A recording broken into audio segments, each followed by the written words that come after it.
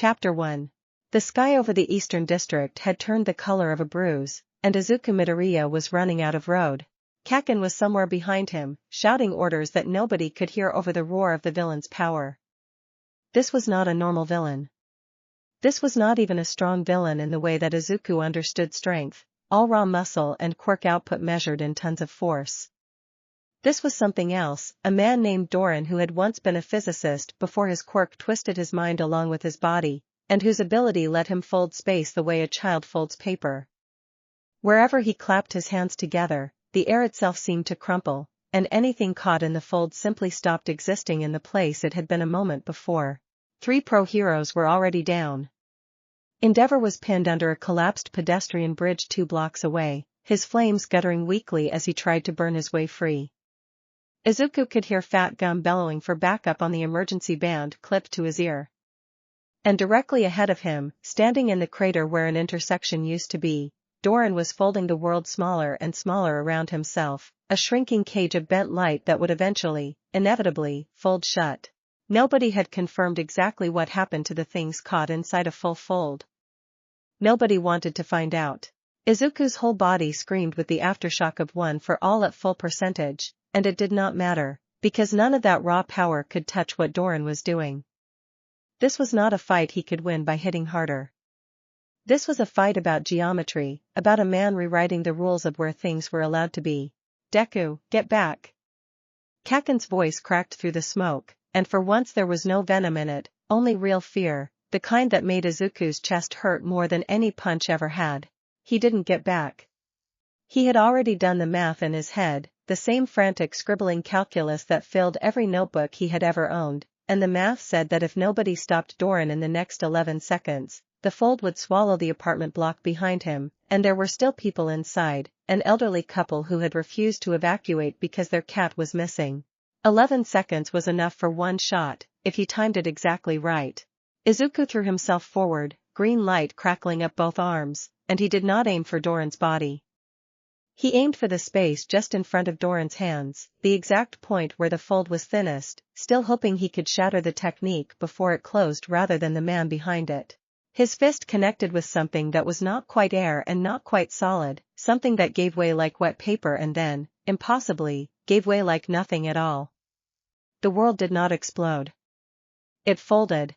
For one endless heartbeat Izuku hung suspended in a place that had no color and no sound, a gray nothing that pressed in on him from every direction at once, and he understood, distantly, with the calm horror of a boy who had spent his whole life studying how things worked, that he was inside the fold now, that Doran's quirk had done exactly what it was built to do and simply erased the space where Izuku used to stand. He thought of his mother.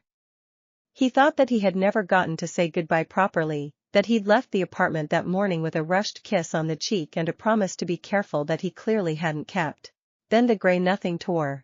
It was not a clean tear. It felt like being pulled through a keyhole shoulder first, every joint in his body screaming a protest his mind was too scattered to process, and there was a sound now, a vast ringing note like a bell the size of a mountain, and colors came rushing back in reverse order, black and then violet and then a bruised, impossible red. Izuku Midoriya hit the ground hard enough to knock the breath from his lungs, rolled twice through something that smelled like pine needles and crushed leaves, and came to a stop on his back, staring up at a sky that was the wrong shade of blue, dotted with 2 moons where there should have been one, and one of them looked as though something enormous had taken a bite out of it long ago and never quite healed. For a long moment he simply lay there, cataloging damage the way his mother's training had drilled into him. Ribs, bruised but not broken. Left wrist, sprained.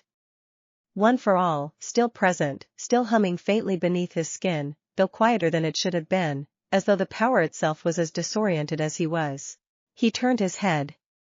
Trees rose up around him, but they were wrong in a way he couldn't immediately name, too tall, too still, arranged with an unnatural symmetry that no forest back home ever managed. There was no city noise. No traffic, no sirens, no distant hum of 100,000 quirks going about their daily business. Just wind through needles, and somewhere far off, a low, guttural growl that did not belong to any animal he had ever catalogued in 17 notebooks of careful handwriting. Okay, Izuku whispered to himself, the old habit surfacing even now, even here, wherever here was. Okay. Think. Doran's quirk folds space. It doesn't destroy things, it relocates them. That's consistent with witness reports from the Kyushu incident 3 years ago, where a shipping container reappeared 80 kilometers from where it disappeared.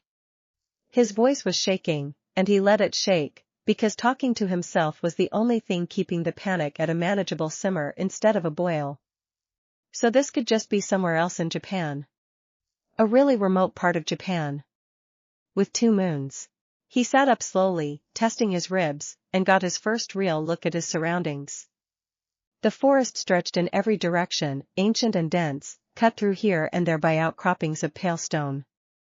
Broken support struts jutted from the ground nearby, corroded metal shaped like nothing he recognized, half swallowed by moss and time.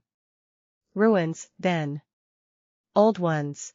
The growl came again, closer this time, and now he could place a texture to it, wet and low and hungry, and beneath it, footsteps, if you could call them that, more like something enormous dragging itself over stone. Izuku got to his feet, pain lancing through his sprained wrist, and turned toward the sound just as the trees ahead of him shuddered and split apart to reveal something that made every carefully organized fact in his head go completely, uselessly silent. It was built like a wolf, if a wolf had been carved from obsidian and grown to the size of a delivery truck, bone-white plates jutting from its spine and skull like natural armor, and its eyes burned a red so total it seemed to swallow the light around them rather than reflect it. It had no visible pupils. It had no expression at all, save for a bottomless, patient hunger. It looked at him the way a starving man looks at food, and it opened a mouth lined with too many teeth, and it howled, and the sound of it crawled straight down Izuku's spine and lodged somewhere behind his sternum, a fear more primal than anything he had felt from any villain, because villains, however twisted, were still people, and this thing very clearly was not. His body reacted before his mind finished cataloging the threat. One for all surged up through cracked knuckles and bruised ribs, green light stitching itself around his right arm in a familiar, comforting pattern, and Izuku Midoriya, 17 years old, several thousand kilometers or possibly several universes from home, planted his back foot against a root and got ready to fight the first monster of a war he did not yet know how to name. Detroit Smash, he breathed, more out of habit than plan, and the creature lunged. Chapter 2. The punch landed square on the creature's shoulder, and the world came apart in a shockwave that flattened trees for 30 meters in every direction. Izuku had never hit anything that felt quite like this. It wasn't like hitting a person, all give and yield and the wet crunch of injury.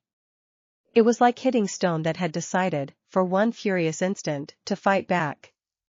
The creature, whatever it was, went skidding backward through the underbrush, gouging a trench in the earth with claws the length of kitchen knives, and where his fist had connected, thin cracks of red light spread outward through the black plating like a shattered windshield.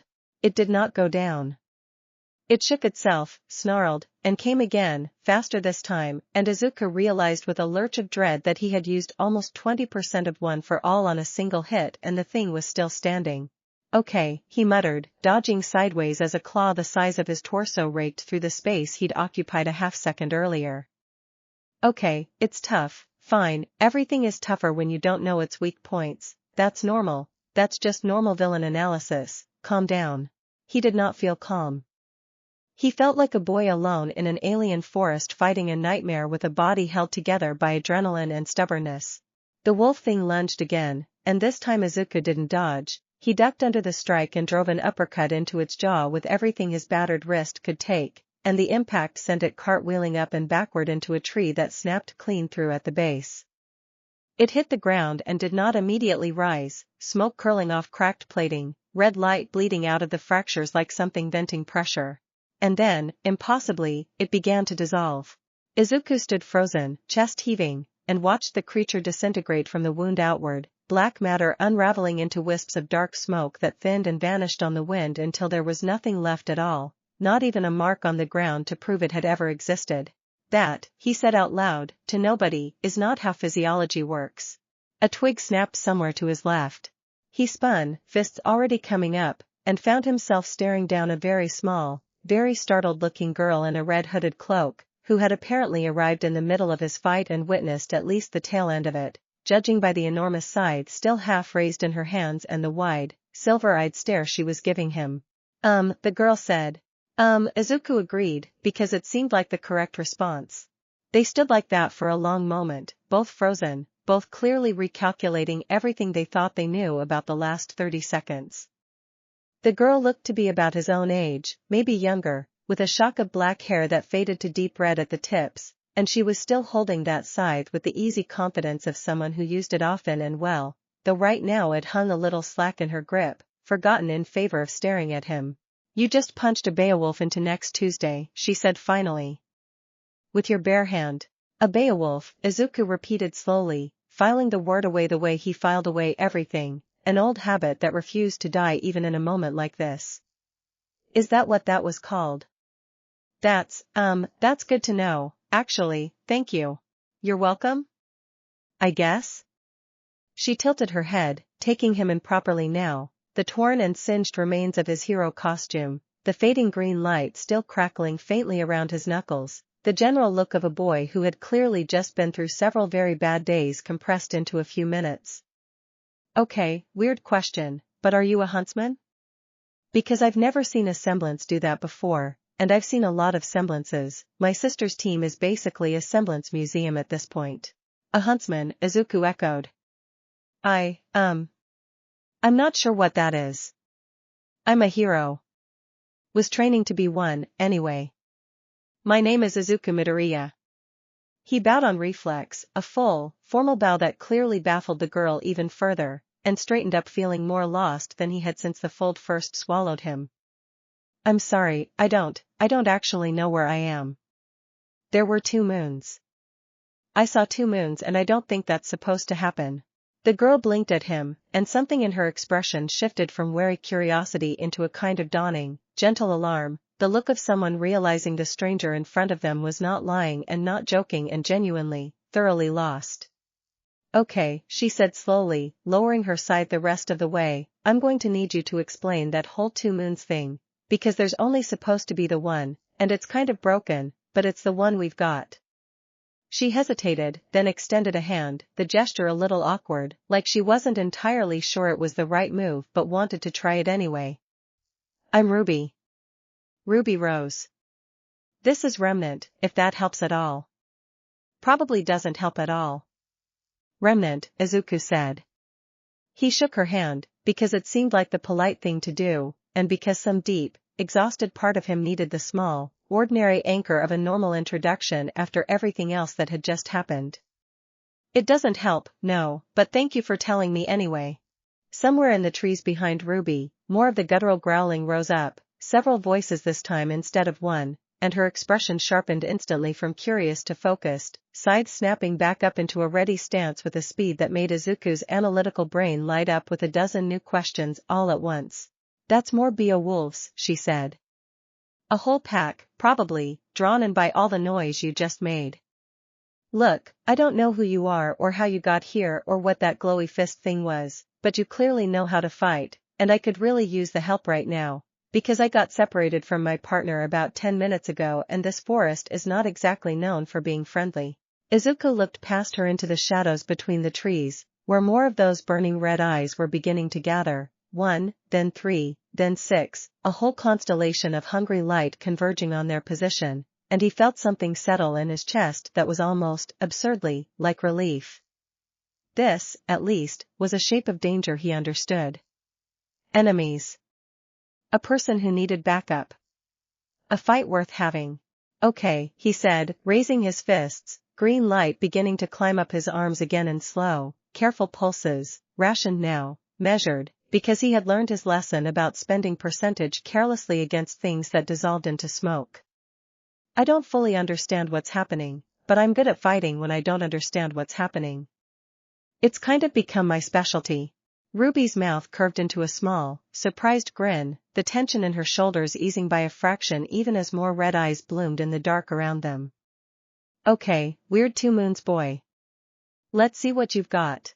The Beowulfs came out of the treeline like a black tide, and side by side, a girl with a scythe and a boy with a fading green glow around his knuckles turned to meet them. Chapter 3. The fight, in the end, lasted less than 2 minutes, though it felt considerably longer to Izuku, whose entire understanding of combat was being quietly and thoroughly rewritten with every passing second. RWBY moved like something out of a dream, a blur of red and black that left after images of rose petals scattering in her wake, her scythe carving through Beowulf after Beowulf with a precision that spoke of years of training rather than raw power. Izuku, by contrast, fought the way he always fought, careful bursts of one for all aimed at joints and pressure points, dragging every ounce of analytical instinct out of a body that hurt in at least 6 new places since this morning. Between the two of them, the pack didn't stand much of a chance, and within minutes the clearing was empty of everything except drifting black smoke and a whole lot of broken trees. RWBY planted the base of her scythe in the dirt and let out a long breath, brushing a strand of hair out of her face. "Okay," she said, "not gonna lie, that was actually kind of impressive." "What was that green stuff?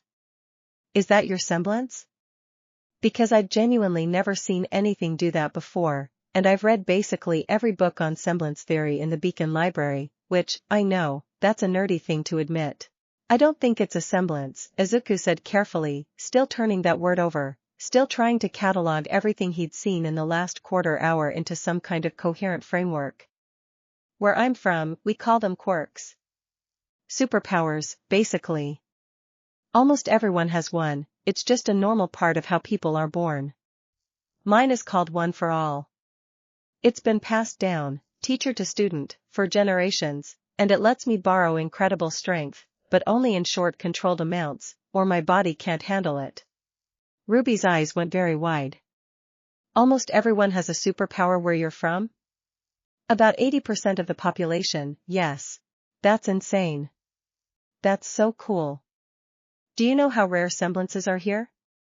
Like, everyone's got an aura that's basically a defensive shield made out of your soul. Don't worry about it, it's a whole thing, but only some people ever unlock an actual semblance on top of that, and it's usually just the one power, and it's usually way smaller than what you just did." She was practically vibrating with excitement now, all traces of the earlier wariness gone, replaced by an enthusiasm so genuine it made Izuku, despite everything, want to smile. "You have to tell me everything. Later. Right now we should probably find my partner before she thinks I got eaten." "Right, of course." Izuku fell into step beside her as she started off through the trees, scanning the forest floor with the kind of practiced eye that suggested she was tracking something, footprints maybe, or broken branches. "Can I ask, where exactly are we? You said this place is called Remnant. Is that a country, or?" "It's the whole world," RWBY said. "There's 4 kingdoms, Vale, that's where we are right now, Atlas, Mistral, and Vacuo. I go to Beacon Academy, it's a huntsman school, we train to fight Grimm, which is what those wolf things were, and protect people." "Well, technically I'm not supposed to be enrolled yet, I skipped 2 years, long story, but Professor Ojban let me in early because he saw me take down a bunch of bad guys in a dust shop robbery, which is also a long story, and honestly today is already shaping up to be weirder than that day, and that day had a woman who could set things on fire with her mind." Izuku absorbed all of this the way he absorbed everything, in careful, systematic pieces, already feeling the phantom itch of a notebook he didn't have and a pen he couldn't reach. A whole world with monsters made of shadow and hatred, defended by warriors whose powers came not from birth but from some kind of awakened potential, an entirely different framework for what made a person capable of protecting others. It was terrifying. It was also, in a small and guilty corner of his heart, fascinating. "So today," RWBY continued, "is actually my initiation exam. Like, the test that decides if you get into Beacon at all. We're supposed to be finding partners and relics in this forest and then presenting them at some cliffs to the north, except I already lost my partner because I panicked and grabbed the first person I landed near, who happened to be Weiss, who is, she's a lot. She's not bad. She's just a lot." "You were launched into a forest to find a partner during your entrance exam," Izuku repeated slowly. "Yeah, it's a whole launch pad system, it's actually really fun once you get used to falling several hundred feet through the air toward a forest full of monsters." "That sounds significantly less safe than my school's entrance exam." "Was your entrance exam also several hundred feet of falling?" "No, but there was a giant 0-point robot program to try to kill us, so, I don't know that I have the moral high ground here." RWBY laughed, a bright, surprised sound that seemed to catch even her off guard, and for a moment the forest around them, alien and vast and studded with broken ruins, felt just a little less overwhelming. Okay, weird two moons boy, I think I like you. Come on, I think Weiss went this way, and honestly, the sooner we find her, the sooner I can stop worrying that she got frozen solid by an Ursa or something equally dramatic, because knowing her, that is exactly the kind of thing that would happen. They pushed forward through the trees together, and Izuku, despite the ache in his ribs and the sprain in his wrist and the enormous, world-sized weight of not knowing how or whether he would ever get home, found himself grateful, quietly and completely, for the strange girl in the red cloak who had simply decided, without hesitation, that a stranger who punched monsters was worth trusting. It wasn't much. It wasn't home. But it was, for the first time since the fold swallowed him whole, something that felt almost like solid ground. Chapter 4. They found Weiss standing in the ruins of what looked like a small stone temple, arms crossed, one foot tapping against the ground in a rhythm that communicated irritation more clearly than words ever could. There you are, Weiss said, and then her pale blue eyes landed on Izuku and narrowed with immediate, razor-edged suspicion. And who is this? This is Izuku, RWBY said, with the breezy confidence of someone who had already decided the introductions were a formality rather than a negotiation. He fell out of the sky, fought off a Beowulf with his bare hands, and apparently comes from a whole different world where almost everyone has superpowers. It's a whole thing. I'll explain later. Right now we still need a relic. Weiss's expression cycled through several stages of disbelief in the space of about 2 seconds, landing finally on a kind of exhausted acceptance that suggested this was not, in fact, the strangest thing to happen to her that morning. Of course he did. Of course that's a normal thing that happened today. She pinched the bridge of her nose. Fine. We'll deal with the interdimensional transfer student later. The relics are supposed to be at the old temple structure to the south, and if we don't move quickly, every other team is going to pick through the good ones before we even get there. They're actual relics, Izuku said, unable to help himself, the old scholarly instinct rising up even through the exhaustion and the alien sky overhead. Historical, I mean. Or symbolic. What do they represent? Chess pieces, this year, Weiss said, already turning to lead the way through the ruins with brisk, efficient steps. It changes. The point isn't really the object itself, it's proving you can retrieve something valuable and get it back safely, which, need I remind you, involves surviving an entire forest of Grimm, something you have apparently already had practice within the last half hour. They reached the temple within a few minutes, a crumbling stone platform littered with mismatched chess pieces sitting atop small pedestals, most already taken, only a handful remaining. RWBY snatched up a black knight with a triumphant little sound, turning it over in her fingers. Got one. Okay, that's the easy part done, now we just need to get back to the cliffs without dying, which, based on today so far, feels like it might genuinely be the harder half of this plan. She was, as it turned out, entirely correct. The Nevermore came out of the northern sky without warning, a Grimm the size of a small aircraft, wings blotting out a wide swath of that broken, double-moon sky, feathers like black knives raining down as it screamed a sound that seemed to vibrate straight through Izuku's bones. He had exactly enough time to register the scale of the thing, easily 3 times the size of anything he'd fought back home that wasn't already a licensed pro-hero level threat. Before Weiss was shouting something about formations and RWBY was already moving, red cloak snapping in the wind of the creature's passing. Izuku, can you jump? RWBY called over her shoulder, already sprinting toward the base of a leaning stone pillar. Like, really jump, high jump, the kind that goes with the punching? I can definitely jump, Izuku called back, green light already crawling up both legs in careful, measured pulses. Great, because I have a really bad idea and I need a boost. He didn't fully understand the plan until RWBY planted one boot in his laced fingers and he launched her skyward with a burst of full cowl, sending her rocketing up toward the Nevermore's flank with her scythe already spinning into its rifle configuration, 3 sharp cracks of gunfire punching through feathers and bone alike. She twisted in midair, fired again to slow her fall, and landed in a crouch on the creature's own wing, dragging a long, brutal gash down its length with the edge of her blade before leaping clear as it shrieked and spiraled off balance. Weiss's rapier flared with pale light, a glyph blooming beneath Izuku's feet an instant later, and he understood, without needing it explained, exactly what she wanted from him. He threw himself forward off the glyph, the strange platform of solid light launching him with far more force than his own legs could have managed alone, and closed the gap to the staggering Nevermore in a single arcing leap, fist already crackling with the last careful percentage he had left in him. Delaware smash, he breathed, a controlled fraction, nothing like the fold-shattering blow from earlier, and drove it into the base of the creature's skull. The Nevermore hit the ground hard enough to crack the stone beneath it, thrashed once, twice, and then dissolved into the same drifting black smoke Izuku had watched consume the Beowulf earlier, until there was nothing left of it at all except 3 stunned teenagers standing in the wreckage of an ancient temple, breathing hard, alive. Weiss lowered her rapier slowly, staring at Izuku with an expression that had shifted, somewhere in the last 90 seconds, from suspicion into something more carefully measured, more respectful. Well, she said, I suppose whatever world you're actually from, they know how to train fighters. She straightened her jacket with brisk, efficient movements, composure already reasserting itself. We should get back to the cliffs and report this.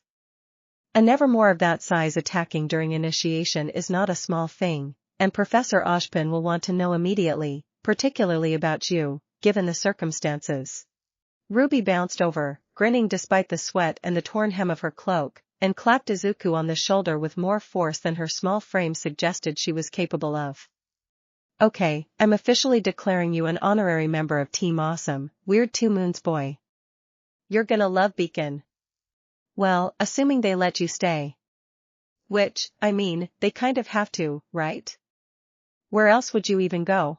It was a good question, and Izuku, following the two of them back through the broken temple toward the distant cliffs, found he did not have an answer for it, only a small, stubborn ember of hope that whatever came next, he would not have to face it entirely alone. Chapter 5. Professor Ozpin's office was not what Izuku expected from a school administrator. Not that he had any real frame of reference left for what to expect from anything anymore.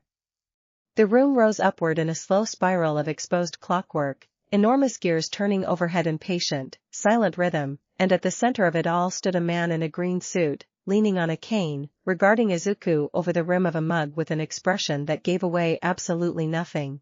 Mr. Midoriya, Ozpin said, once Ruby and Weiss had finished their breathless, overlapping account of the day's events and been firmly dismissed to rejoin the other initiates.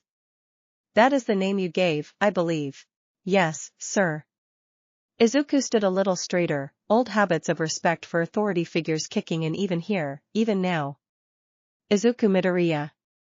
I'm sorry to appear like this. I promise I'm not a threat, or a spy, or anything like that. I know that's exactly what a threat or a spy would also say, but it's true.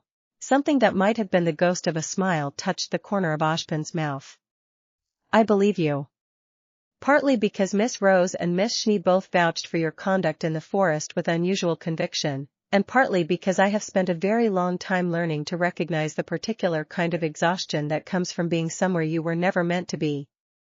He set his mug down on the edge of his desk and studied Izuku with a focus that felt, uncomfortably, like being read down to the bone. Tell me about this power of yours. One for all, I believe Miss Rose called it. Izuku told him.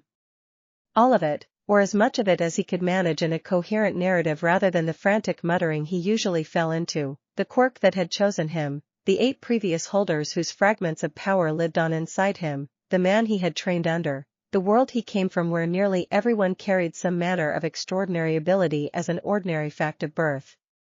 Ozpin listened without interrupting, without visible surprise, his expression carefully unreadable, and when Izuku finally trailed off, unsure what else there was to add, the headmaster was quiet for a long moment.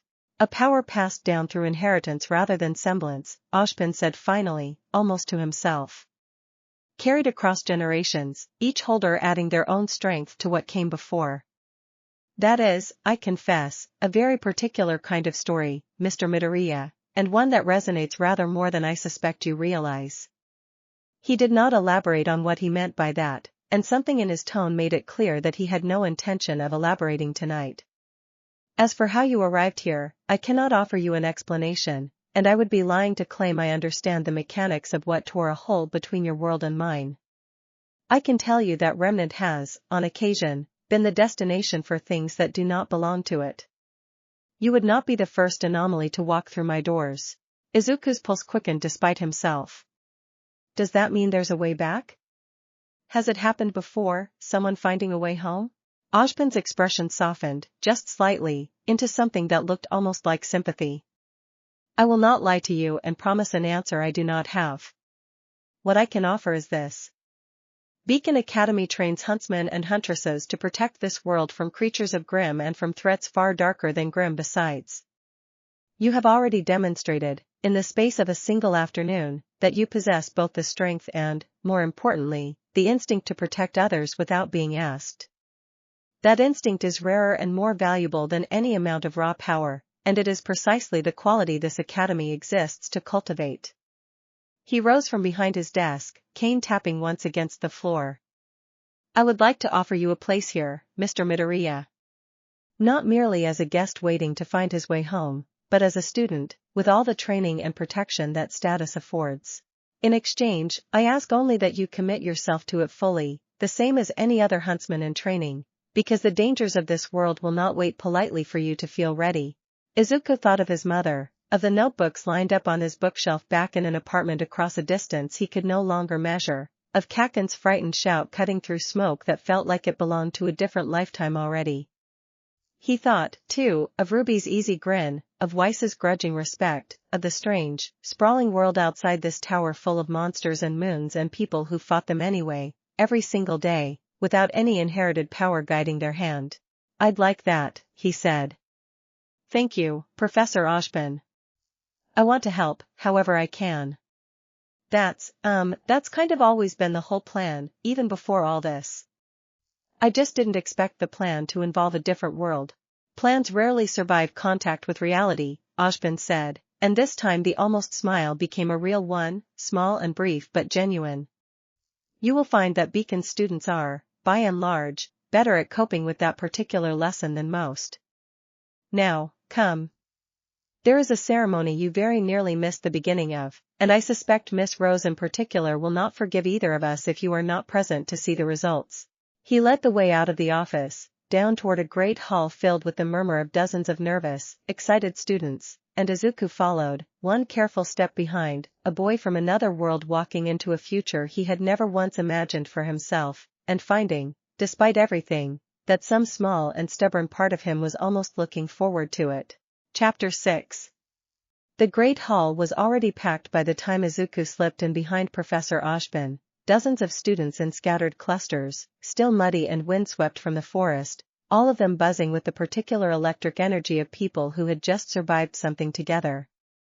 He spotted RWBY almost immediately, waving with both arms from near the front of the crowd, and beside her, a tall girl with long golden hair and an easy, confident smile that seemed to draw attention effortlessly, and a quieter girl in a black bow standing a little apart, watching the room with sharp amber eyes that missed nothing. Izuku. Over here. RWBY's voice cut cleanly over the general noise, and several heads turned, curious, toward the newcomer in the singed and unfamiliar costume standing at the edge of the hall. He made his way over, aware of the stairs and doing his best not to let them derail the careful composure he was holding onto with both hands. The blonde girl looked him up and down with open, cheerful curiosity the moment he arrived. So you're the guy RWBY wouldn't stop talking about, she said, extending a hand with a grip that turned out to be considerably stronger than her easy smile suggested. Yang Xiaolong, RWBY's my little sister, in case the whole matching silver eyes thing didn't already give it away. Izuku Midoriya, he said, shaking her hand and trying not to wince at the strength behind it. It's nice to meet you. RWBY mentioned you. Actually, she said your team was basically a semblance museum, I think was the phrase. Yang laughed, delighted. Yeah, that sounds like something she'd say. Wait until you see Blake's semblance, it's the one that actually makes people go a little insane trying to figure out how it works.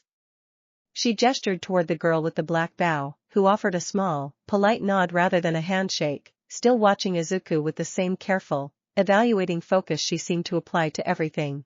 Blake Belladonna, the girl said simply.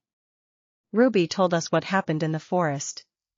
A nevermore that size, taken down by a first-year team on initiation day.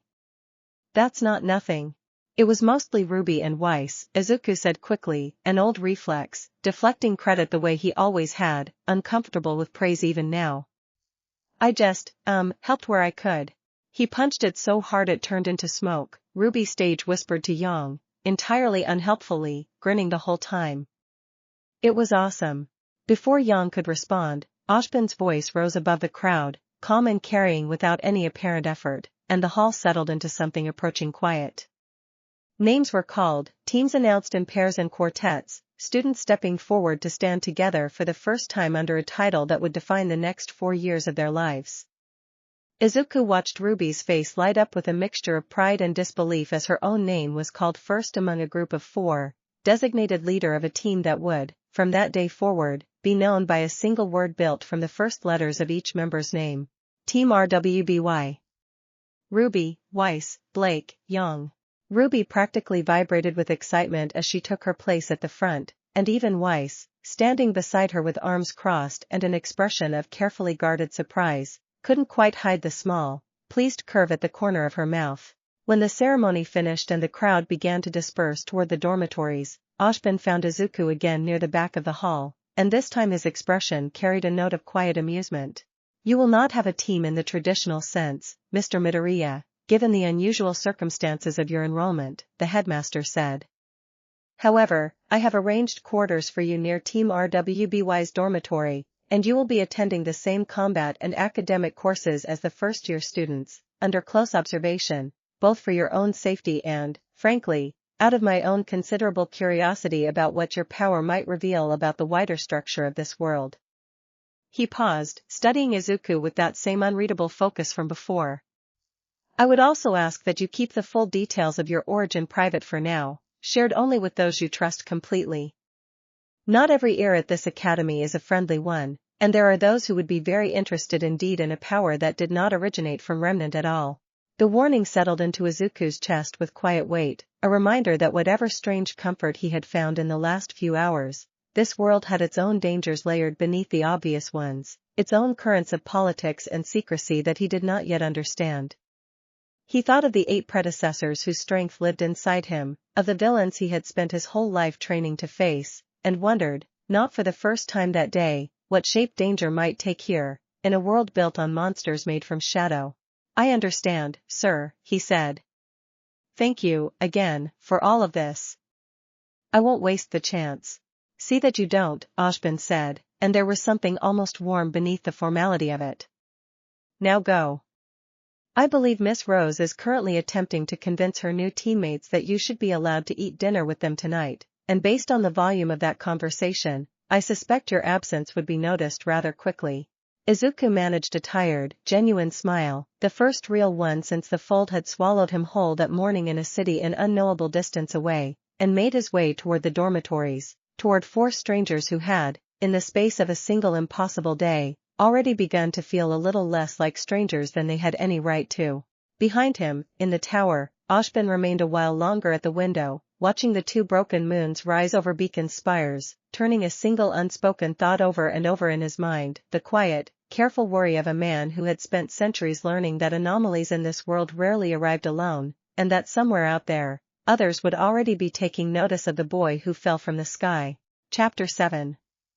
Dinner at Beacon Academy, Izuku decided within the first 10 minutes, was louder and considerably more chaotic than any meal he had shared with his classmates back at UA, and that was saying something, given that his classmates back at UA included Kaken. Team RWBY had claimed a long table near the edge of the dining hall, and by the time Izuku arrived with a tray he wasn't entirely sure how to fill, given the unfamiliar shapes and colors of most of the food on offer. Ruby was already 3 sentences into an animated retelling of the Nevermore fight that had grown noticeably more dramatic with each telling. And then he just jumped, like, straight up, no running start or anything, and decked it right in the face, and it just went down. It was the base of the skull, actually, Izuku offered, sliding into the open seat beside her, and it took both of your distractions to line up the shot properly, so I really can't take credit for the whole thing. See, this is exactly what I mean, Yang said, pointing her fork at him with the air of someone who had already reached a firm conclusion. The guy fights like an action movie and then immediately gets weirdly humble about it. It's kind of hilarious. It's kind of endearing, honestly, Blake said, not looking up from the book propped against her water glass, though the corner of her mouth had curved into something that might have been the beginning of a smile. Weiss set her cutlery down with the precise, deliberate movements of someone who had spent years being trained in table manners and had no intention of abandoning them now, even in a dining hall this loud. I would simply like it noted for the record that I made the glyph that gave him the extra height on that jump, and that without proper aerial support, none of the acrobatics would have been possible in the first place. Noted and appreciated, Izuku said quickly, and meant it, already sensing that keeping the peace among these four would require a careful, ongoing diplomacy he hadn't fully appreciated the need for until just now. Honestly, everyone did something essential. That's kind of how the best fights go, in my experience. Nobody does it alone. Ruby beamed at him like he'd said something profound rather than simply true, and the conversation rolled onward from there, questions piling up faster than Izuku could answer them. What was his world like? Did everyone really have a power? What was a hero exactly, and how was it different from a huntsman?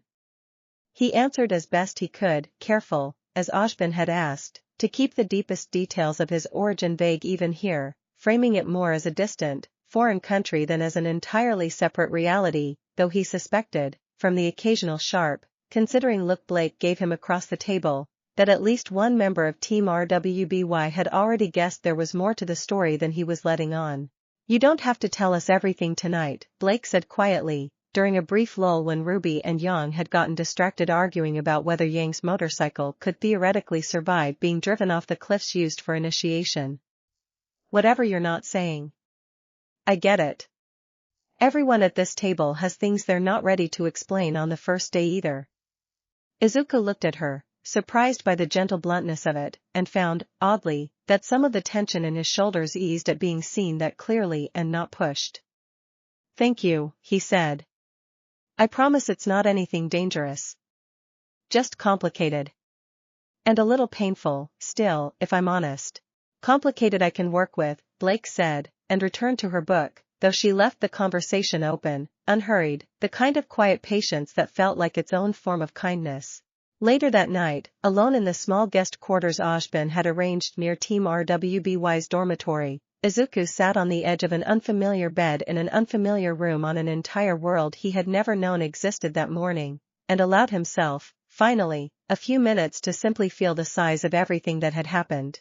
He thought about his mother, who would be waking up soon to an apartment with no sun in it, to a phone that would not ring no matter how many times she tried it, and the thought sat in his chest like a physical weight, heavy and aching and impossible to set down. He thought about Kaken, about All Might, about the life he had built for 17 years, all of it now separated from him by a distance he had no way to measure and no confirmed way to cross back over. But he thought, too, about Ruby's easy trust, about Weiss's grudging respect earned in the span of a single fight, about Yang's warmth and Blake's quiet perceptiveness, about a headmaster who had looked at an impossible stranger and chosen, without hesitation, to offer him a place rather than suspicion. It wasn't home. It might never be home, not really. But it was something, a foothold in a world that had, against every reasonable expectation, decided to catch him rather than let him fall. He pulled out the one thing that had survived the fold with him, a small battered notebook, singed at one corner, most of its pages already full of years of careful analysis on quirks and heroes and villains a world away, and found one blank page near the very back. At the top, in handwriting still a little unsteady from everything the day had asked of it, he wrote a single word, remnant. And beneath it, he began, as he always did, to take notes. Chapter 8. Far to the south of Beacon's spires, in a district of Vale that the city's brighter lights never quite reached, a woman with amber eyes and hair the color of embers stood at a rain-streaked window, watching the twin moons through a gap in the clouds and listening to a scroll pressed against her ear. Say that again, Cinderfall said, quiet and even, the tone of someone who had learned long ago that the most dangerous sentences were the ones spoken softly. A boy fell out of the sky during initiation. Fought off a full pack of Beowulfs with his bare hands, and then helped bring down a nevermore large enough to level a city block, using a power that doesn't match any known semblance on record. The voice on the other end of the line, thin and distorted by distance, confirmed the report, adding a handful of additional details gleaned from a contact inside Beacon's own administrative staff, careless students repeating hallway gossip they had no idea was being collected and sold. Interesting, Cinder said, and something in the word carried a weight far heavier than its length suggested. RWBY doesn't collect strays without a reason. If he's brought this boy inside his walls so quickly, so quietly, he already suspects there's something worth protecting there. Or something worth using. She turned from the window at last, the ember light of her eyes catching briefly in the glass before the reflection faded into darkness. Find out everything you can about him. Where he trains, who he spends his time with, whether that power of his has a limit or a cost. I want to know what RWBY has found before he decides how he intends to use it.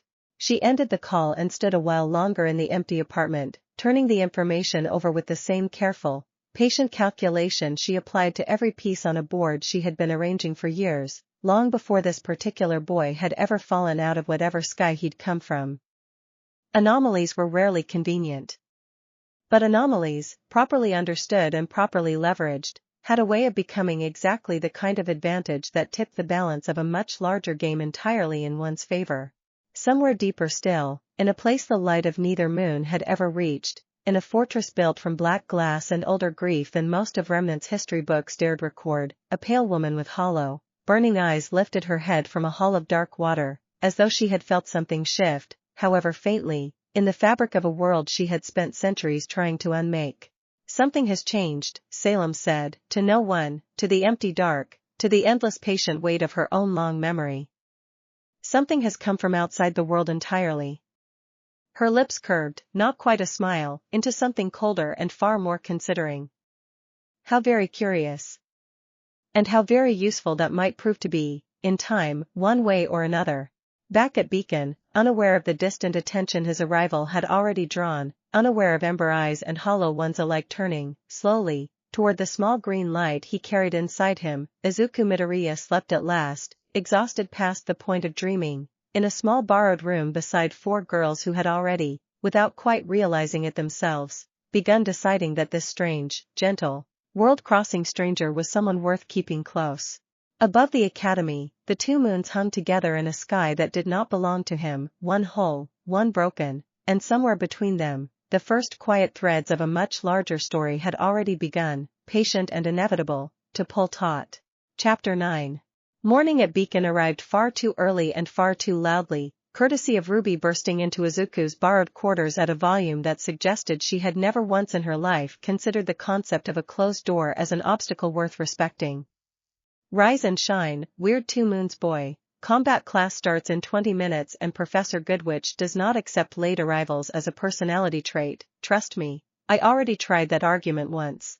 Izuku, who had slept in fits and starts, mind too full of everything to properly rest, sat up and blinked at her with the slow, bleary confusion of someone still not entirely convinced any of the last 24 hours had actually happened. Combat class. Right. That's today. Everything is today. That's kind of how days work. RWBY grinned and tossed a folded bundle of gray and black fabric onto the end of his bed. Here, spare uniform, Professor RWBY had it sent over last night, said your old costume needed repairs anyway. Come on, breakfast first, then class, and then I promise you get to watch Weiss absolutely demolish somebody in the sparring ring. It's honestly one of the best parts of the week. The uniform fit reasonably well, close enough that Izuku didn't waste time worrying about it, and 20 minutes later he found himself standing at the edge of a wide amphitheater-style arena, tiered seating rising on all sides, students from every first-year team filing in with the mixture of nervous energy and casual chatter that seemed to define every school he'd ever attended, on this world or his own. Professor Glinda Goodwitch cut an imposing figure at the center of the arena floor, riding crop tucked beneath one arm, blonde hair pulled back into a severe bun, and her sharp eyes found Izuku almost immediately among the crowd, lingering there with obvious, pointed interest.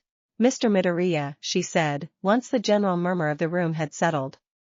Professor RWBY informs me you will be joining combat instruction alongside the first-year students, despite your unconventional enrollment.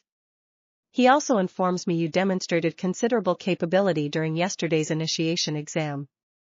Her expression remained perfectly neutral, professional in a way that gave nothing away about whether she found this development reassuring or concerning. I do not make exceptions to safety protocol for unconventional students, capable or otherwise. You will spar today, under full observation, so that I might assess exactly what I am dealing with before I allow you anywhere near a partnered exercise.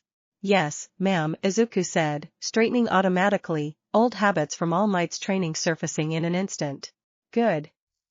Miss Xiaolong Goodwich's gaze shifted to Yang, seated a few rows up with an expression that had already brightened considerably at being called on.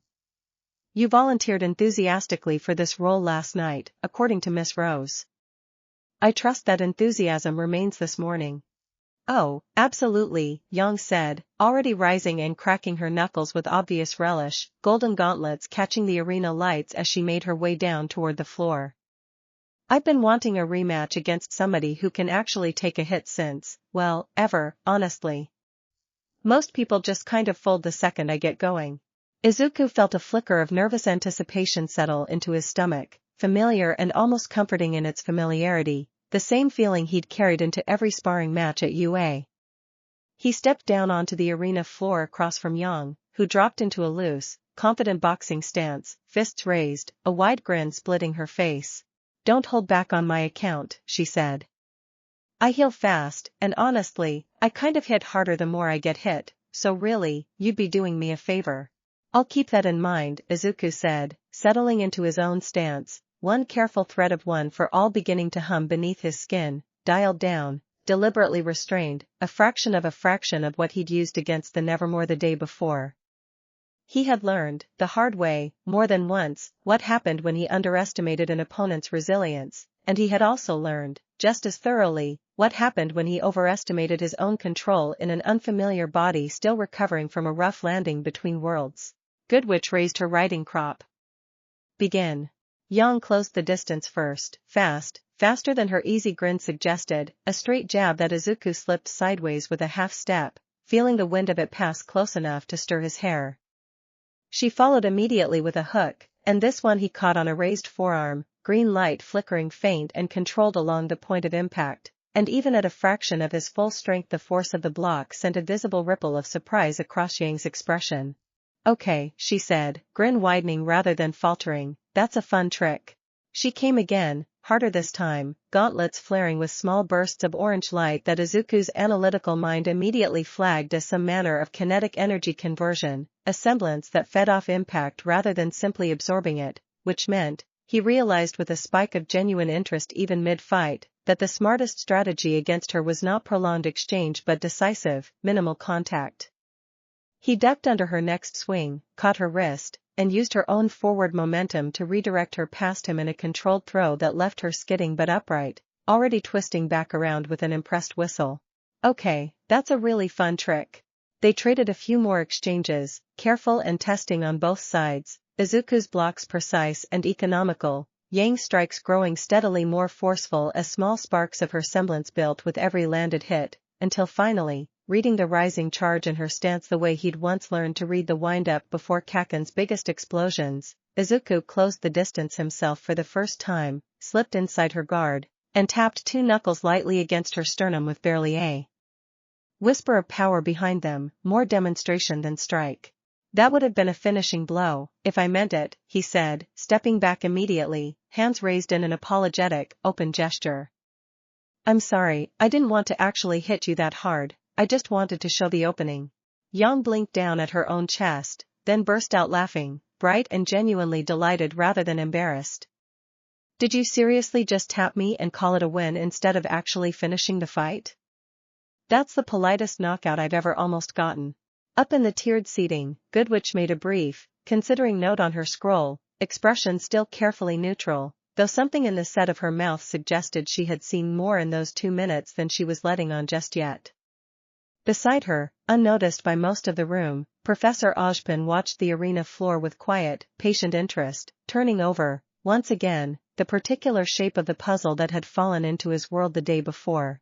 Izuku helped Yang up with an offered hand, and as he did, he caught Ruby's proud, beaming grin from the front row of seats, Weiss's small, grudging nod of approval beside her, Blake's thoughtful, evaluating gaze that missed nothing at all, and felt, for the first time since the fold had torn him out of his own life entirely, something that was not quite belonging yet, but was, perhaps, the first careful step toward it.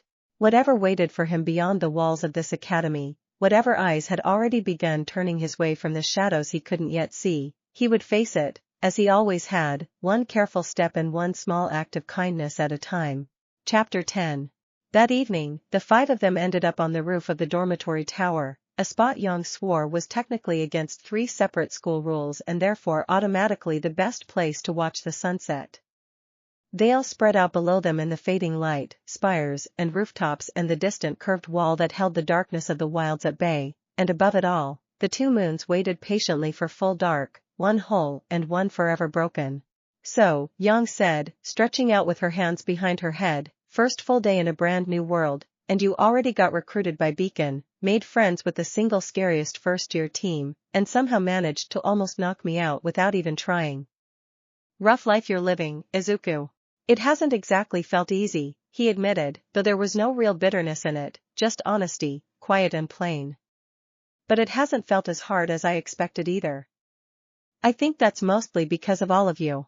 Ruby bumped her shoulder against his, grinning up at the darkening sky. Well, obviously. We're kind of great.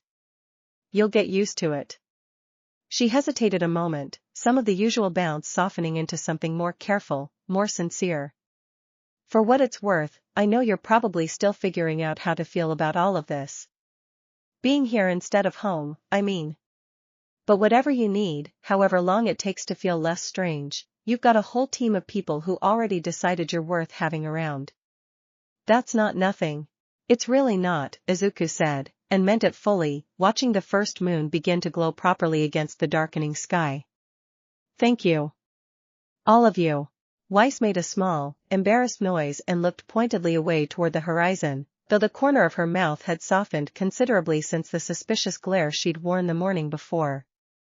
Blake said nothing at all, simply offered a small, quiet smile from where she sat with her knees drawn up, content, for once, to let someone else's day take center stage.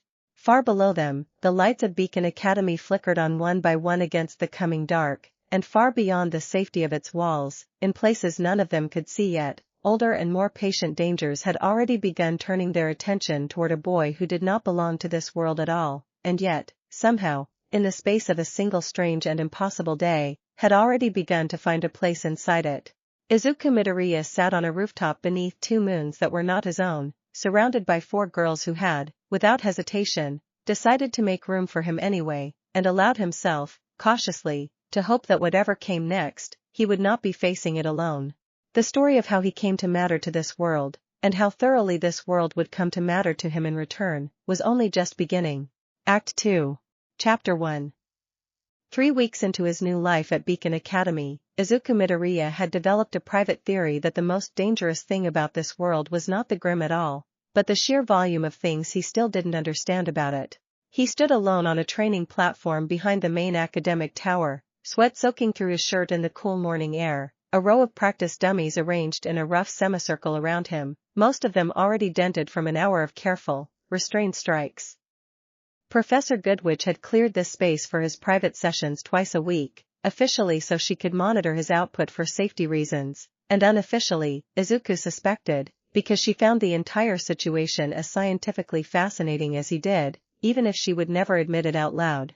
Again, she said, from her position at the edge of the platform, scroll in hand, recording numbers Izuku couldn't see. And this time I want you to actually attempt to project your aura through the strike, rather than simply relying on that green light of yours. I've been trying, Izuku said, a little breathless, lowering his fists. It's just, one for all doesn't really work like aura does, from what you've explained. It's not a shield I generate around my body.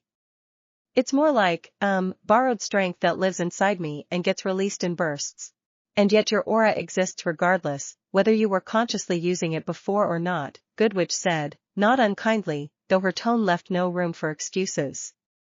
Every huntsman's aura is the manifestation of their soul, Mr. Midoriya, a natural defense that unlocks properly only once acknowledged. Given that you arrived here with a soul fully intact, however foreign its origins, there is no reason to assume you lack one. The reason you haven't accessed it yet is very likely because nobody in your training back home ever asked you to. That, annoyingly, tracked.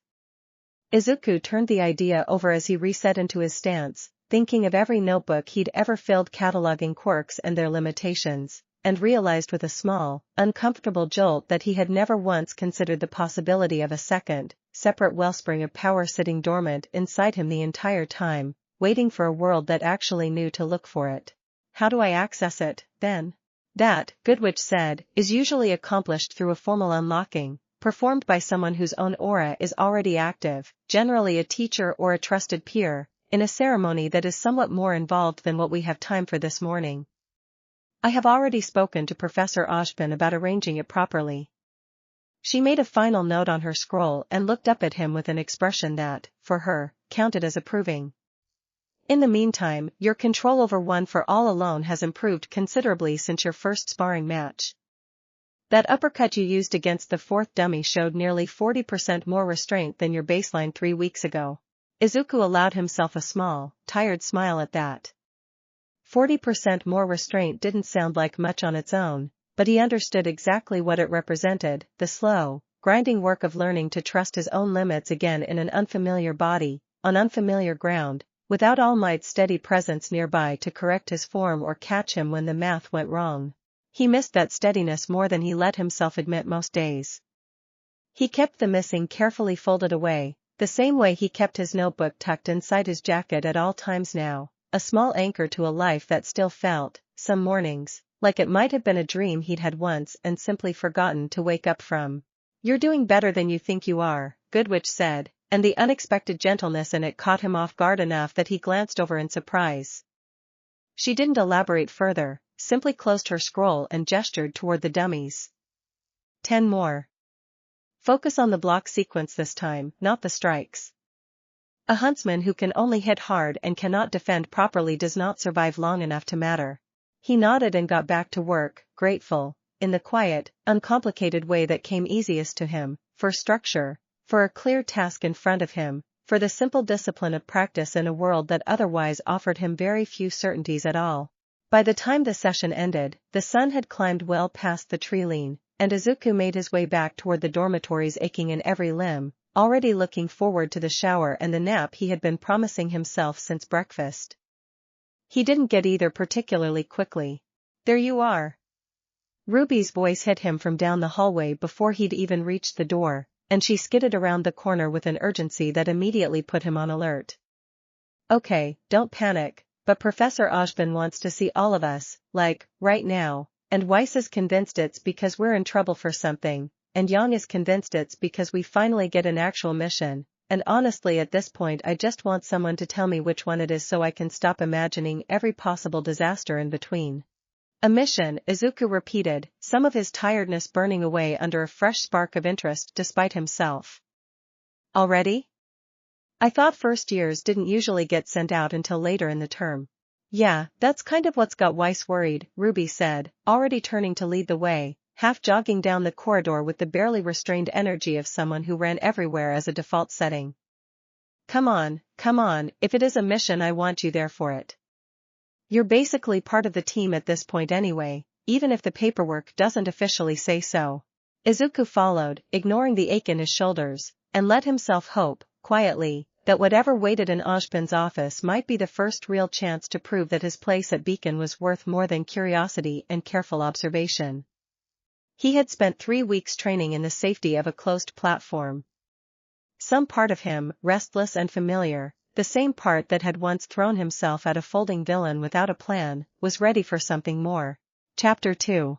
Ashbin's office held all 5 of them comfortably enough, though Weiss stood with the rigid posture of someone bracing for bad news, and Yang leaned against the wall with the loose, easy confidence of someone hoping for exactly the opposite.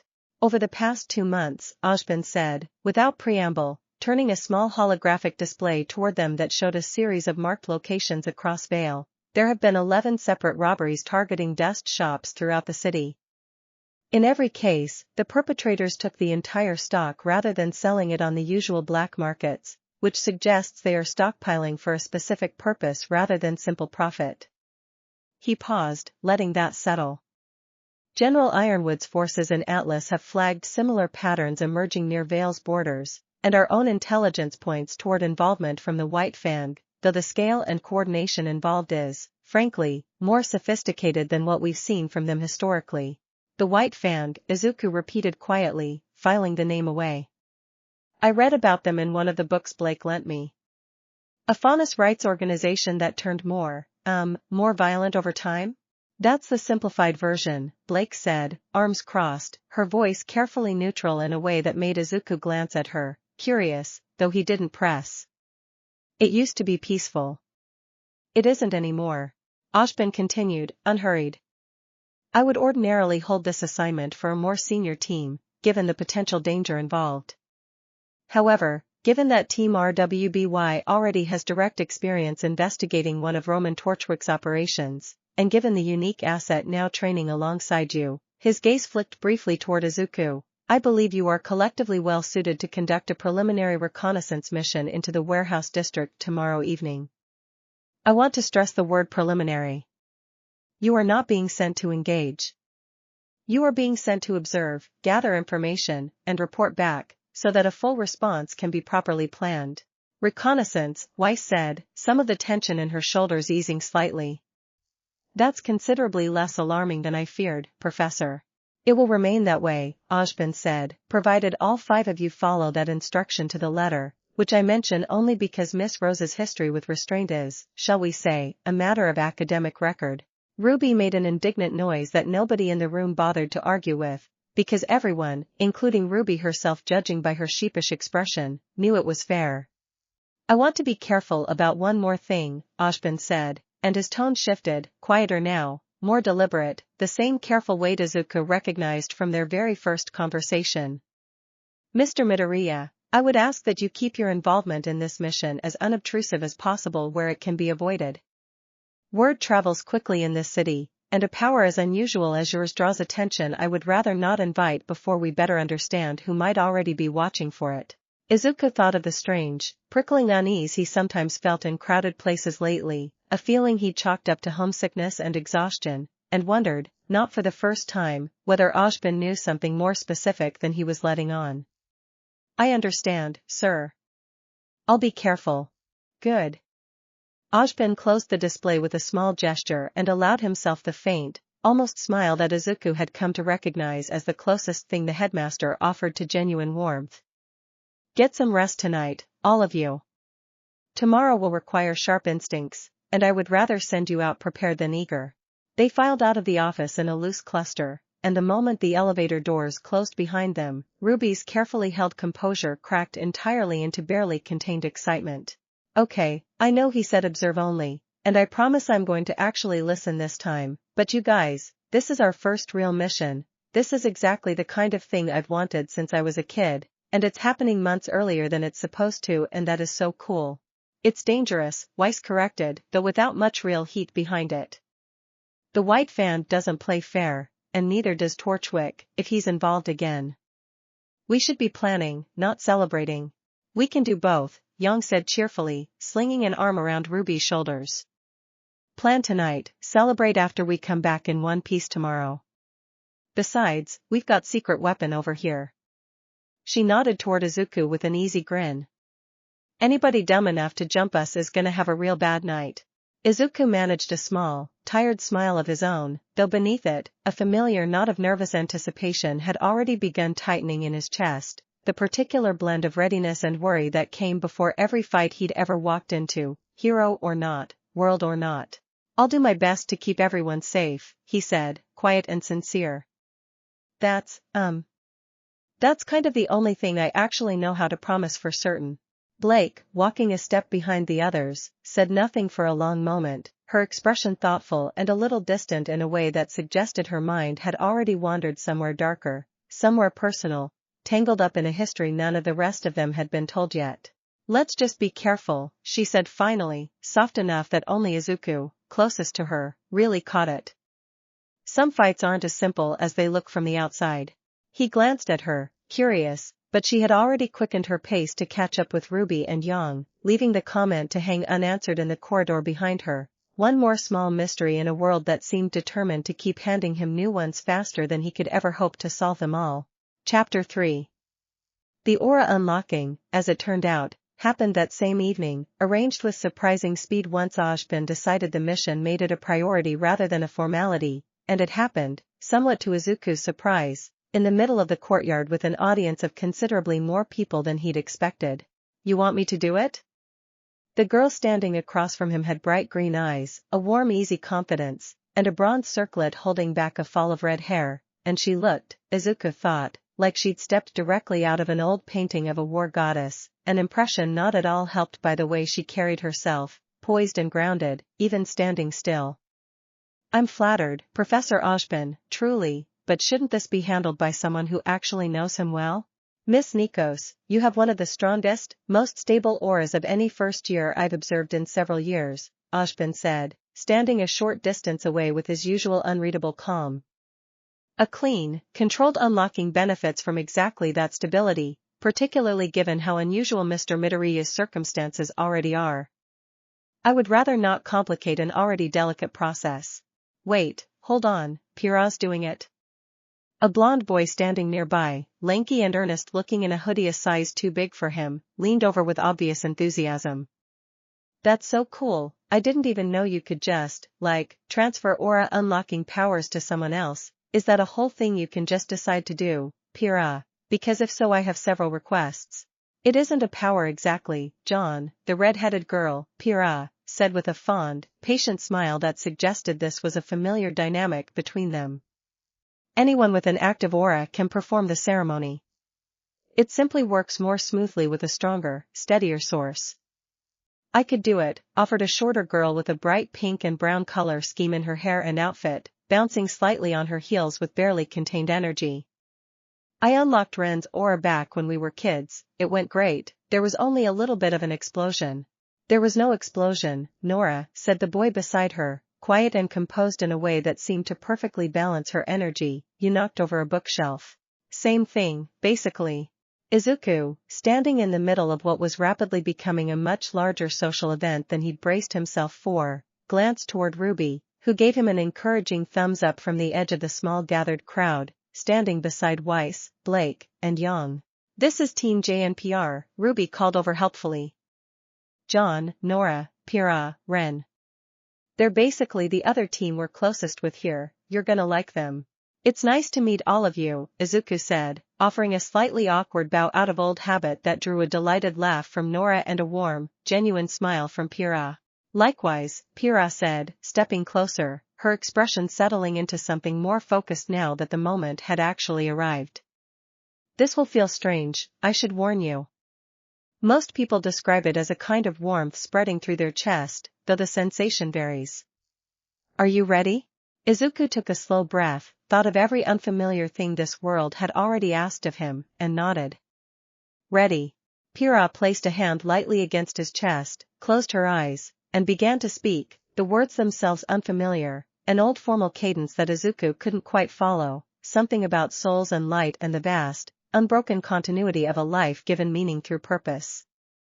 He felt at the moment it took hold, a warmth blooming outward from somewhere deep inside his ribs, entirely unlike the crackling green heat of One for All, softer, steadier, like sunlight rather than lightning, spreading slowly through every limb until his whole body seemed to hum with quiet, unfamiliar light.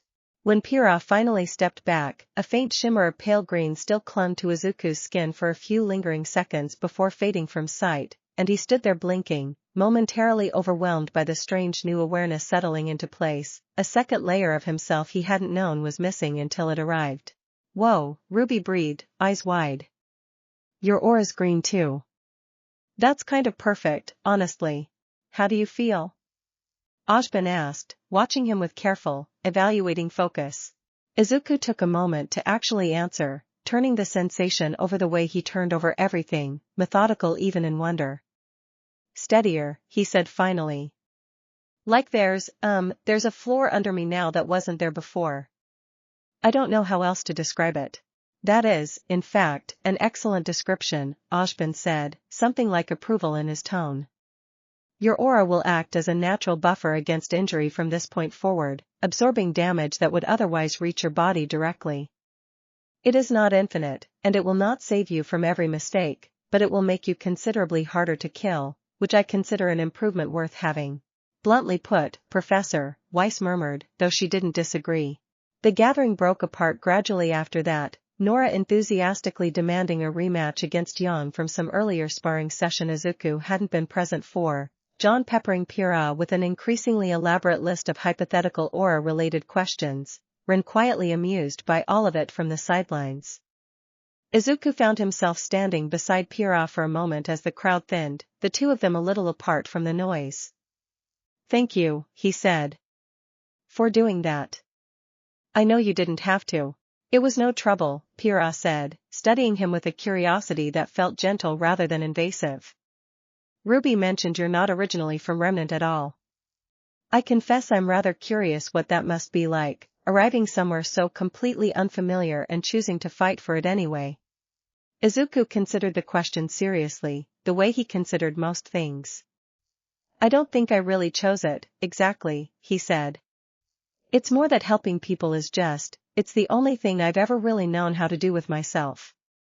The where of it turned out to matter less than I expected." Pyrrha's smile, when it came, held a warmth that seemed to reach all the way to her eyes. "That's a good answer," she said. "I have a feeling you're going to fit in here rather well, Izuku Midoriya." Above them, the first moon was rising pale and whole over beacon spires, and Izuku, standing steady on ground that felt, for the first time, entirely solid beneath his feet, allowed himself to believe, just a little, that she might be right. Chapter 4. The warehouse district after dark was a maze of shipping containers and rusted loading cranes, lit in irregular patches by flickering sodium lamps that left far more shadow than light, and Izuku crouched with the others atop a stack of crates overlooking the largest of the warehouses, watching a small army of figures in white masks move crates of dust with brisk, practiced efficiency. "That's a lot of dust," Yang murmured, low enough not to carry. "Like, a genuinely alarming amount of dust. 12 crates so far, and they're not slowing down," Weiss added, peering through a small pair of scope lenses built into her scroll. "This isn't a smash-and-grab operation. This is a supply chain." Blake said nothing, her attention fixed with unusual intensity on the masked figures below, jaw tight, expression carefully, deliberately blank in a way that Izuku had learned, over the last few weeks, usually meant she was working hard to hide exactly how much something affected her. "We report this and we go," RWBY said, quiet and firm, though Izuku could hear the effort it cost her to say it, the restless energy practically radiating off her shoulders. Professor Ojpin was really clear. "Observe, don't engage." "Agreed," Izuku said. "Whatever this is, it's bigger than 5 first years should handle alone, even with everything we can bring to a fight." For almost a full minute, it seemed like that plan might actually hold.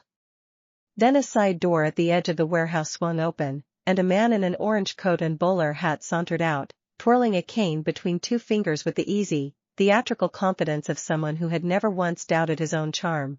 "Torchwick," Blake breathed, and something in her voice sharpened instantly from tension into something closer to focus, almost relief, the recognition of a known enemy after weeks of chasing rumors.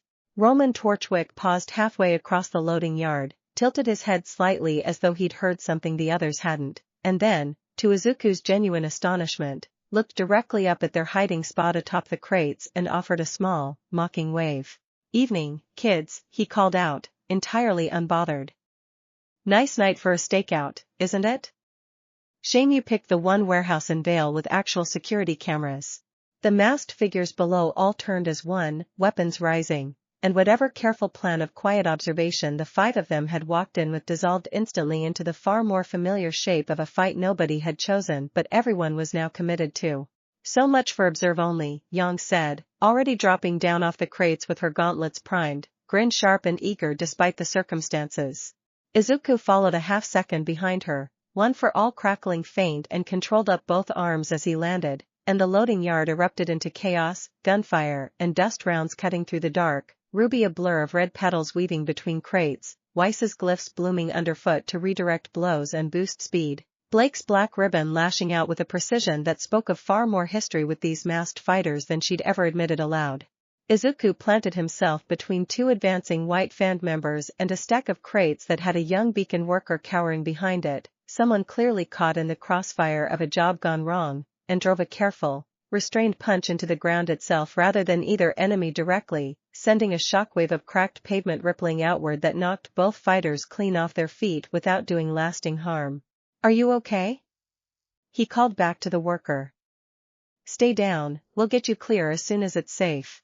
Across the yard, Torchwick had already produced a strange, ornate weapon of his own, more cane than gun and somehow both at once, and fired a blast of concentrated dust energy that RWBY barely dodged, rolling clear with a startled yelp. "You know," Torchwick called out, backing steadily toward a waiting airship even as he fired another blast, "I did hear a rumor about some kid who fell out of the sky and started punching Grim bare-handed. Figured it was an exaggeration." His eyes found Izuku across the chaos of the yard, calculating despite the casual tone. "Doesn't look like an exaggeration from here." Before Izuku could respond, the airship's engines flared to full power, and Torchwick swung himself aboard with practiced ease, the remaining white fang fighters breaking off their engagement in a coordinated retreat that felt, uncomfortably, far too disciplined for what should have been a simple robbery crew caught by surprise. "They're running," Weiss called, already moving toward the retreating figures. "We can still catch some of them if we—" "No," Blake said, sharp enough to stop even Weiss mid-step. "Let them go. This isn't the fight to chase into the dark, not without backup." It was, Izuku thought, watching Blake's carefully composed expression crack for just a moment into something rawer underneath, clearly a harder decision for her than for anyone else standing in that yard, and he understood, without needing the details explained, that whatever history she carried with the White Fang went deeper than simple opposition. The airship lifted off, engines roaring, and within moments it had vanished into the dark sky above Vale, leaving behind an empty warehouse, several unconscious fighters groaning on the pavement, and 5 very winded first-year students standing amid the wreckage of a mission that had gone sideways almost the instant it began. "Well," RWBY said finally, into the settling quiet, breathless and a little sheepish, that was definitely not observing only. "No," Izuku agreed, helping the rescued worker to his feet and guiding him gently toward the safety of the street beyond the yard, "but I think we still learned something important tonight, even if it wasn't quite what Professor Ozpin was hoping for." Behind them, unnoticed in the chaos, one of the fallen White Fang fighters stirred just enough to press a small hidden button on his mask before slipping back into unconsciousness, a quiet signal sent out into the dark towards someone who had, as it turned out, already been watching this entire operation unfold from a rooftop several blocks away, with rather more interest than any of them yet realized. Chapter 5. On the rooftop overlooking the warehouse district, 3 figures watched the airship climb away into the dark, and only one of them looked especially pleased about it. "Well, that was informative," said the young man with silver hair, arms crossed, an easy, lazy smirk playing at his mouth as he watched the last of the chaos settle below. "Torchwick's operation just got blown wide open by a bunch of first years. That's gonna be fun to explain." "It was informative for other reasons, Mercury," said the girl beside him, green-eyed and sharp-featured, her attention fixed entirely on the retreating figure of Izuku Midoriya as he helped a frightened bystander towards safety. "Did you see what he did to the pavement? He didn't even hit anyone directly. He just hit the ground, and it knocked 2 grown men clean off their feet without breaking a bone in either of them." "Controlled," said a third voice, quiet and considering, as Cinderfall stepped up beside them, her amber eyes narrowed thoughtfully on the scene below. "That is not brute strength. Brute strength does not stop to check whether a bystander is safe in the middle of a fight. That is restraint, deliberate and practiced, which tells me a great deal more about him than raw power ever could." "So what, we recruit him?" Mercury asked, though his tone made it clear he already suspected the answer. "No," Cinder said, watching Izuku disappear from view around the corner of a warehouse, still speaking gently to the shaken worker at his side. "A boy who stops mid-battle to protect a stranger is not the kind of asset that turns easily, and forcing the issue tends to produce exactly the sort of stubborn, inconvenient resistance I have no patience for." Her mouth curved into something colder, more considering. "But every asset has a use, whether it wishes to cooperate or not. For now, we simply watch, and we learn precisely what he's capable of, and precisely what he's willing to sacrifice to protect the people he's already grown attached to. She turned away from the edge of the roof, already moving toward the stairwell beyond. Patience has always served me better than force, Emerald. Remember that. Back at Beacon, the mood in Ojban's office carried a rather different weight entirely. 5 tired, dust-streaked students standing in a loose row while the headmaster studied them over the rim of his mug with an expression that walked a careful line between disappointment and something almost like relief. I gave you a very specific instruction, Ojban said, once Ruby had finished a stumbling, guilt-ridden account of exactly how the observation mission had turned into a fight. Observe only. And within 20 minutes of arrival, you engaged Roman Torchwick directly, disrupted what appears to have been a significant dust smuggling operation, and returned with a civilian witness whose statement will need to be carefully managed with the Vale Police Department by morning. That's all technically accurate, Ruby admitted, wincing. It is also, Ojban continued, and something in his tone softened just enough to draw a hopeful glance from Ruby, not entirely a failure. Torchwick's operation involved considerably more coordination than any previous incident on record, and your report on the disciplined retreat of the White Fang fighters involved is genuinely useful intelligence that would not exist if you had simply followed instructions and stayed on that rooftop. He set his mug down and regarded them each in turn. That said, I would ask, in future, that you attempt discretion before improvisation, if only so that I am not woken at midnight by a call from the Vale Police asking why 5 of my students were involved in a warehouse altercation. Understood, Professor, Weiss said quickly, with the particular sincerity of someone determined never to be the reason for that phone call again. Ojban's gaze settled last on Izuku, lingering there with quiet consideration. Torchwick recognized you by name, or near enough. That confirms a suspicion I have been reluctant to voice aloud until now. Your arrival did not go unnoticed by everyone in this city, Mr. Midoriya, and it seems increasingly likely that certain parties have already begun taking a specific interest in exactly what you are capable of. Izuku felt the familiar weight of that settle into his chest, heavier now that it had been confirmed rather than merely suspected. Do you think they know where I came from? Not just Remnant, I mean. My world specifically.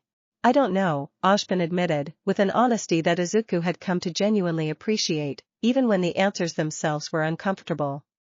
What I do know is that curiosity of that particular kind rarely stays passive for long. I would ask all of you to remain especially alert in the coming weeks, and Mr. Midoriya, I would ask you, specifically, to trust your team with anything you might otherwise be tempted to face alone. Whatever comes next, I suspect it will not be a fight easily won by a single person, however strong. The meeting broke up shortly after, the 5 of them filing out into a hallway gone quiet with the late hour, and it was Blake, walking a little apart from the others as she so often did, who finally spoke the thought Izuku suspected had been sitting heavy on all of their minds since the warehouse. I used to be one of them, she said, quiet, not looking at anyone directly, the words clearly costing her something significant to say out loud. The White Fang. Before it turned into what you saw tonight. I left because I didn't want to be a part of what it was becoming, but I still know how they think, how they move, and tonight just confirmed something I've been afraid of for a while now. Whatever Torchwick is building toward, it's bigger and more organized than anything I saw during my time with them. And I don't think we've seen the worst of it yet. Nobody spoke for a long moment, the weight of the confession settling gently rather than harshly into the quiet hallway. Thank you for telling us, Izuku said finally, careful and sincere. That couldn't have been easy. Blake glanced at him, something cautious and grateful flickering behind her amber eyes. It helps, she admitted, having people around who don't immediately decide that means something terrible about who I am now. A small, tired smile ghosted across her mouth. Guess that's becoming a theme with this team lately. Ruby looped an arm through Blake's on one side and reached for Izuku's sleeve on the other, tugging both of them gently forward down the hall toward the dormitories. Yeah, well, get used to it, she said, with the simple, stubborn warmth that Izuku had come to realize was just fundamentally who she was, world-crossing stranger or childhood friend, it made no difference to her at all. That's kind of what we do around here now. Chapter 6. The days that followed the warehouse incident settled into something quieter, and Izuku found himself grateful for the lull even as a part of him stayed braced for it to end. He spent one particularly slow Sunday afternoon on the dormitory roof again, notebook open on his knees, trying for the third time that week to write a letter he had no way of sending. He wasn't even sure why he kept trying. There was no mailbox that connected this world to his own, no scroll signal that could cross whatever distance separated them, and yet something in him needed the act of it anyway, needed to put the words down where they existed somewhere outside his own head. Mom, he had written, and then nothing else, for the better part of 20 minutes, the pen resting motionless against the page. You've been staring at that same sentence since I got here, Blake said, settling down beside him with the quiet, unhurried ease she brought to most things, a paperback tucked under one arm. Which was almost an hour ago, in case you lost track. Sorry, Izuku said, a little sheepish, closing the notebook halfway. I don't mean to be bad company. I just keep trying to write this, and I don't really know what I'm trying to say. You don't have to apologize for missing your mom, Blake said, settling into a comfortable silence beside him that didn't demand anything further, the kind of quiet that Izuku had noticed she offered more easily than almost anyone else at Beacon, a patience built, he suspected, from her own long practice of carrying things she wasn't ready to share all at once. For what it's worth, I don't think there's a version of that letter that would feel finished. Some things you just keep trying to say because the trying matters more than getting it right. Izuku looked down at the single unfinished word on the page, and something in his chest loosened slightly, the particular relief of being understood without having to explain everything first. She used to worry about me constantly, he said quietly. Even before I got my quirk, she worried, and after, it got so much worse, because suddenly I actually had a reason to go running into danger instead of just wanting to. I keep thinking about what she's doing right now. Whether she knows I'm not, I don't know, dead somewhere in a collapsed building. Whether anyone even realized I disappeared instead of just, I don't know, running away or something equally terrible. They'll know you didn't run, Blake said, with a quiet, unwavering certainty that startled him a little, coming from someone who had never met his mother, never seen a single moment of the life he was describing. Anyone who actually knows you would know that. It doesn't take long working alongside someone to understand who they are underneath everything else, Izuku. You've made that pretty clear in the short time you've been here. He didn't have a response for that right away, something warm and a little overwhelmed catching in his throat, and for a while they simply sat together in comfortable silence, the wind carrying the distant sound of Ruby and Nora's laughter from somewhere down in the courtyard below. Can I ask you something? He said eventually. About the white fang. You don't have to answer if it's too much. Blake was quiet for a moment, turning the paperback over in her hands without opening it. It's not too much, she said finally. I just don't talk about it very often, because most people hear white fang and immediately decide they already know the whole story. She glanced at him, something searching in the look. You didn't do that. At the warehouse, or after? You just listened. It didn't seem like my place to judge, Izuku said honestly. I don't know everything you went through, or why you joined in the first place, or what made you decide to leave. All I know is what I've seen since I got here, and what I've seen is someone who cares a lot, maybe more than she's comfortable admitting, about doing the right thing even when it costs her something. Something shifted in Blake's expression, quiet and unguarded in a way Izuku hadn't quite seen from her before, and for a moment neither of them said anything at all, the silence between them settling into something that felt less like distance and more like understanding. My parents helped found the White Fang, she said eventually, the words coming slow and careful, like she was testing the shape of them out loud for the first time in a while.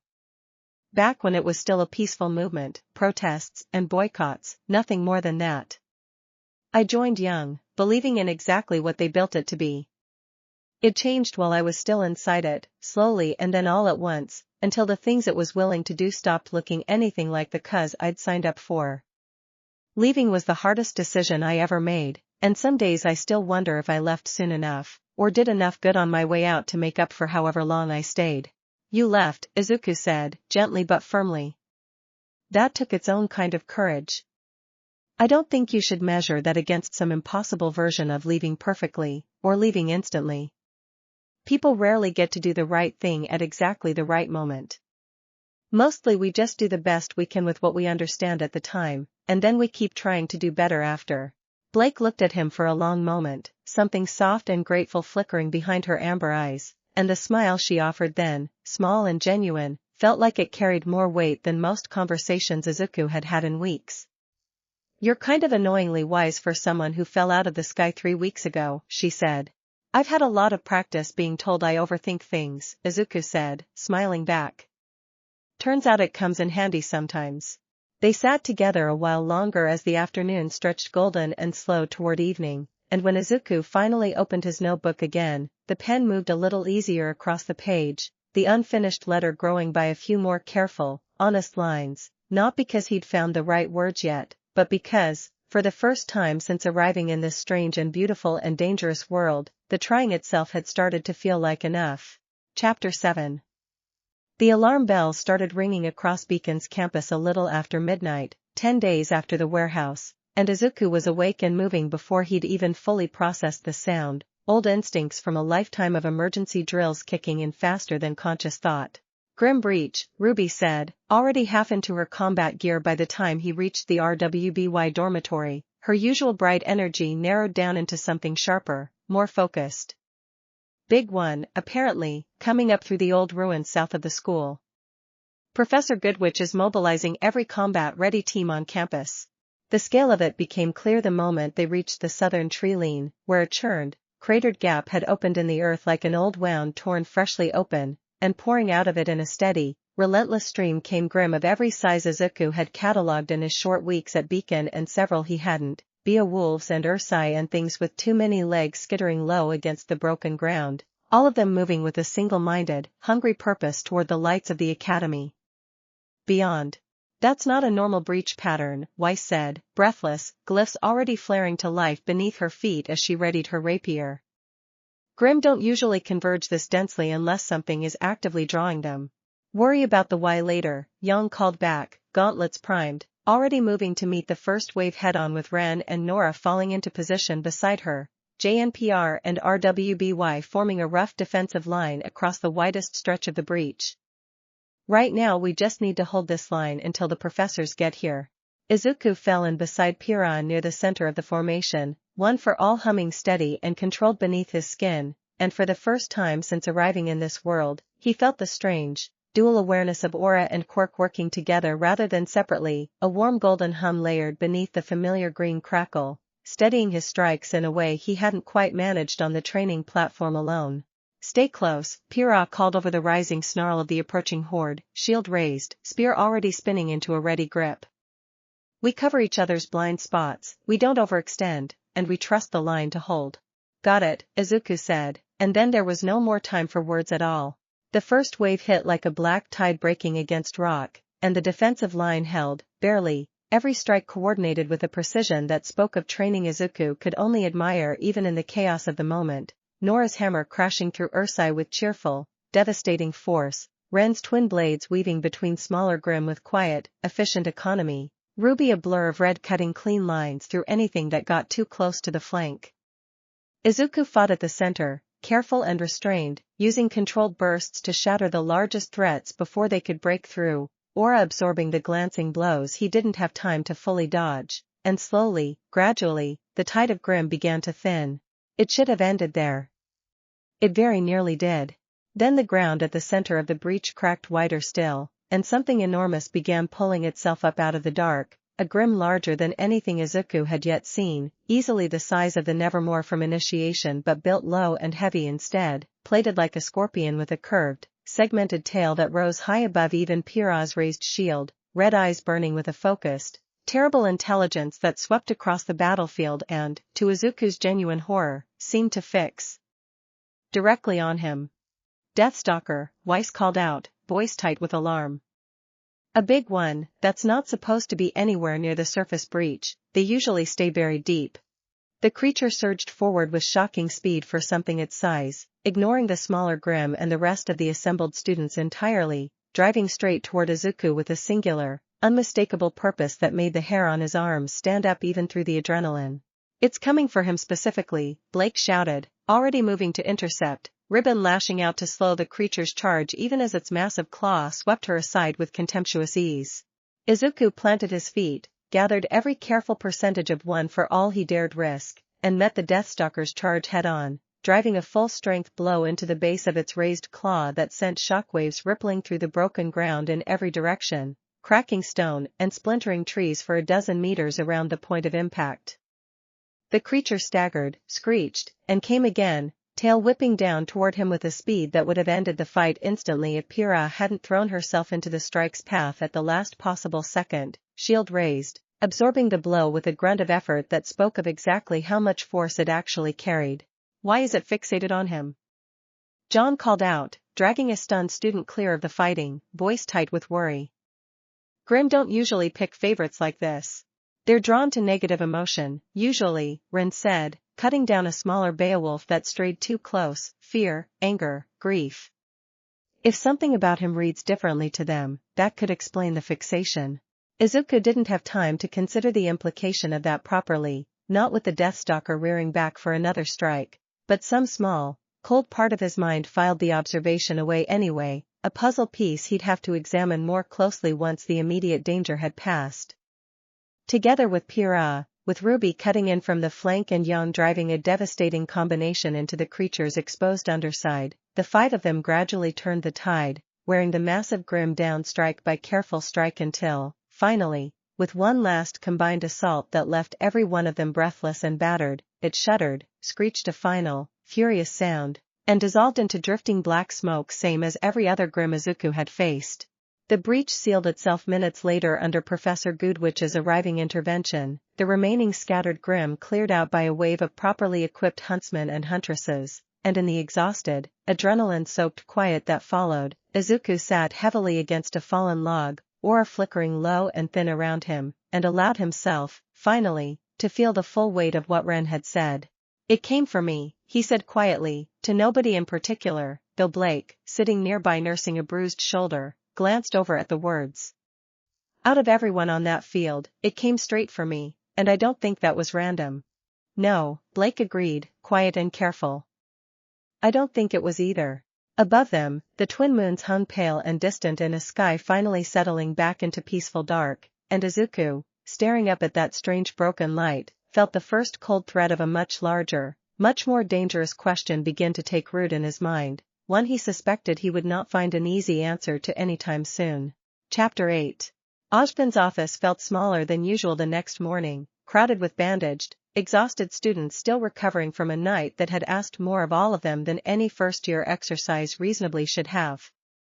Izuku sat stiffly in one of the chairs, ribs aching despite his newly active aura, and waited while the headmaster studied a series of readouts from the previous night's breach with an expression that had gone carefully, deliberately unreadable.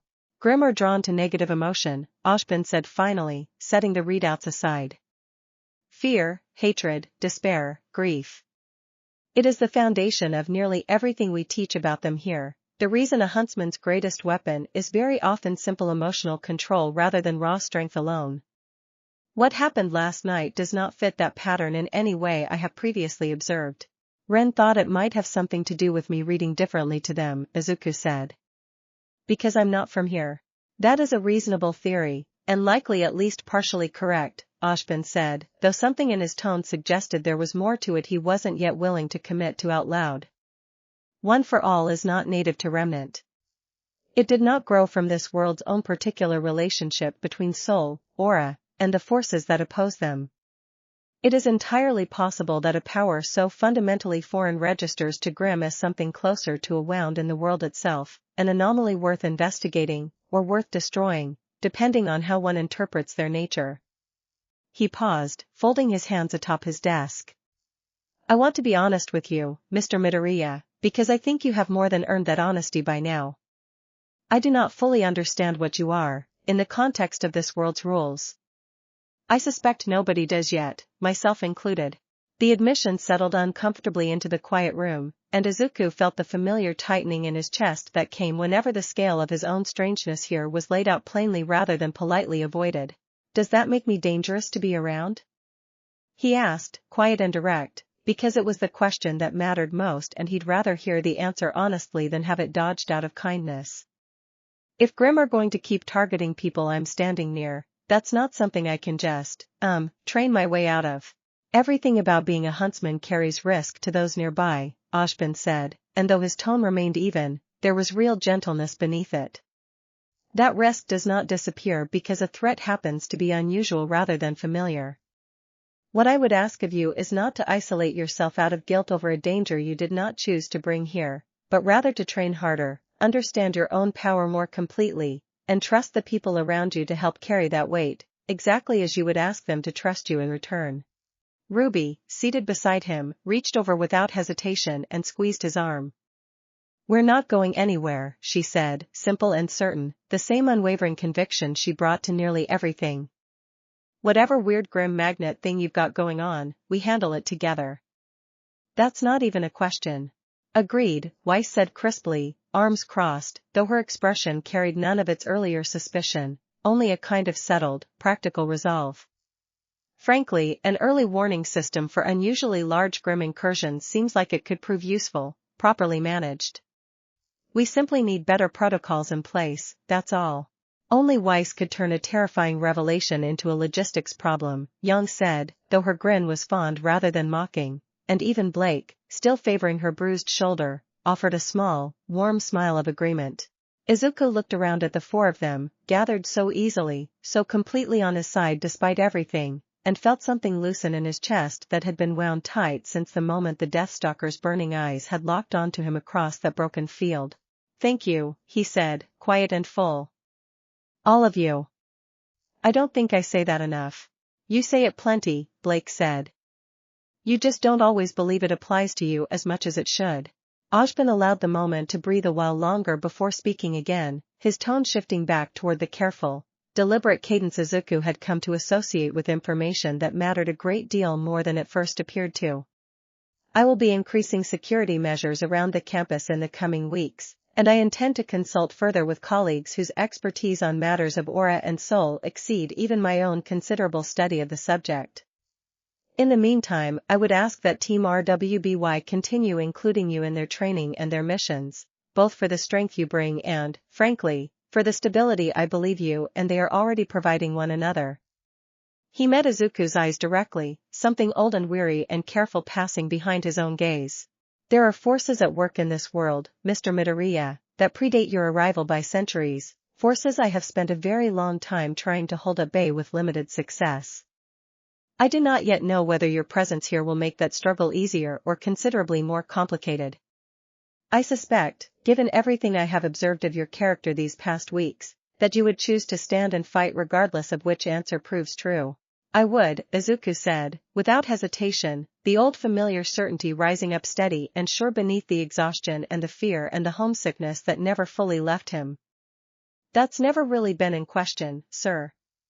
I just want to make sure that when I do fight, I'm not putting the people I care about in more danger than they'd otherwise be facing. A worthy concern, Ashbin said, and one I suspect you will spend a great deal of time wrestling with in the months ahead.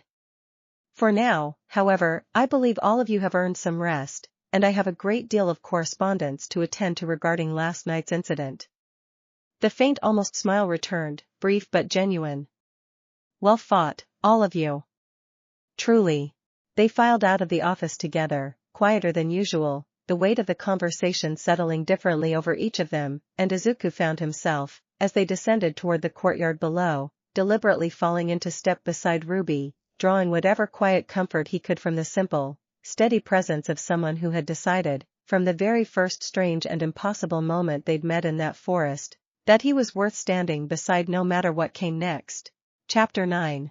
In the black glass fortress beyond the reach of either moon, Salem stood over a wide, still pool of dark water, watching an image ripple across its surface, a boy with untidy green hair standing amid a circle of friends in a sunlit courtyard, laughing at something one of them had said, entirely unaware of the eyes that had found him again. The Deathstalker acted exactly as I hoped it might, she said, to the pale, hollow-eyed figures gathered at the edges of the chamber, watching her with the patient stillness of creatures who existed only to serve. A power drawn from outside the boundaries of this world registers to Grimm as something to be devoured, the same instinct that draws them toward despair, only sharper, hungrier. That is, I confess, a rather useful discovery. Her lips curved into something that might have once resembled a smile, centuries and grief ago. Ojban will keep him close now, protected, cherished, exactly as he protects everything he fears losing. And in my long experience, the things a man like Ojban fears losing tend to become, eventually, the very things that break him. She turned from the pool, dark water stilling back into silence behind her, and moved deeper into the fortress, unhurried, patient in the way that only centuries of failure and endurance could teach a person to be. Send word to Cinder, she said, to no one in particular, trusting the message to find its way regardless. Tell her not to move against the boy directly, not yet. Let Ojban spend his resources shielding a stray from another world.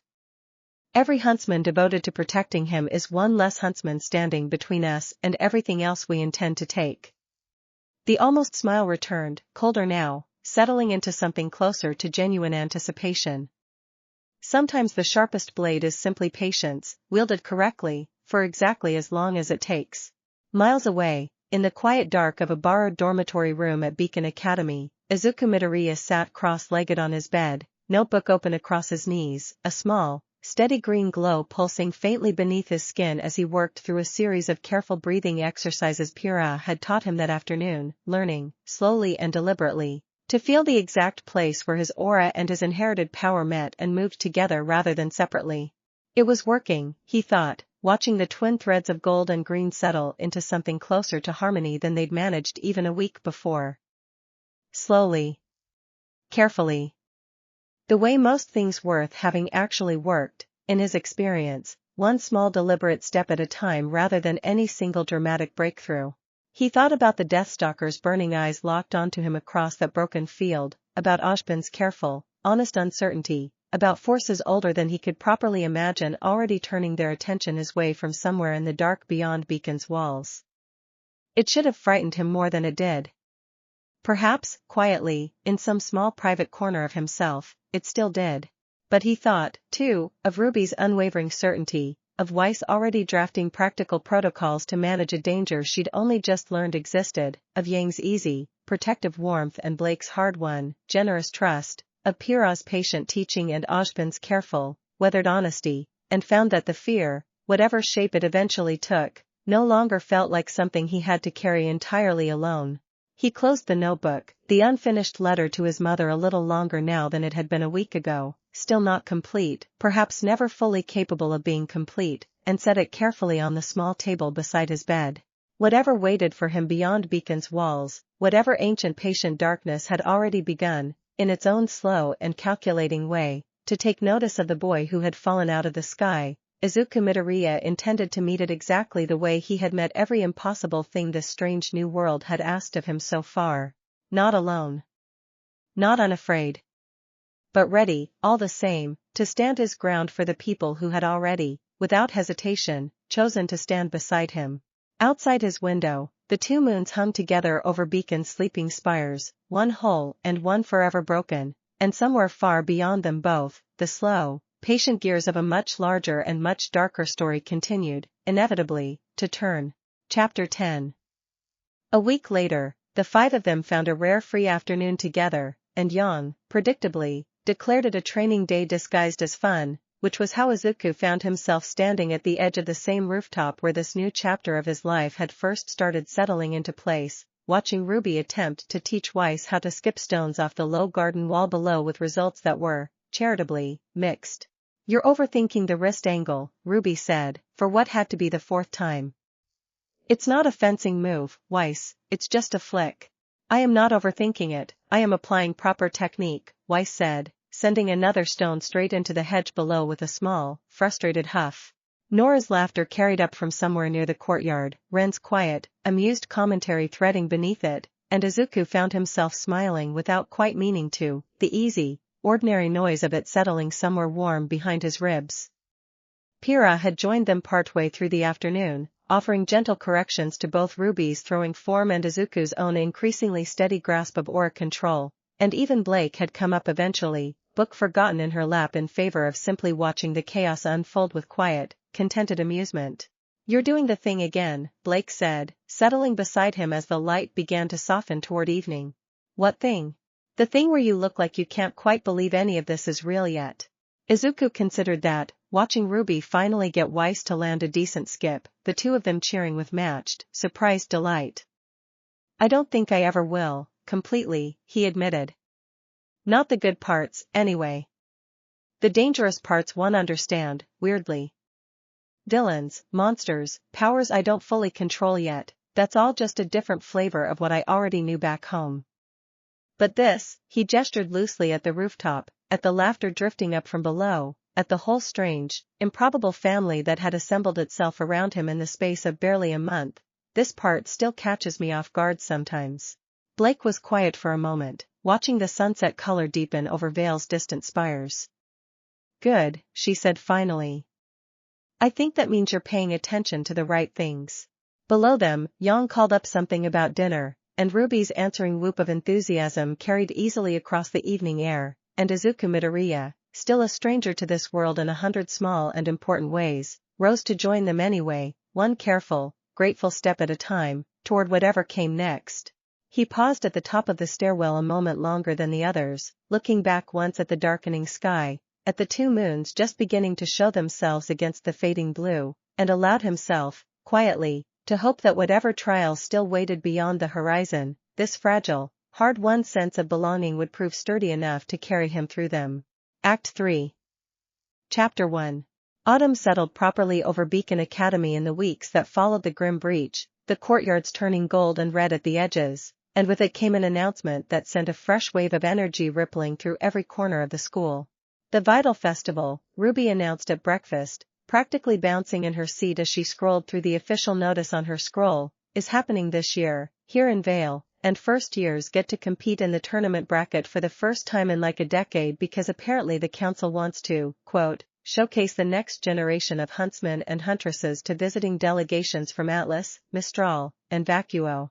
That's incredible, Pyrrha said, though with rather less surprise than the rest of the table, given that her name had already been mentioned in more than one Mistral sporting circular as a likely favorite regardless of age bracket. It's a wonderful opportunity, honestly. Teams from every kingdom, all training and competing together. It's meant to represent everything the four kingdoms accomplished by standing united after the Great War. It's meant to represent an excuse for me to finally get a real rematch against Yang in a sanctioned ring instead of an illegal rooftop, Nora said through a mouthful of pancake, earning an exasperated look from Ren that did nothing to slow her down. Izuku, listening from beside RWBY with a piece of toast forgotten halfway to his mouth, felt a familiar flutter of excitement stirring beneath the more complicated feelings that came with any large public event these days.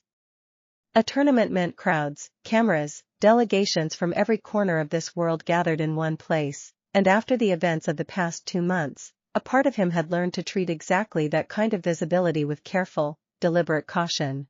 Am I allowed to compete? He asked. Given everything Professor Ashbin's been saying about keeping a lower profile. That's actually a really good question, Weiss said, setting down her tea with the thoughtful precision she brought to most conversations. Technically you're not formally enrolled as a first year in the traditional sense, so I'm not certain the tournament rules even account for someone in your situation. As it turned out, Ashbin had already anticipated the question, and summoned the 5 of them to his office later that same afternoon with an answer that surprised nobody quite so much as it surprised Izuku himself. I would prefer you compete, the headmaster said, without much preamble, settling behind his desk with his usual unhurried calm. Not despite the attention it will draw, but because of it, carefully managed. A public demonstration of controlled, disciplined skill, framed simply as an unusually gifted transfer student's semblance, does a great deal to normalize your presence here in the eyes of anyone watching from a distance.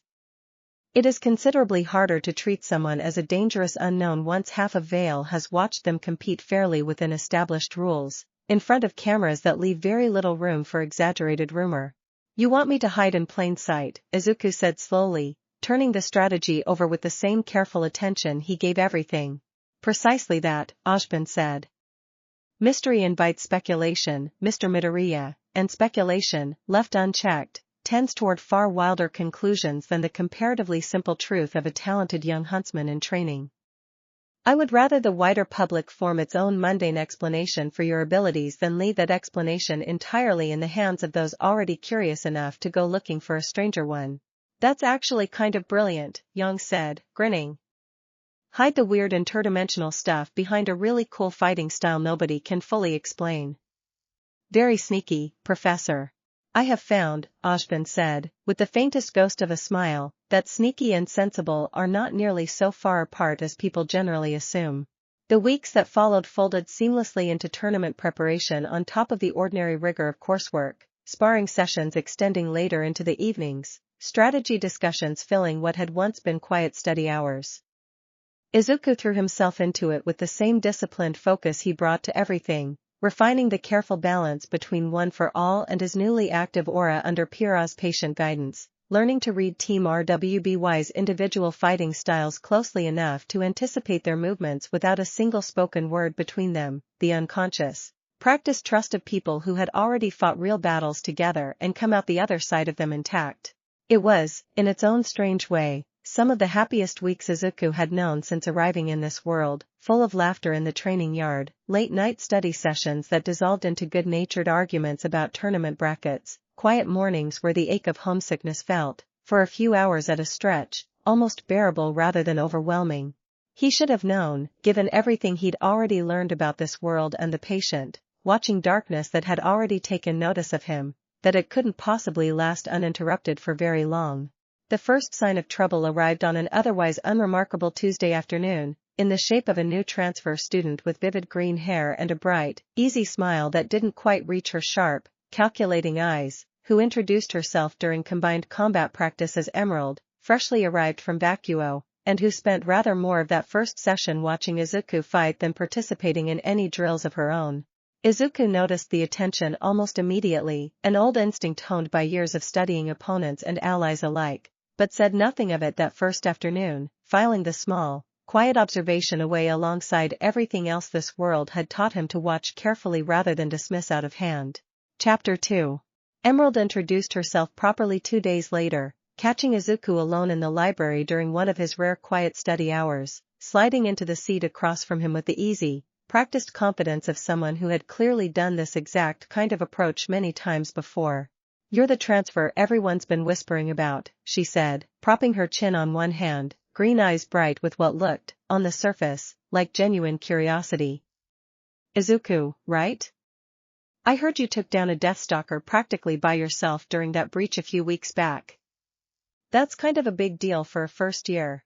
It wasn't just me, Izuku said automatically, the old reflex kicking in before he'd even fully looked up from his notes. A lot of people fought that night. I just, happened to be standing in the wrong spot when it decided to charge. Modest, Emerald said, something amused flickering behind her expression. That's rare, around here. Most of the students I've met so far can't stop talking about themselves for more than about 30 seconds. I've just never really seen the point of taking credit for something that was a team effort, Izuku said, closing his notebook halfway, giving her his full attention now, some old instinct prickling faintly at the back of his mind even as he couldn't quite name why. Where in Vacuo are you from? I haven't had the chance to learn much about that kingdom yet. Here and there, Emerald said, a little too smoothly, waving the question away with practiced ease. Nowhere particularly interesting. What about you? Nobody seems to actually know where you're from originally. There's a rumor going around that you just showed up in the middle of initiation without any records at all, which, honestly, sounds a little too dramatic to actually be true. Izuku felt the careful weight of Ashbin's warning settle over him, and offered the same practiced, half-true answer he'd rehearsed for exactly this kind of question. It's a long story. Complicated family situation. I ended up transferring under some unusual circumstances, but I promise it's a lot less exciting than the rumors probably make it sound. Something in Emerald's expression sharpened for just a fraction of a second, there and gone so quickly that Izuku almost missed it entirely, a flicker of calculation beneath the easy, friendly surface. Fair enough, she said, recovering smoothly. Everyone's got something they don't love talking about. I get it. She leaned back slightly, studying him with renewed interest. So that green glow thing you do when you fight. Is that your semblance? I've never seen anything quite like it. It's something like that, Izuku said carefully, keeping to the same simplified explanation he'd already offered a dozen curious classmates since the tournament announcement stirred everyone's interest. Inherited strength, passed down to me. It's a little unusual, but it works the same basic way any semblance would, once you get past the specifics. Inherited, Emerald repeated, turning the word over slowly, and for a moment Izuku thought he saw something almost wistful pass behind her sharp green eyes, gone again before he could be certain it had really been there at all. Must be nice. Having something like that just handed to you because of who came before you. There was an edge to the way she said it, quiet and bitter beneath the casual tone, that caught Izuku's attention properly for the first time since she'd sat down, and he found himself studying her more carefully now, setting aside the vague unease Ojban's warnings had planted in him in favor of simple, honest curiosity. It wasn't exactly handed to me, he said gently. I had to earn it, the same as anyone earns anything worth having. And even now, I'm still learning how to actually use it properly without hurting myself in the process. I don't think inherited automatically means easy. Emerald blinked, something in her expression flickering again, more openly this time, a brief crack in the practiced ease she wore like armor. No, she said slowly, I guess it doesn't. She recovered quickly, straightening in her seat, the easy smile sliding back into place like a mask settling back over her features. Well, good luck in the tournament, transfer boy. I hear you're planning to compete. Should be interesting to watch. Are you competing too? Izuku asked, genuinely curious now despite the lingering, unplaceable unease. Maybe, Emerald said, already rising from the table, the conversation clearly closing on her terms rather than his. Depends on a few things that aren't really up to me. See you around, Izuku. She left before he could ask anything further, and Izuku sat alone at the table for a long moment afterward, turning the strange, uneven conversation over in his mind, cataloging it the way he cataloged everything, half-formed observations slotting into place beside a growing list of small, unresolved questions he couldn't quite make sense of yet. Something about her felt genuinely lonely beneath the careful performance, a bitterness that hadn't sounded entirely rehearsed, and something else, harder to name, felt very deliberately, very carefully watchful. He mentioned it to Blake that evening, sitting together in the quiet of the common room while the others argued good-naturedly over a board game spread across the low table nearby, and watched her expression shift, thoughtful and a little guarded, the moment he described the conversation in detail. Green hair, sharp features, deflects every personal question smoothly, Blake said slowly. That doesn't sound like an accident, Izuku. That sounds like someone trained specifically to gather information without giving any away in return. You think she's actually dangerous? Izuku asked, though some quiet part of him had already begun suspecting the same thing. I think, Blake said carefully, that we should mention this to Professor Ojban. Better to raise a concern that turns out to be nothing than to ignore one that turns out to matter. Izuku nodded slowly, filing the whole strange encounter away alongside every other careful, half-answered question this world had handed him so far, and found himself hoping, with a sincerity that surprised him a little, that whatever loneliness he'd glimpsed beneath Emerald's practiced smile might, somehow, someday, find a better outlet than whatever purpose had clearly sent her looking for him in the first place. Chapter 3. The challenge came 3 days later, in the middle of a combined combat class, when a lean, silver-haired boy Izuku didn't recognize stepped forward during the open sparring rotation and requested him by name with an easy, needling confidence that immediately set off every warning bell Blake's warning had planted in his head. Heard you're supposed to be something special, the boy said, rolling his shoulders loose, a lazy smirk playing at his mouth that reminded Izuku uncomfortably of every overconfident bully he'd ever had the misfortune of studying back home. Mercury Black. Figured I'd see what the fuss was actually about, since apparently a whole tournament bracket's worth of people are gonna be watching you fight in a few weeks anyway. That's an unusual way to introduce yourself, Professor Goodwitch said from the arena floor, eyeing the newcomer with obvious suspicion, though tournament season had brought enough visiting students through Beacon's doors for guest sparring requests to be, technically, within the rules. Mr. Midoriya, you are under no obligation to accept. Izuku glanced toward Blake in the stands, who gave him a small, careful nod, the silent acknowledgement of two people who'd already discussed exactly this kind of scenario the night before and agreed that refusing outright would only draw more suspicion than accepting under close, controlled supervision. "I'll spar," Izuku said, stepping down onto the arena floor, careful and measured. "Friendly rules, though.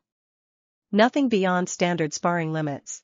"Wouldn't dream of it," Mercury said, dropping into a loose, unconventional stance built almost entirely around his legs, no visible weapon in either hand, which struck Izuku's analytical mind as immediately, deliberately strange.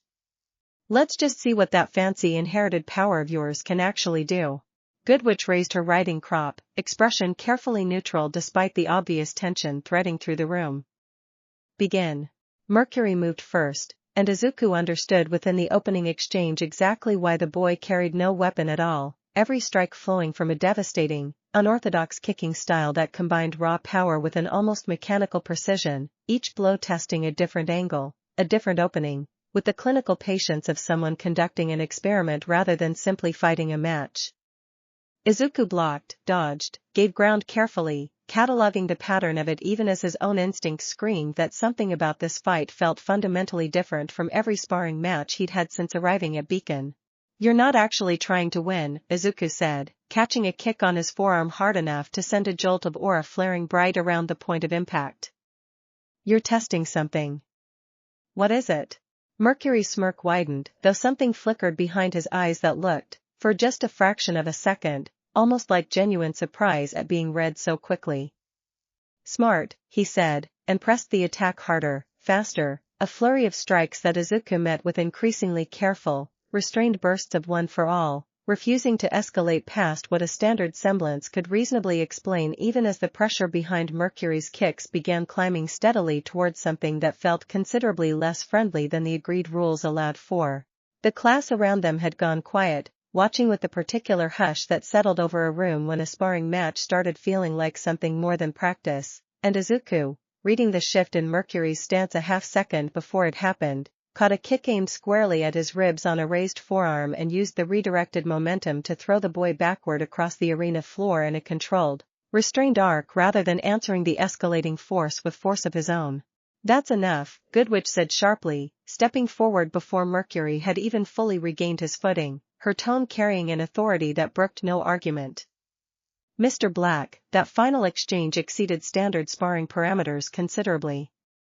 I would ask you to reconsider your intensity before requesting another match on these grounds." Mercury straightened, dusting himself off with the same lazy, unbothered ease he'd walked in with, though his eyes, when they found Izuku's again, carried something colder and more assessing than the earlier bravado had let on. "My bad," he said, not sounding remotely sorry. "Got a little carried away. He's tougher than the rumors let on, though, gotta give him that." He offered a mocking half-bow toward Izuku and sauntered off the arena floor without waiting for a response, disappearing into the crowd of watching students with a casualness that felt, to Izuku's careful instincts, entirely too deliberate. "You handled that well," Pyrrha said afterward, finding him near the edge of the training yard as the class dispersed, her expression thoughtful and a little concerned. "Restraint like that isn't easy, especially against someone clearly trying to provoke a stronger response."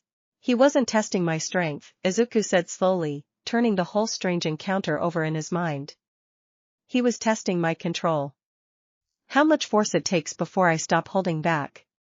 He looked up, meeting Pyrrha's eyes, the same cold unease from the library conversation with Emerald settling deeper now, harder to dismiss. "I think somebody wanted to know exactly how dangerous I could become if pushed far enough." Pyrrha's expression sobered, the easy warmth she usually carried replaced by something more serious. "Then I think it's time we told Professor Ashbin everything, both encounters together. Whatever's happening here, Izuku, it doesn't feel like coincidence anymore, and I don't think you should be trying to piece it together on your own." Izuku nodded, the decision settling into place with quiet, steady resolve, and together they made their way toward the tower, one more careful piece of a much larger puzzle falling, uneasily, into place. Chapter 4. Ashbin listened to the full account of both encounters without interrupting, his expression growing steadily more grave as Izuku and Pyrrha laid out every detail they could recall, from Emerald's careful, deflecting questions to Mercury's escalating strikes in the sparring ring. Those two names match a pattern I have been tracking with considerable concern for some time now, Ashbin said finally, setting down the small notepad he'd been writing on throughout their account. I believe it would be prudent to bring in additional perspective on this matter, someone with rather more field experience investigating exactly this kind of coordinated threat than either myself or Professor Goodwitch can currently spare from our teaching duties. He made a brief call on his scroll, and less than 20 minutes later, a man dropped in through the office's open window with an ease that suggested he'd used exactly that entrance many times before, gray-eyed, unshaven, and carrying himself with the loose, weathered confidence of someone who had survived considerably more than his rumpled appearance let on. You rang, the man said, straightening his red-edged cloak with a lazy, unbothered air that reminded Izuku, oddly, of Mercury's own affected carelessness, though something steadier and more genuinely tired sat behind this man's eyes. Izuku, Pira, this is Crow Branwen, Ashbin said. An old and trusted colleague, currently assisting with intelligence gathering related to increased Grim activity and certain other concerns across the kingdoms. Crow, this is the student I mentioned to you several weeks ago. Crow's gaze settled on Izuku with sharp, evaluating focus, considerably more direct than the casual manner he'd walked in with. The one who fell out of the sky, he said. Heard some interesting things about you, kid. Deathstalker fixation, a couple of very interested strangers sniffing around asking careful questions. That's not a coincidence pattern I like the shape of. You think it's connected to something bigger, Izuku said, more statement than question. I think, Crow said, dropping into the chair across from Ashbin's desk with a heaviness that spoke of long exhaustion, that there's a woman out there who's been quietly rebuilding an old, very dangerous kind of leverage, and that the two little birds who came sniffing around you match a description I've been chasing for the better part of a year now. Cinder Fall. Works for someone considerably worse than herself, someone I'd rather not name in a room with open windows, but you can trust me when I say she's patient, ruthless, and doesn't waste effort on targets that don't matter to her plans. Why would I matter to her plans? Izuku asked, the question that had been sitting heaviest in his chest since the library conversation with Emerald finally finding voice. I'm not from this world. I don't have any of the political weight the rest of you seem to be worried about. That, Crow said, might be exactly why you matter. A power nobody's ever seen before, strong enough to worry Ashbin here into breaking his usual habit of keeping things close to the chest, is exactly the kind of wild card someone like Cinder would want measured, understood, and if possible, controlled before it becomes inconvenient to her instead. He took a long pull from a small metal flask, expression unreadable. Or she just wants you out of the way entirely, if she decides you can't be controlled. Either way, kid, you're a piece on the board now, whether you asked to be or not. The blunt honesty of it settled uncomfortably into the quiet office, and Izuku found himself grateful, despite the unease, for someone finally speaking plainly about the shape of the danger rather than couching it in careful diplomatic language. What do we do? Pira asked, her tone steady despite the gravity of the conversation.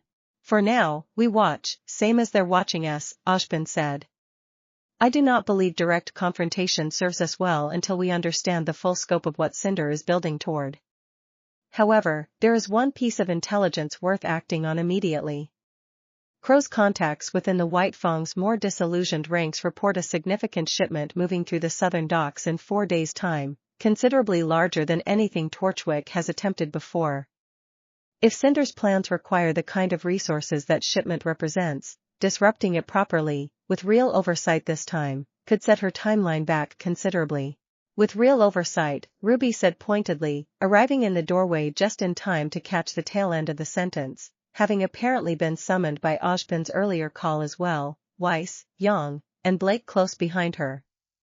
Meaning we're actually allowed to plan for a fight this time instead of getting yelled at for observing wrong? Meaning, Crow said, standing and stretching with an audible pop of his shoulder, you kids get backup that actually knows what it's doing, for once. I'll be running point on this one personally. Don't get used to it. I've got about a dozen better things to be doing most days than babysitting first years, but this shipment's worth the detour. Ruby's face lit with unmistakable, unrestrained delight. Wait, are you actually Crow Branwen? Like, the Crow Branwen? I've read about you in like 3 different tactical case studies, this is so cool, I can't believe.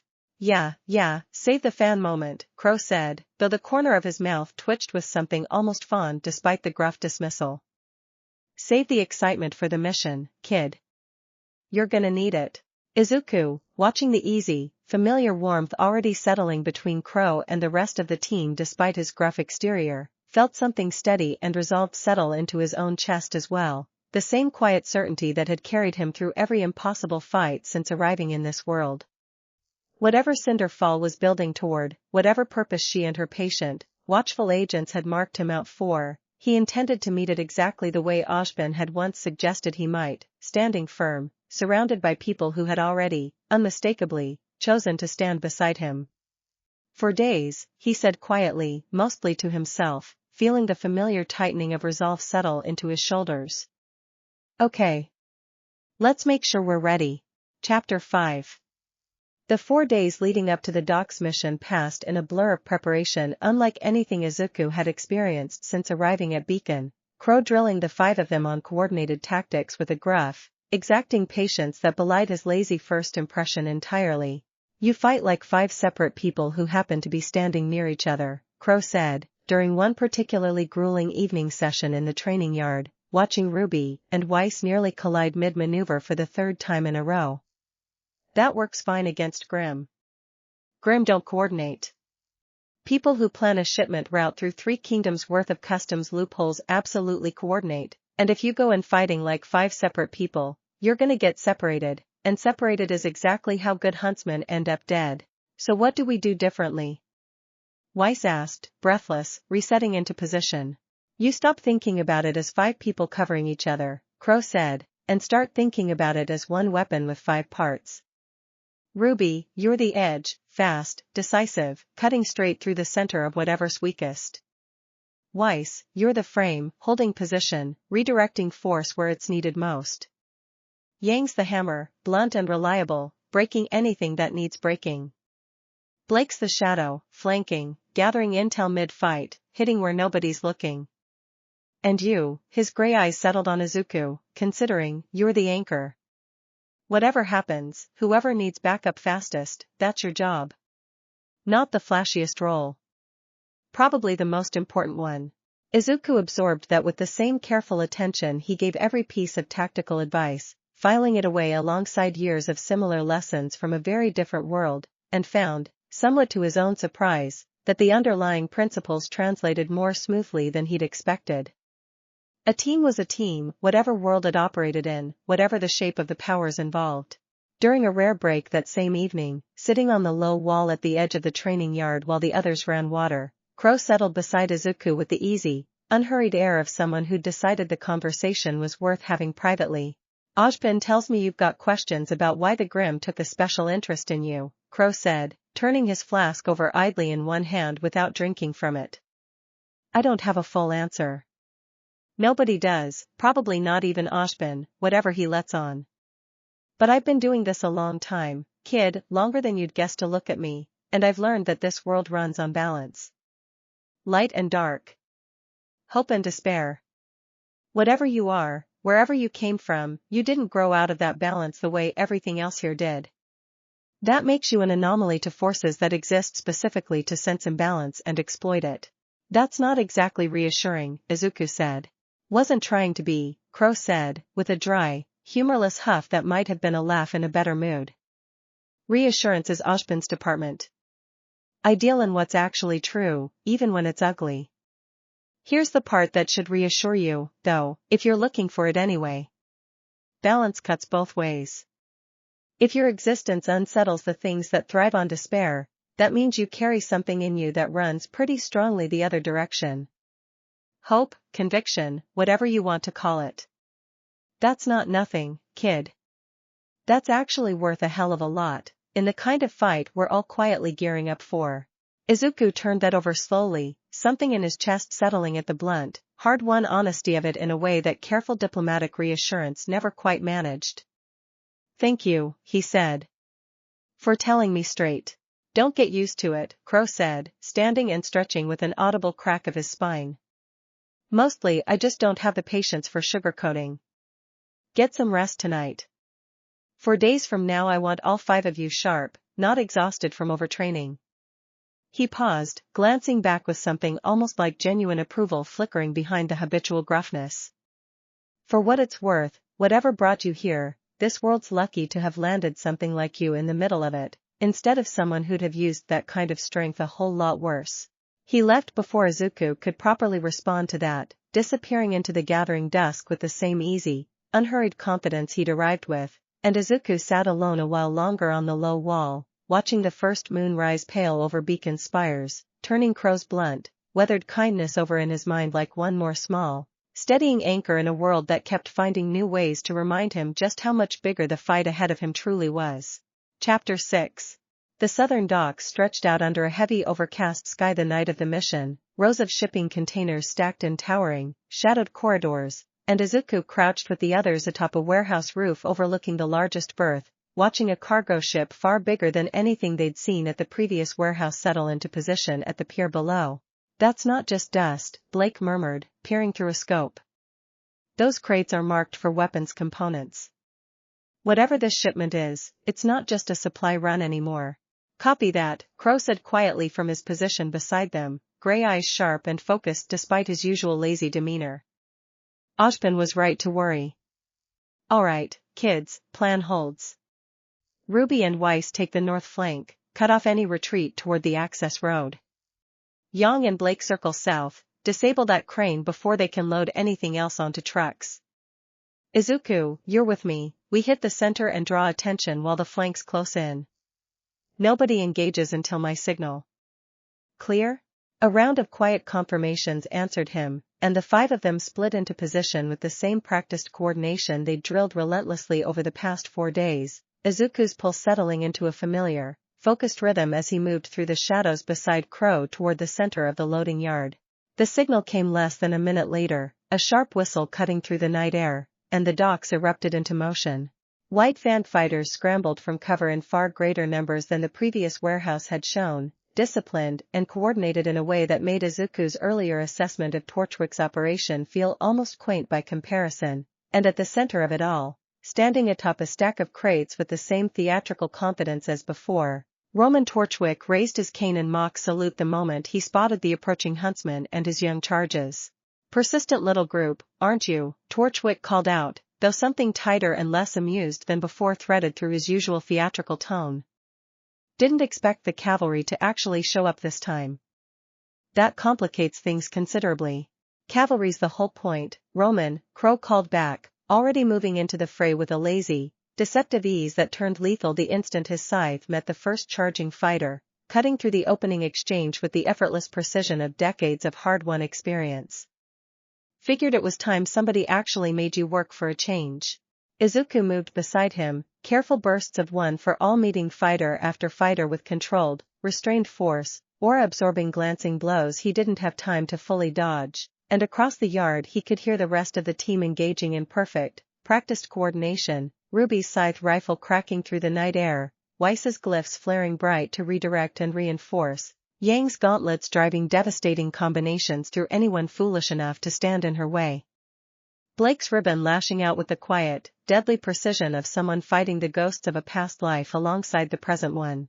Then Mercury dropped down from a stack of containers directly into Izuku's path, expression sharp and focused in a way that carried none of the earlier sparring match's lazy theater, and beside him, Emerald materialized from the shadows with a strange, uneasy hesitation that Izuku noticed even mid-fight, some flicker of reluctance that didn't match the calculated coldness he'd expected after their library conversation.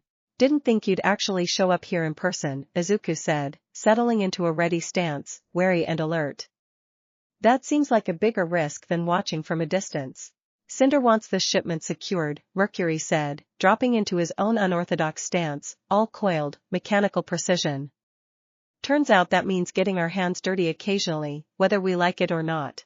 Emerald said nothing at all, her eyes darting briefly toward Izuku with an expression he couldn't quite read before hardening back into practiced focus, and the fight that followed felt different from anything Izuku had faced so far, faster, sharper, both opponents clearly holding back less than Mercury had during their sparring match weeks before.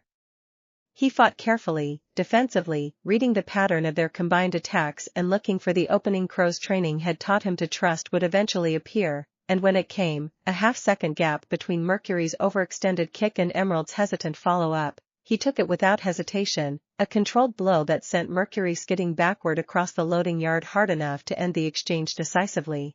Emerald didn't press the advantage. She hesitated, just long enough for Izuku to notice, just long enough for something uncertain and conflicted to flicker plainly across her expression before she recovered and fell back toward Mercury's side instead of pressing the attack. This isn't over, Mercury spat, dragging himself upright, though the earlier confidence had cracked considerably around the edges. A sharp whistle cut through the chaos, some prearranged signal, and both of them retreated into the shadows between the containers just as Crow finished driving the last of the immediate white fanned resistance back from the yard's center. Torchwick already scrambling toward a waiting bullhead with the same practiced urgency he'd shown at the previous warehouse. Cranes down, cargo's not moving anywhere tonight, Yang called across the yard, breathless but grinning despite the exertion, Blake close behind her. North flank secure, nobody's slipping past us, Ruby added, Weiss nodding confirmation beside her. Crow surveyed the scattered wreckage of the operation with grim satisfaction, wiping his scythe clean with practiced efficiency. Good work, all of you. This one's a real dent in whatever timeline Cinder's working against. Let's get this cargo properly secured and get out of here before backup she might have called in actually arrives. Izuku lingered a moment longer, staring toward the shadows where Mercury and Emerald had disappeared, that brief, uncertain hesitation still turning over uneasily in his mind. One more small, unresolved thread in a night that had otherwise gone about as well as any of them could have reasonably hoped for. Chapter 7. Cinderfall did not raise her voice when Mercury and Emerald reported the failed shipment, which somehow made the silence that followed considerably more unsettling than shouting would have been.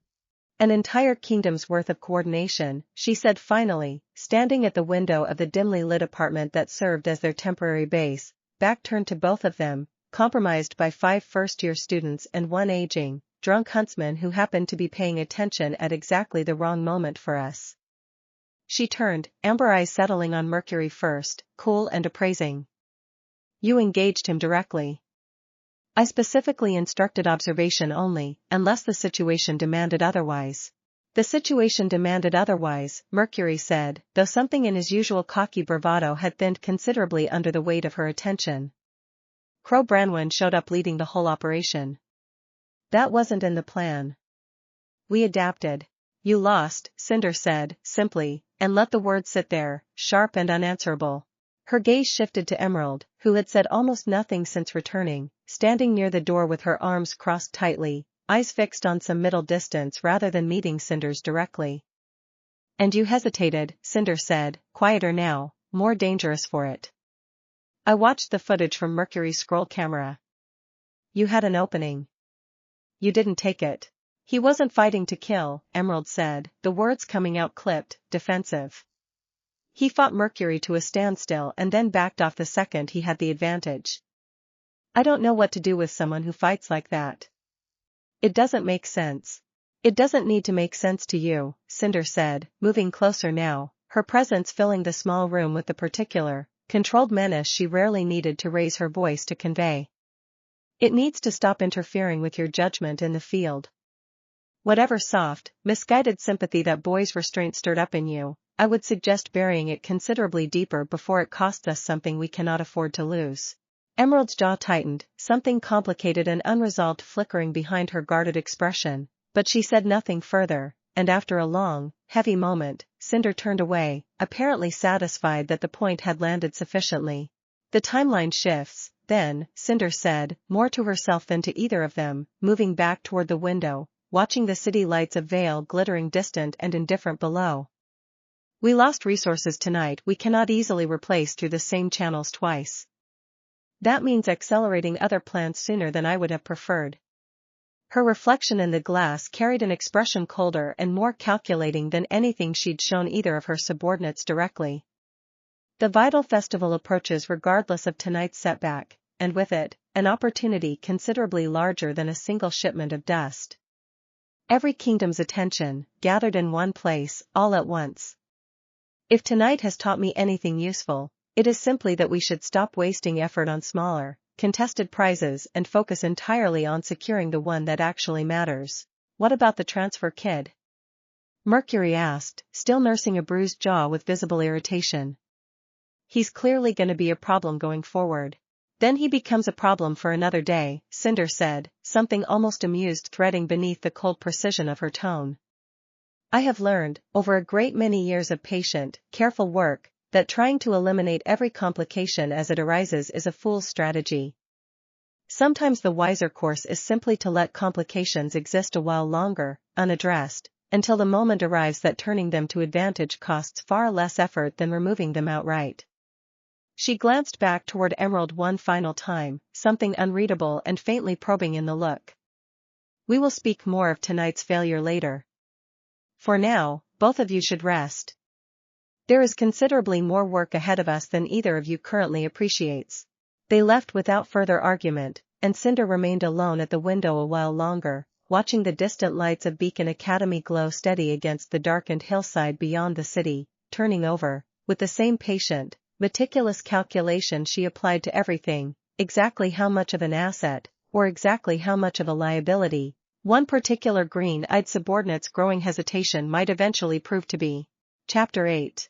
The debrief in Ashbin's office ran late into the night, Crow laying out the full scope of the disrupted shipment with the same blunt efficiency he brought to everything, while 5 exhausted, dust-streaked students listened from the chairs arranged around the room, adrenaline finally beginning to ebb into simple tired relief. It's a real setback for them, Crow said, finishing his account, dropping into the nearest chair with a heaviness that spoke of a much longer, harder night than even the mission itself accounted for. Whatever Cinder's building toward, we just bought ourselves time we didn't have yesterday.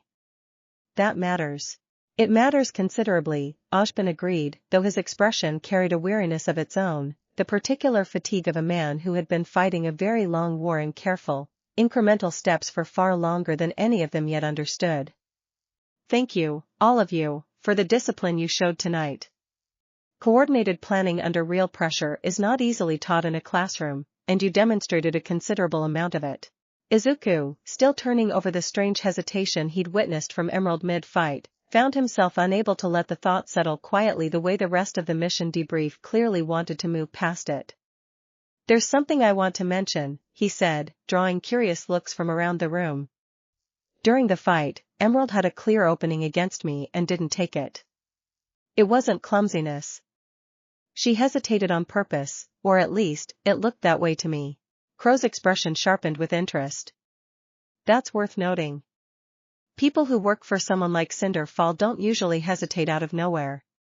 Either she's playing a longer game than we're giving her credit for, or something about tonight's fight actually got under her skin.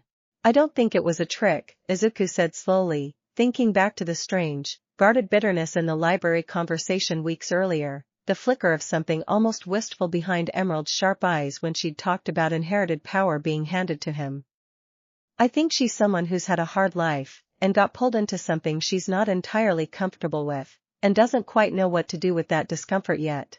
That's a generous read on someone who was actively trying to help steal a shipment of weapons components an hour ago, Weiss said, not unkindly, though with her usual pragmatic caution. Maybe, Izuku admitted. I could be wrong. But I don't think it costs us anything to leave room for the possibility that not everyone on the other side of this fight actually wants to be there. Ashbin studied him for a long, quiet moment, something thoughtful and careful behind his usual composed expression. That is, I think, one of the more valuable instincts you bring to this fight, Mr. Midoriya, whatever world you originally learned it in. I would caution you against acting on that instinct alone, or placing yourself at unnecessary risk chasing it. But I would not ask you to abandon it either. Compassion, carefully applied, has turned the tide of conflicts I once believed entirely unwinnable. Crow made a low, considering sound, taking a long pull from his flask before speaking again. There's something else you all should probably know now, given how deep you're already wading into this, he said, glancing toward Ashbin for confirmation before continuing at the headmaster's small, permitting nod. Cinder's not just after dust and weapons for their own sake.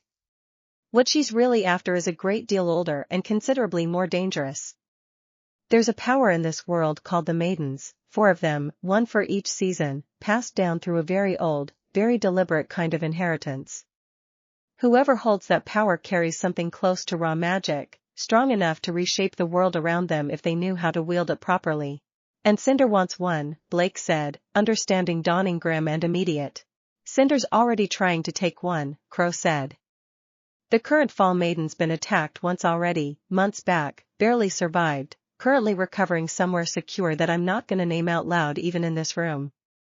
If Cinder gets a real chance to finish what she started, especially with an entire tournament's worth of distraction and chaos to hide behind, that's not a setback we can just train our way out of. The weight of that settled heavily over the room, and Izuku felt the scale of everything he'd stumbled into since arriving in this world shift again, wider and more dangerous than even the last several weeks had prepared him to fully grasp. The tournament's still happening, though, RWBY said slowly. Even with all of this hanging over it.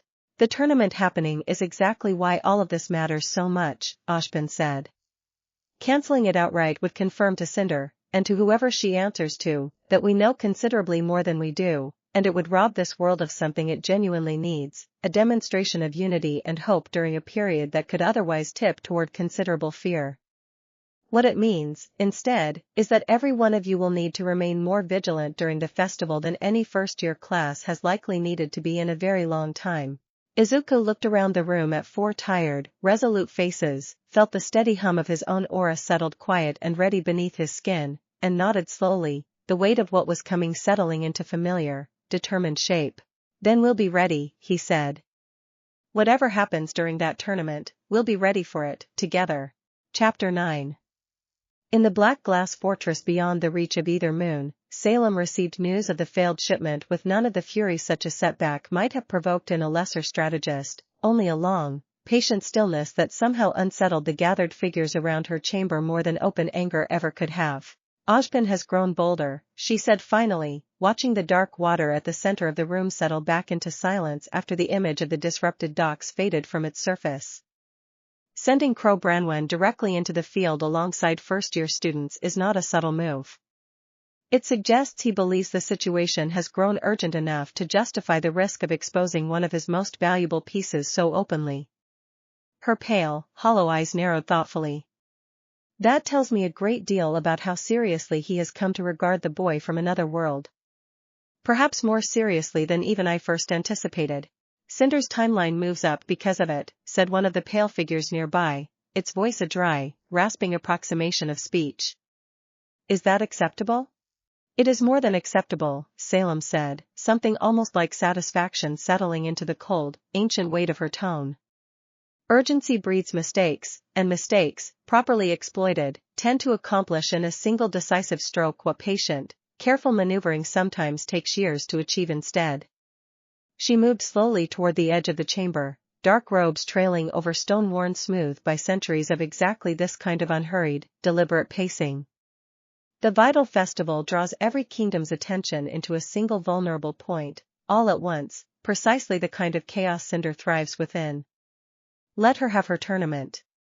Let Ashbin gather his students and his careful alliances and his fragile, hopeful demonstrations of unity in one convenient location, all unknowingly gathering themselves exactly where I need them to be. And the boy? The rasping voice asked. He continues to disrupt our operations. Should he be removed before the festival, to prevent further interference? Salem considered the question for a long moment, something old and calculating passing behind her burning, hollow gaze. No, she said finally.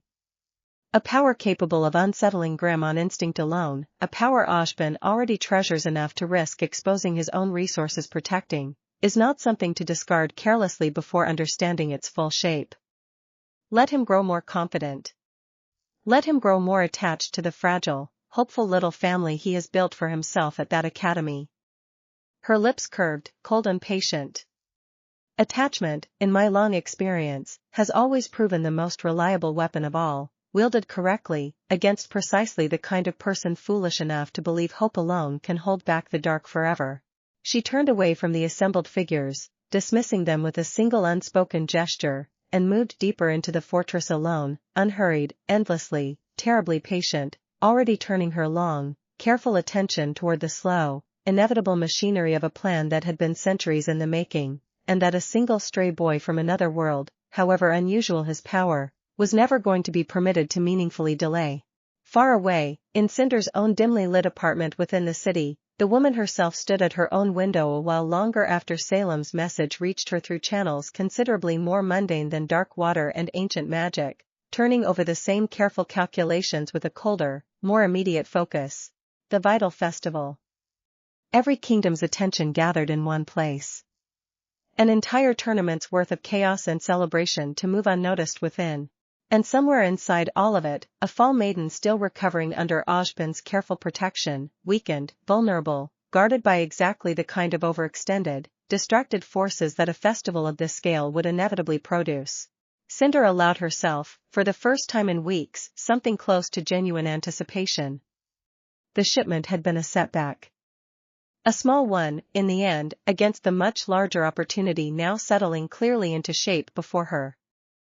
Ojban's careful, patient defense of his precious green-eyed anomaly had cost him resources tonight that he would not easily recover before the festival began, and every resource spent shielding one boy from another world was, by simple necessity, a resource no longer available to shield everything else that mattered considerably more. Patience, she murmured to her own reflection in the darkened glass, echoing the word Salem had offered as both instruction and promise. Just a little longer. Outside, the two moons hung pale and distant over a city already beginning, in small and scattered ways nobody had yet noticed, to prepare itself for a festival that would draw the whole of Remnant's attention toward Vale, entirely unaware of exactly how much was quietly, patiently, being staked upon it. Chapter 10. The days following the doc's mission settled, gradually, back into something resembling normal rhythm, though a new undercurrent of watchfulness had woven itself quietly into even the most ordinary moments. The kind of alertness that came from knowing, now with certainty rather than vague suspicion, exactly how large and how patient the danger gathering around them truly was. Izuku found Emerald once more before the week was out, not by design exactly, though he couldn't entirely convince himself the encounter was accidental either, crossing paths with her near the edge of the training courtyard during a quiet stretch of late afternoon when most students had already drifted toward dinner. "You're not supposed to talk to me anymore, are you?" she said, without turning fully to face him, arms crossed, gaze fixed on some middle distance beyond the courtyard wall. Given everything that happened at the docks. Probably not, Izuku admitted, stopping a respectful distance away rather than crowding her. "I wanted to anyway." "Are you okay?" The question seemed to catch her off guard more than any accusation could have, her shoulders tightening for a moment before easing, slightly, into something less guarded. "That's a strange thing to ask someone who was helping steal weapons an hour before you asked it." "Maybe," Izuku said. "But I don't think you wanted to be there." "Not really. I saw it, during the fight. You had an opening and you didn't take it, and that's not something you do by accident when you're actually committed to what you're fighting for." Emerald was quiet for a long moment, something complicated and unresolved flickering behind her sharp green eyes before she finally spoke again, quieter now, more honest than anything she'd offered him in the library weeks earlier. "It's complicated," she said. "More complicated than you'd probably understand, coming from wherever it is you actually came from. I don't get to just walk away from the people I owe. That's not how it works, where I come from. I understand more about complicated debts than you might think," Izuku said gently. "I'm not asking you to walk away from anything tonight. I just want you to know that if you ever decide there's a different path available to you, there are people here who'd help you find it. That offer doesn't expire just because of which side of a fight we happen to be standing on." Something shifted behind Emerald's guarded expression, brief and fragile, gone again almost as quickly as it appeared, but Izuku caught it all the same, a small crack of genuine consideration in the careful armor she wore. "You're either the most naive person I've ever met," she said finally, "or the bravest. I honestly can't decide which yet." "I get told that a lot, actually," Izuku said, with a small, tired smile. "Usually both, depending who you ask." She left without answering further, disappearing back toward whatever cover story had brought her onto Beacon's grounds in the first place, and Izuku watched her go, hoping, with the same quiet, stubborn conviction that had carried him through every impossible choice this world had asked of him so far, that the seed he'd planted today might, eventually, given enough time and enough patience, find somewhere better to grow. That evening, the five of them gathered on the familiar dormitory rooftop once more, tournament preparation folders spread haphazardly across the space between them, Ruby sketching out potential bracket strategies with more enthusiasm than precision, Weiss patiently correcting the more egregious tactical errors, Yang heckling both of them good-naturedly while Blake read quietly nearby, glancing up now and then with the small, contented smile she reserved for exactly this kind of easy, ordinary chaos. "You're quiet tonight," Ruby said, nudging Izuku's shoulder gently. "Everything okay?" "Yeah," Izuku said, and found, turning the day over one more time, that it was mostly true. "Just thinking about how much has changed since I first landed in that forest. Feels like a lifetime ago already, somehow, even though it's only been a couple months." "Good different or bad different?" Ruby asked, genuine concern threading beneath the easy question. Izuku looked around at the four of them, at the familiar warmth of the rooftop, at the twin moons rising pale and steady over beacon spires, and felt the weight of everything Crow and Ojban had shared settle into something he could carry, difficult but manageable, because he no longer had to carry it entirely alone. "Good different," he said, with quiet, settled certainty. "Even with everything coming, I wouldn't trade any of this. Not one single part of it." Weiss glanced up from her folder, something unusually soft in her expression for a moment before the familiar composure reasserted itself. "Well," she said, "that's fortunate, because you're rather stuck with us regardless of your preference on the matter." "Wouldn't have it any other way," Izuku said, and meant every word of it, settling more comfortably into the easy, ordinary noise of the evening, gathering strength, quietly and deliberately, for whatever the coming festival, and everything patiently gathering in the shadows beyond it, still had waiting for all of them. Chapter 11. Later that night, long after the others had drifted off to their own rooms, Izuku found himself back on the training platform behind the main academic tower, alone under the twin moons, running through careful, measured drills more out of restless habit than any real need for extra practice. Pyrrha found him there an hour later, still awake herself, and settled onto the low wall at the edge of the platform to watch without interrupting, patient in the way she always was, until he finally lowered his fists and turned to face her. "You should be resting," she said, though gently, without any real reproach behind it. "The tournament is still weeks away. There's time enough for training without wearing yourself down before it even begins." "I know," Izuku admitted, wiping the sweat from his brow, aura flickering low and steady beneath his skin. "I think I just needed to move. Everything Crow and Ojban told us tonight, it's a lot to just sit still with." Pyrrha nodded slowly, understanding clear in her expression.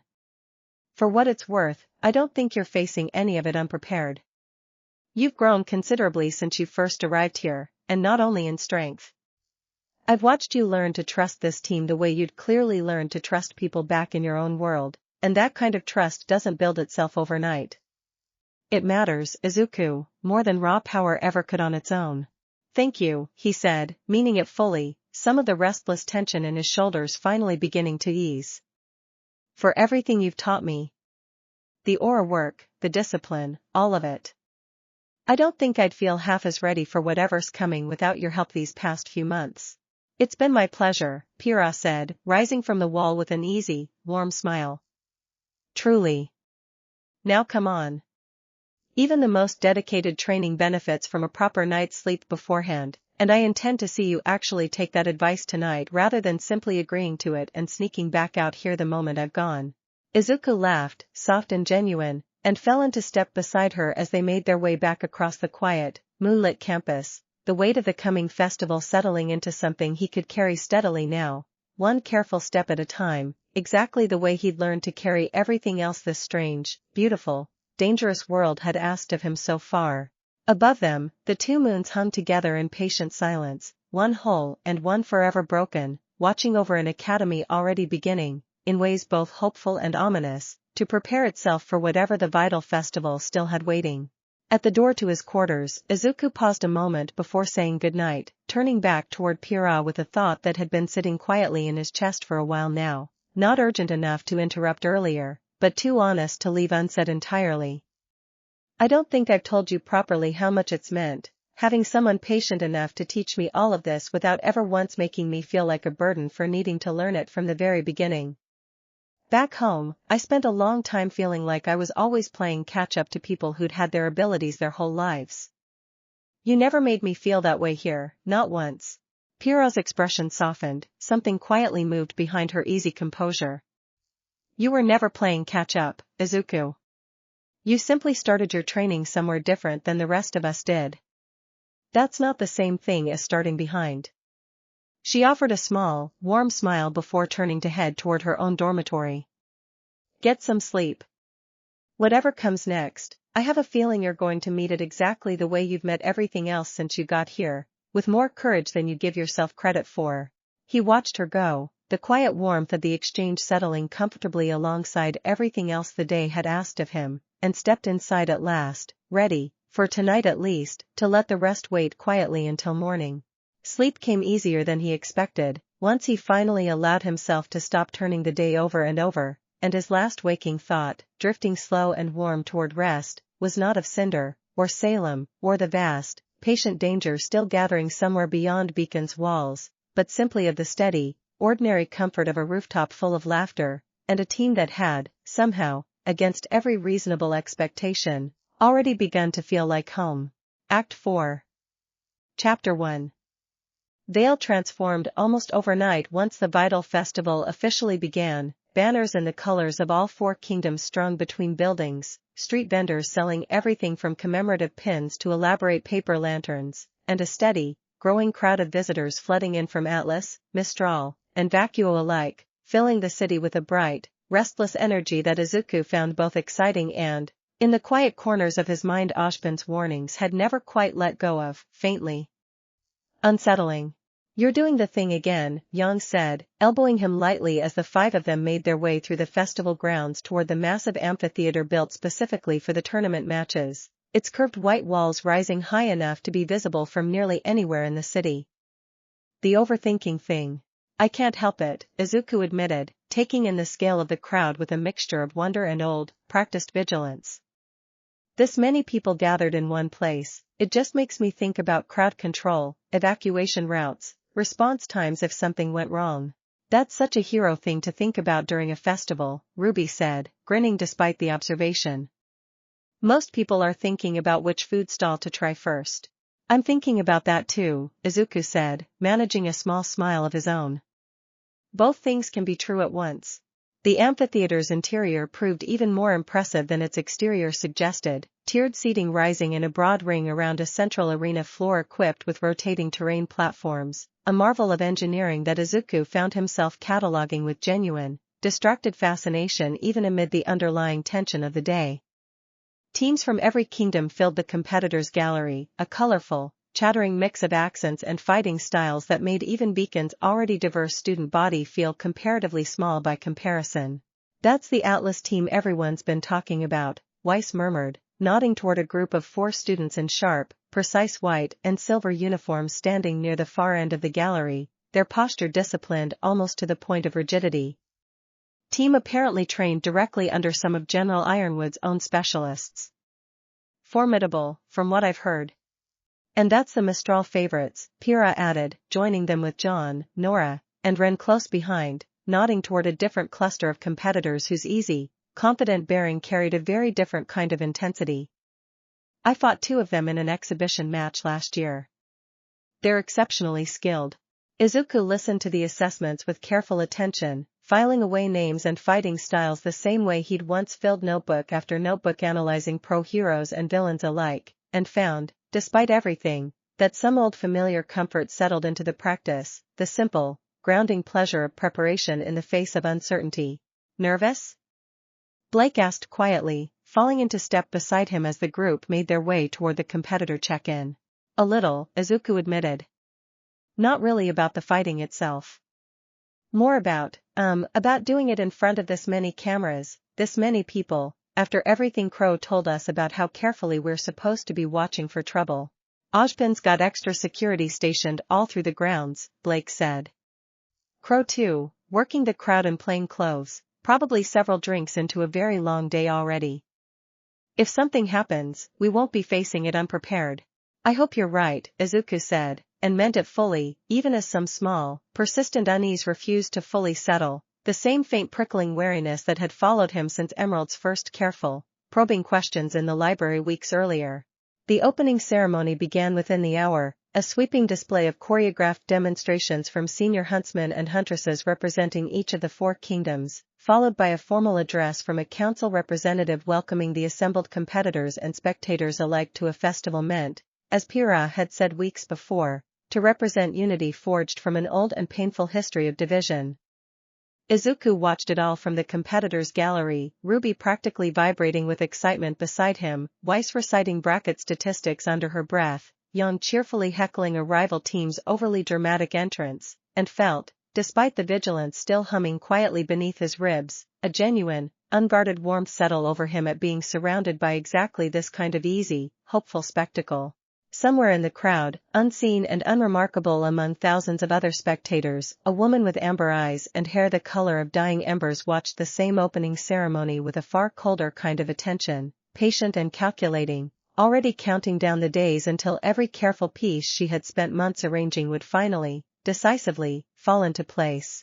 Izuku, of course, had no way of knowing she was there, and for the length of that first bright, hopeful evening, surrounded by the warmth of a team he'd come to trust completely and the easy, infectious excitement of a festival built to celebrate unity, he allowed himself, cautiously, to simply enjoy it, storing away the memory of laughter and lantern light against whatever difficulties still waited somewhere further down the road ahead.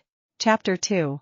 Izuku's first singles match came on the second day of the tournament, drawn against a broad-shouldered competitor from Vacuo named Sabine who fought with twin curved blades and a fighting style built around relentless, overwhelming aggression, and he approached the arena floor with the same careful, deliberate calm he'd carried into every fight since arriving in this world, one for all banked low and controlled beneath his skin. The crowd noise hit him first, a wall of sound rising from every tier of the amphitheater, cameras tracking his approach from a dozen different angles, and for one brief, dizzying moment, Izuku felt the old, familiar weight of every hero course exam he'd ever taken settle over him again, the particular pressure of performing under 1,000 watching eyes. You've got this, Ruby called from the competitor's box, loud enough to carry over the general noise, and beside her Weiss offered a small, encouraging nod, Yang a thumbs up, Blake a quiet, steady smile that somehow anchored him more than either of the louder gestures managed. Sabine opened aggressively, exactly as her earlier matches had suggested she would, twin blades flashing in a rapid, punishing combination that Izuku met with careful, economical blocks, deliberately keeping his responses well within the bounds of what a strong but unremarkable semblance might reasonably produce. Ojban's strategy required discipline here above almost anything else, a controlled performance rather than an unleashed one, and Izuku found the exercise oddly familiar, an echo of every time he'd had to calibrate exactly how much of his strength a given situation actually called for. He let the fight run longer than strictly necessary, absorbing strikes on a steadily brightening shield of aura, giving ground when giving ground served the performance better than pressing an advantage, and slowly, deliberately, began working Sabine toward the edge of the rotating platform where a shift in terrain would give him a natural, explainable opening. The platform rotated on schedule, jagged rock formations rising abruptly from what had been smooth arena floor, and Izuku used the sudden uneven ground to slip inside Sabine's guard, catching one blade on a raised forearm and driving a single, carefully restrained blow into her shoulder that sent her stumbling back across the newly formed terrain and out of the ring's boundary markers entirely. The buzzer sounded, and the crowd's roar rose immediately into full, delighted volume, the announcer's voice crackling excitedly over the arena's speakers about an impressive display from Beacon's mysterious transfer competitor, and Izuku, breathing hard but steady, offered Sabine a respectful bow as she climbed back to her feet, or a flickering but intact, already grinning despite the loss. Good match, she said, extending a hand as they both made their way off the arena floor. Whatever that semblance of yours actually is, it hits like nothing I've ever felt before. Thank you, Izuku said, shaking her hand with genuine warmth. You pushed me harder than I expected. I had to actually focus. Backstage in the competitors' lounge, the reception from his own team carried a different, warmer kind of energy entirely, Ruby practically tackling him with an enthusiastic hug the moment he cleared the archway, Yang clapping him hard enough on the shoulder to stagger him slightly, Weiss offering a small, satisfied nod that from her counted as genuinely effusive praise. You made that look almost too easy, Weiss said, which, given Professor Ojban's whole strategy about appearing merely talented rather than suspiciously powerful, was probably exactly the correct choice, even if it looked a little restrained to anyone paying close attention. Somebody was paying close attention, Blake said quietly, nodding toward a corner of the lounge where, half hidden behind a pillar, Emerald stood watching with an expression that carried none of her usual careful neutrality. Something more genuinely conflicted and thoughtful settled behind her sharp green eyes instead. Izuku met her gaze across the room for a brief, charged moment, and something passed between them that felt less like adversarial calculation and more like two people quietly, cautiously reassessing each other, before Emerald turned and disappeared back into the crowd of competitors and spectators without another word. That's the girl you mentioned, Pyrrha said softly, joining them with John, Nora, and Ren close behind, having watched the exchange with quiet concern. The one connected to Mercury and whoever they work for. Yeah, Izuku said, watching the space where Emerald had disappeared, turning the strange, unresolved thread of their last few encounters over once more in his mind. I don't think she's here just to watch the tournament for fun. None of us think that, Crow said, appearing at the edge of the lounge with his usual unhurried, unbothered stride, though his gray eyes carried a sharpness that belied the casual entrance. Good match, kid. Controlled. Ojban's gonna be pleased. He glanced briefly in the direction Emerald had vanished, something grim settling behind his weathered expression. Keep your eyes open the rest of this tournament, all of you. Something about today's crowd feels wrong in a way I can't quite put my finger on yet, and in my experience, that feeling's usually worth trusting. The warning settled uneasily over the celebratory mood of the moment, and Izuku, despite the genuine satisfaction of a match well fought and a strategy well executed, felt the familiar, careful vigilance settle back over him once more, steady and unshakable, as the festival continued unfolding around them, bright and hopeful on its surface, and considerably more uncertain underneath. He would think back on that warning many times in the days that followed, turning it over the way he turned over every piece of hard-won intelligence this world had given him so far, and would come, eventually, to understand exactly how right Crow's instincts had been. Chapter 3. The doubles rounds began the following morning, and Izuku found himself in the unusual position of watching from the stands rather than competing, cheering alongside Pyrrha and the rest of Team JNPR as RWBY and Weiss took the arena floor together against a pair of sharp, coordinated fighters from Atlas. They've been practicing this combination for weeks, Yang said, settling into the seat beside Izuku with a bag of festival snacks she'd clearly purchased in bulk. Weiss's glyphs, RWBY's speed. It's honestly kind of terrifying to watch when it clicks properly.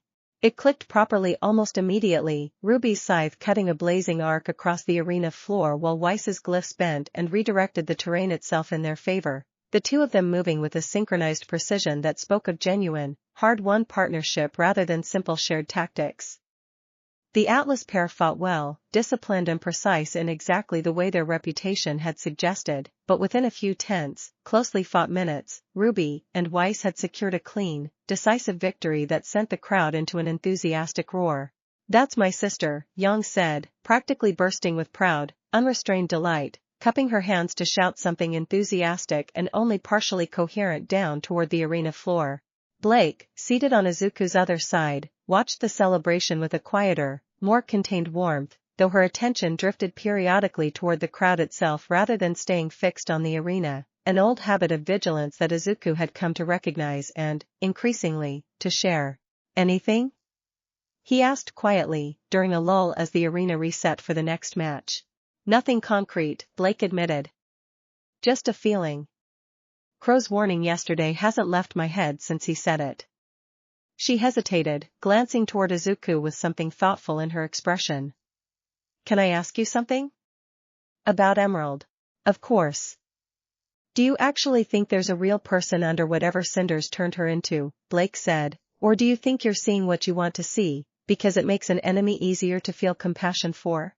Izuku considered the question with the same careful attention he gave everything, unwilling to answer glibly given how much weight clearly sat behind Blake's asking it. I think, he said slowly, that I've been wrong about people before. Back home, there were villains everyone assumed were simply evil, and some of them turned out to have real, complicated reasons behind the choices they made, reasons that didn't excuse the harm they caused but did explain it. I don't know for certain that Emerald's one of those people. But I don't think it costs me anything to leave room for the possibility, the same way I'd want someone to leave room for me if our positions were reversed. Blake was quiet for a long moment, turning that over. That's a generous way to see the world, she said finally. I used to see it that way too, before the white fan taught me how easily generosity gets exploited by people who don't share it back. Maybe, Izuku said gently. But you still left, when it stopped matching who you wanted to be. That tells me the generosity didn't actually disappear. It just got more careful about who it extended to. He glanced toward her, offering a small, warm smile. I think that's probably the healthiest version of it, honestly. Not naive, just careful. Something in Blake's expression eased, a quiet gratitude settling behind her amber eyes that she didn't bother putting into further words, and the two of them returned their attention to the arena floor as Yang and a partnered competitor from Mistral took their positions for the next match, the festival's bright, ongoing spectacle continuing to unfold around them, layered now with a watchfulness neither of them fully set down again for the rest of the afternoon. By evening, Team RWBY and Team JNPR had both advanced comfortably through their doubles brackets, and the celebratory dinner that followed carried the easy, exhausted warmth of a day well fought, laughter and good-natured ribbing filling the small restaurant Yang had insisted on booking near the festival grounds.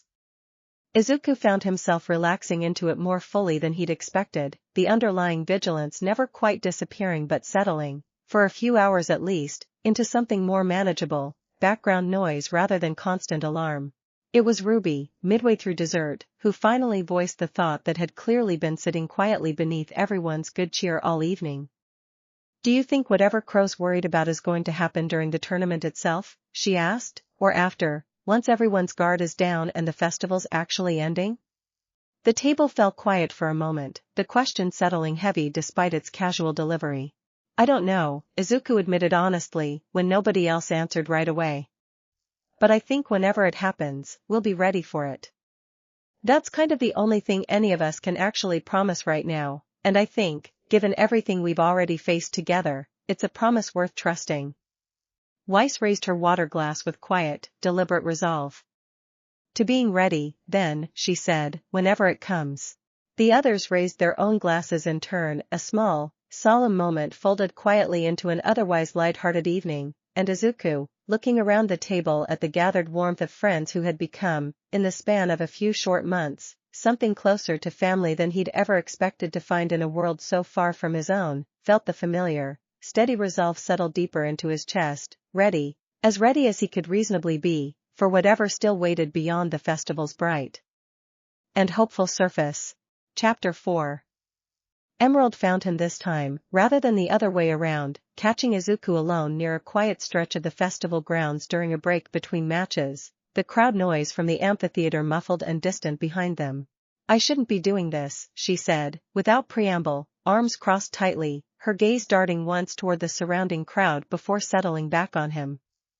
If anyone sees us talking, especially now, it's going to look bad for both of us. Then why are you here? Izuku asked gently, keeping his own posture relaxed, non-threatening, giving her every opportunity to simply walk away if she needed to. Emerald was quiet for a long moment, something visibly warring behind her sharp, guarded expression. I don't know, she admitted finally, quieter now. Maybe because what you said last time actually stuck with me, more than I wanted it to. Maybe because I keep thinking about how you fought at the docks, holding back even when it would have been easier not to, and I can't figure out what that actually costs someone, caring that much about people who are supposed to be your enemy. It doesn't cost as much as you'd think, Izuku said. Most of the time, anyway. It's just, I've never been able to see people as simply enemies or simply allies. Everyone's more complicated than that, even the people doing genuinely harmful things. Understanding that doesn't mean I won't fight to stop harm when it's happening.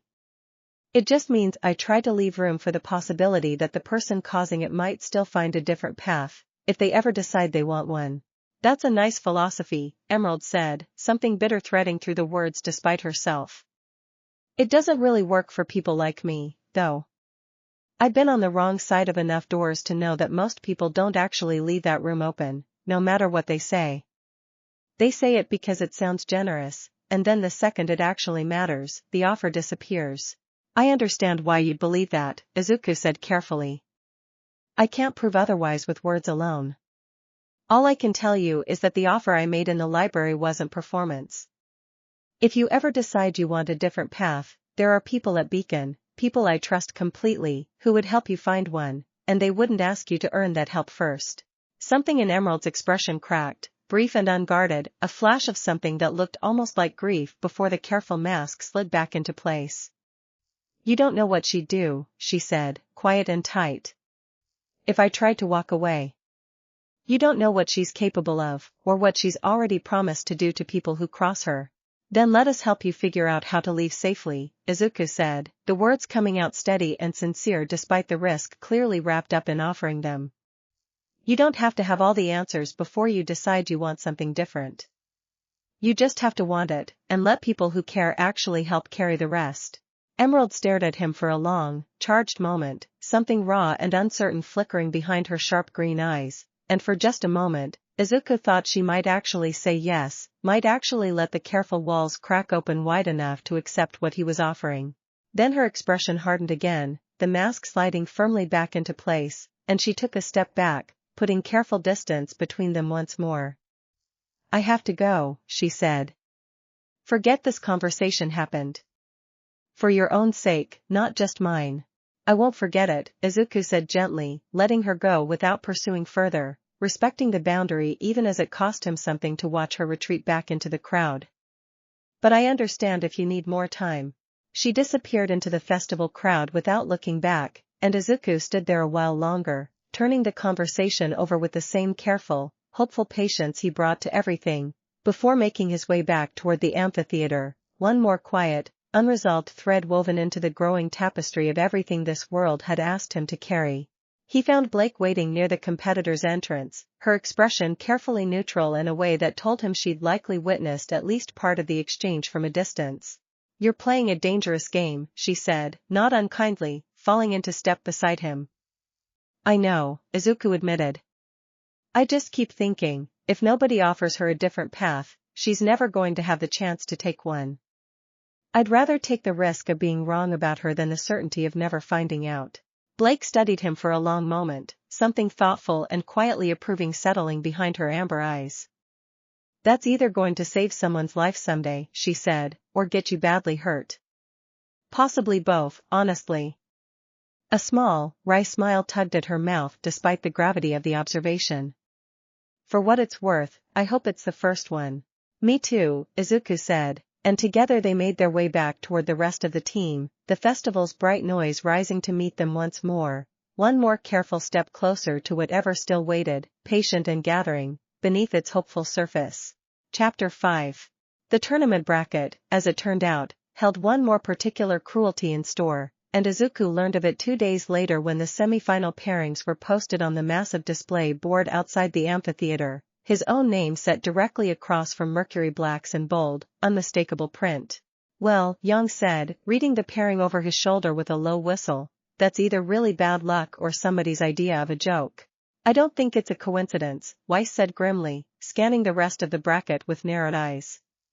Tournament pairings for the elimination rounds are drawn randomly, technically, but random systems can be manipulated by anyone with sufficient access to the scheduling software, and given everything we already suspect about Cinder's reach, I wouldn't rule out interference.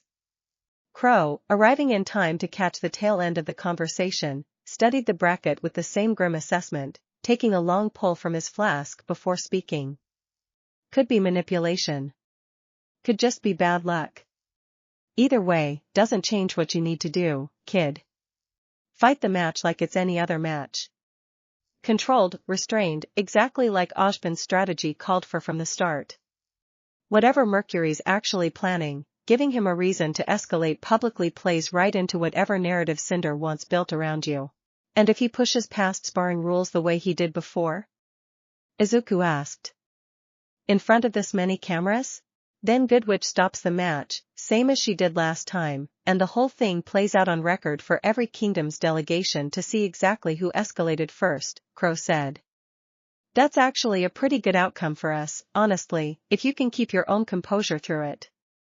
Let him be the one who looks unstable in front of an international audience. You just have to keep looking like the reasonable one. The strategy made sense, cold and calculated in a way that Izuku found himself grateful for even as the underlying tension of it settled heavy in his chest. He spent the evening before the match in quiet preparation, running through careful breathing exercises with Pyrrha's guidance, reviewing every detail he could recall from their previous sparring encounter, cataloging Mercury's fighting patterns with the same meticulous attention he'd once given every villain profile back home. Ojban found him alone on the training platform late that night, the headmaster's presence quiet and unhurried as he settled onto the low wall at the platform's edge. You seem troubled, Ojban observed. Beyond the ordinary nerves of a difficult match. I keep thinking about what Crow said, Izuku admitted, lowering his fists. About this whole tournament being exactly the kind of chaos Cinder wants to hide behind. If tomorrow's match is really designed to provoke something, I don't want to be the reason it goes wrong in front of this many people. You are not the reason any of this is happening, Mr. Midoriya, Ojban said, his tone carrying a gentle but unmistakable firmness. Cinderfall chose this path long before your arrival complicated her plans. Whatever role you play in the event still ahead of us, you did not create the danger. You have, at every turn since your arrival, chosen instead to meet it with restraint and compassion rather than escalation. That is not a burden to apologize for. It is, I would argue, precisely the quality that makes you valuable in a fight against exactly the kind of ruthlessness Cinder represents. Izuku turned that over slowly, some of the tightness in his chest easing at the quiet, deliberate reassurance. Thank you, sir. I needed to hear that tonight. I suspect you will need to hear it again before this is over, Ojban said, with the faint, weathered almost smile Izuku had come to recognize so well. Get some rest. Tomorrow will ask a great deal of you, in more ways than the match itself will likely reveal. He rose, moving toward the edge of the platform, then paused, glancing back with something more careful and searching in his expression. For what it is worth, whatever tomorrow brings, I am glad it is you standing at the center of it, rather than someone who might have used this moment far less wisely. He left before Izuku could properly respond, disappearing into the quiet dark of the campus beyond, and Izuku stood alone a while longer under the twin moons, gathering the last of his resolve, ready as careful preparation and hard-won trust could make him, for whatever tomorrow's match, and everything patiently gathering beneath its surface, still had waiting. Chapter 6. The amphitheater had never felt so full as it did the following afternoon, every tier packed to capacity, delegations from all four kingdoms watching with focused, evaluating interest as Izuku took his position on one side of the arena floor and Mercury Black settled into his loose, unconventional stance on the other, the crowd's anticipation building into a low, electric hum that seemed to press against the very air of the stadium. Big crowd for a semi-final, Mercury said, rolling his shoulders with the same lazy, deceptive ease he always carried into a fight. Guess people are curious to see if you're actually as good as the rumors, or if last time was just a fluke. We both know it wasn't a fluke, Izuku said quietly, settling into a controlled, defensive stance. Let's just fight a clean match, Mercury. Whatever you're actually trying to accomplish today, I don't think either of us needs to make it uglier than it has to be. Something flickered behind Mercury's expression, brief and unreadable, gone before Izuku could properly parse it, and then Professor Goodwich's voice rang out clear and steady from the officiating box, and the match began. Mercury opened with the same precise, testing strikes as before, probing for openings with clinical, mechanical patience, and Izuku matched him carefully, controlled block for controlled block, giving ground when giving ground served the performance, refusing to let the pace of the exchange dictate anything beyond exactly what a talented but ordinary semblance might reasonably produce. The crowd's energy built steadily with every exchange, gasps rising at close calls, scattered cheers erupting at particularly impressive maneuvers from either competitor, and Izuku found himself settling, despite everything, into the familiar, grounding rhythm of a fight fought with genuine skill on both sides. Then, midway through the match, something shifted.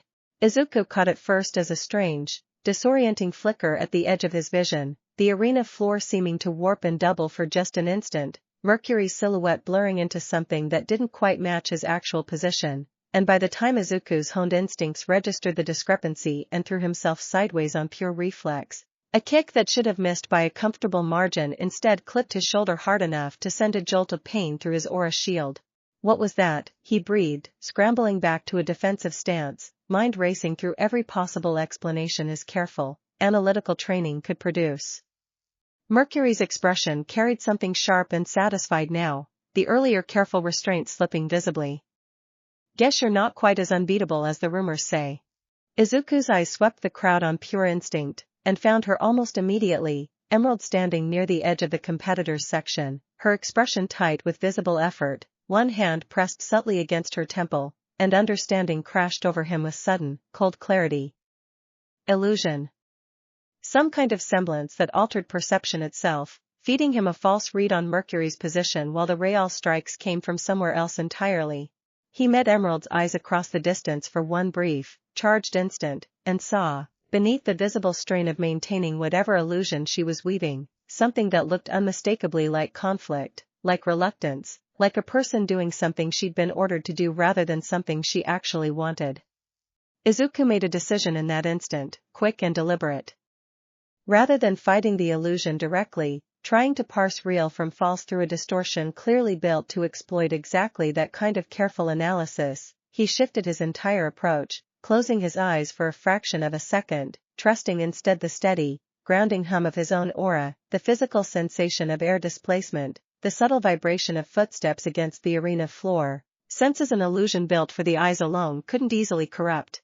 Mercury's next kick came from precisely where Izuku's other senses told him it would, and this time Izuku caught it cleanly on a raised forearm, redirecting the force with careful, controlled precision and driving a single, restrained counter blow into Mercury's chest that sent him skidding backward across the arena floor and out of the ring boundary entirely.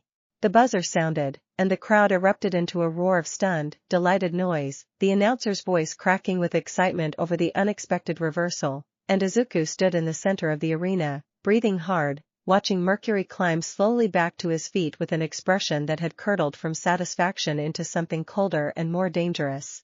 At the edge of the competitors section, Emerald had already disappeared into the crowd, and Izuku, even amid the roar of victory closing in around him, felt the cold, unresolved weight of what he'd just witnessed settle heavy and uncertain into his chest, one more thread pulling taut in a tapestry that, he suspected, was very close now to finally, dangerously, unraveling.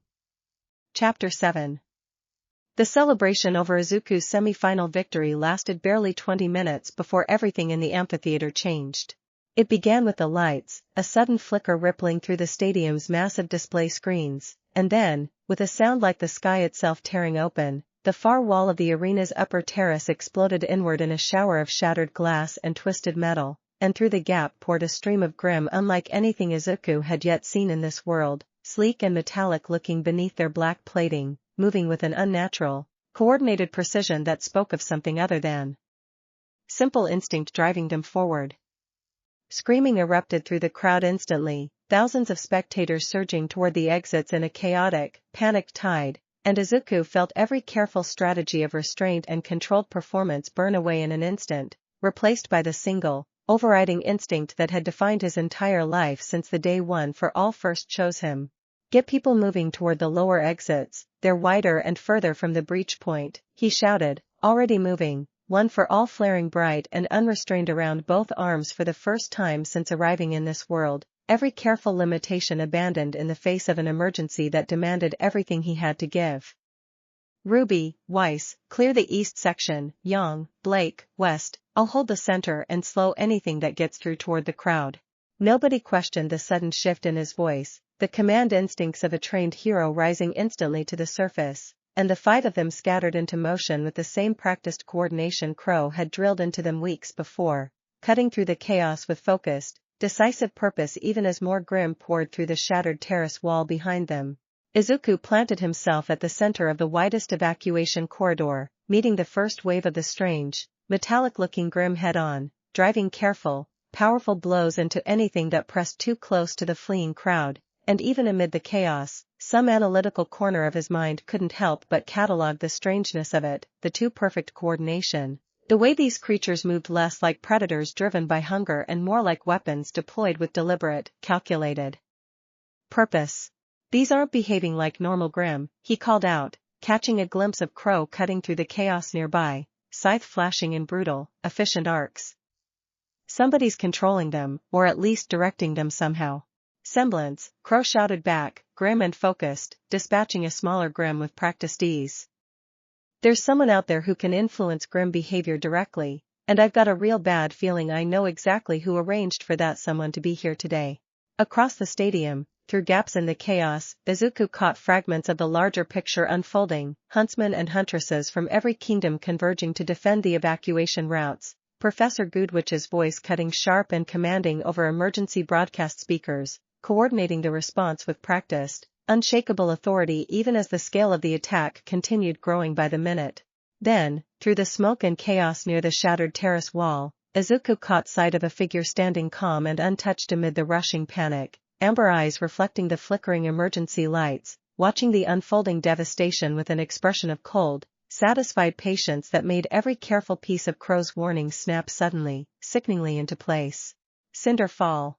Their eyes met across the chaos for one brief, charged instant, and something passed in that look that carried no need for words at all, an acknowledgement, a challenge, a promise that whatever came next would not be resolved by simple restraint or careful diplomacy. Izuku.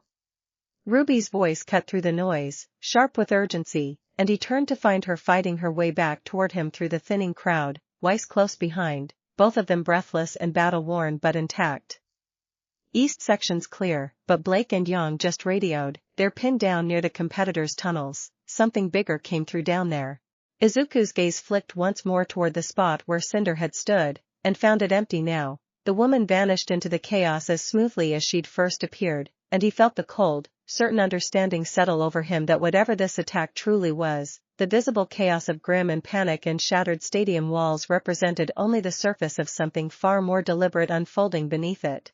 Let's go, he said, already moving toward the competitors' tunnels, one for all crackling bright and ready around both fists. Whatever's happening down there, we handle it together, same as everything else. Ruby and Weiss fell into step beside him without hesitation, and together the three of them pushed forward through the smoke and chaos of a festival that had, in the span of a few devastating minutes, transformed entirely from celebration into battlefield. Chapter 8.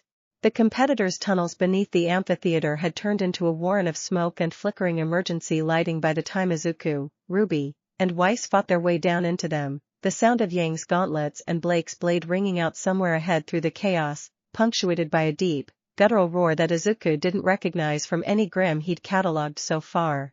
They found the source of it moments later, a massive, armored Grimm easily 3 times the size of anything that had come through the terrace breach above, its thick, plated hide studded with jagged spines, cornering Yang and Blake against a collapsed section of tunnel wall with slow, methodical menace.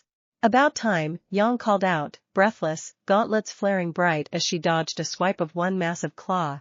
This thing's tougher than anything we've fought all year. Izuku didn't waste time on further assessment, closing the distance immediately, one for all crackling bright and unrestrained around his fist, and drove a full-strength blow into the creature's exposed flank that sent a visible shockwave rippling through its armored plating, cracks of red light spreading outward from the point of impact. The creature reeled, screeching, and turned its full attention toward him, exactly as Izuku had intended, giving Blake and Yang the opening they needed to disengage and reposition. Ruby, Weiss, same formation as the docks, Izuku called out, already moving, cut off its flanks, I'll keep it focused center. The 5 of them fell into practiced, familiar coordination despite the chaos and smoke choking the tunnel around them, Ruby's scythe carving precise, decisive strikes along one flank, Weiss's glyphs bending the terrain to redirect the creature's charges, Yang and Blake driving relentless pressure from the other side while Izuku anchored the center, absorbing the worst of its retaliatory strikes on a steadily brightening shield of aura and answering with careful, escalating force. It took nearly 5 full minutes of brutal, coordinated fighting before the massive Grimm finally shuddered, screeched one last furious sound, and dissolved into drifting black smoke, leaving the 5 of them standing breathless and battered amid the wreckage of the tunnel, the distant sound of continued fighting still echoing from the stadium above. "Everyone okay?" Izuku asked, scanning the group with quick, practiced concern. "Nothing my aura can't handle," Yang said, though the visible strain in her posture suggested the fight had cost her more than she was letting on. "That thing hit like a freight train. We need to get back up top and help coordinate the rest of the evacuation," Weiss said, already moving toward the tunnel's exit. "The longer we're down here, the more ground the chaos above has to spread." They emerged back into the stadium proper moments later, into a scene that had shifted considerably even in the short time they'd spent below. The immediate wave of Grimm largely repelled by the combined efforts of huntsmen and huntresses from every kingdom, emergency crews beginning the careful, methodical work of clearing the last panicked stragglers towards safety, though the acrid smell of smoke and the scattered wreckage of shattered stadium walls made clear just how close the whole event had come to far worse devastation. Crow found them near the edge of the evacuation zone, blood spattered but upright, his expression grim in a way that immediately put Izuku on alert. "Glad you're all in one piece," Crow said, "but we've got a bigger problem than the Grimm that just came through here. This whole attack, the timing, the coordination, it was a distraction. A good one, but a distraction all the same." He glanced toward Izuku specifically, something urgent and heavy behind his gray eyes. "Ojban just got word. Amber's safe house went dark 20 minutes ago, right around the time this whole thing started." The name settled cold and immediate into Izuku's chest, memory of the earlier briefing about the Fall Maiden snapping suddenly into sharp, urgent focus. "Cinder's going after her directly," he said, "while every huntsman in the city is busy here." "That's exactly what I think happened," Crow said grimly. "Ojban's already moving, but he needs backup he can actually trust, fast. You kids proved yourselves plenty tonight already, but I need to know if you've got anything left in the tank. Because what's waiting at that safe house isn't gonna be anything like the Grimm we just cleared out down here." Izuku looked around at his team, battered and exhausted but resolute, felt the last careful percentage of one for all still humming steady beneath his skin, and found the answer settling into place with the same unwavering certainty that had carried him through every impossible fight since arriving in this world. "We're ready," he said. "Whatever's waiting, we handle it together. Let's go." Crow studied each of them a moment longer, something grim and grateful passing behind his tired, gray eyes, before nodding once, sharp and decisive. "Then let's move. Every minute we spend standing here talking about it is a minute Cinder doesn't have to spend worrying about us showing up." Chapter 9. The safe house sat on the quiet edge of Vale's residential district, an unremarkable-looking building that gave no outward hint of the significance of whoever it had been built to protect. And by the time Izuku's group arrived alongside Crow, the front entrance had already been torn open, the door itself reduced to splinters scattered across the front step. "Careful," Crow said, scythe already drawn, gray eyes scanning the darkened windows above with sharp, focused wariness. "If Cinder's already inside, she's not gonna be alone, and she's not gonna be holding back." They moved through the shattered entrance in careful, coordinated formation, the same practiced discipline that had carried them through every fight since the docks mission, and found the interior of the safe house in a state of violent disarray, furniture overturned, scorch marks scarring the walls and patterns that spoke of a fight fought with considerable, desperate force. "Up there," Blake said, pointing toward a stairwell where faint, flickering light spilled down from somewhere above, accompanied by the unmistakable sound of an ongoing struggle.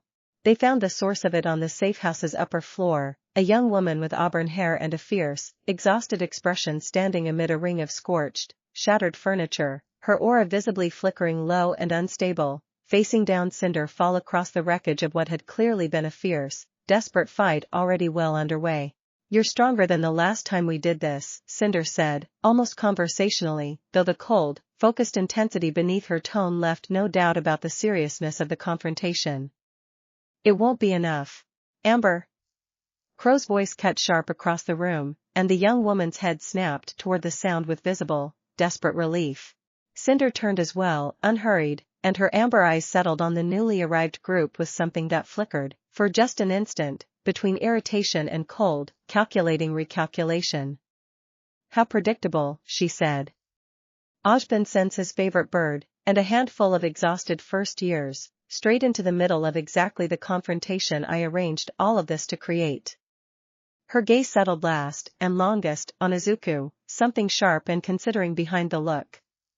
I did wonder how long it would take you to arrive. You planned all of this, Izuku said, understanding crashing into place with cold, furious clarity, the attack on the stadium, all those people in danger, just to draw everyone away from here. Distraction and misdirection have always been considerably more efficient than brute force alone, Cinder said, unbothered. Though I confess, I did not expect quite so many of you to arrive intact. That semblance of yours proved rather more useful in the field than even my careful observations suggested it might.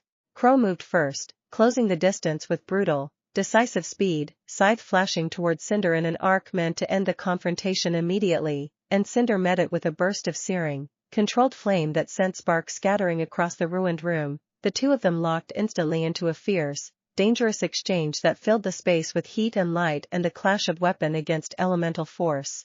Get Amber clear, Izuku shouted, already moving to cover Crow's flank, Ruby and Weiss falling in beside him while Yang and Blake moved to shield the visibly exhausted young woman.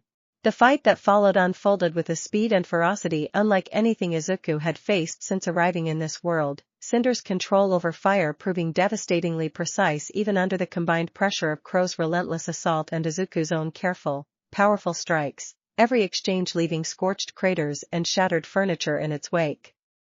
Izuku caught glimpses, between desperate blocks and careful counters, of Cinder's expression shifting from cold amusement into something sharper, more genuinely strained, the fight clearly costing her more than her earlier casual confidence had suggested it would. Then, in a single, decisive moment, Crow's scythe caught Cinder's guard at exactly the wrong angle, sending her stumbling backward toward the shattered window at the room's edge, and Izuku, reading the opening with the same practiced instinct that had carried him through every fight since childhood, closed the distance in an instant, one for all crackling bright and full around his fist.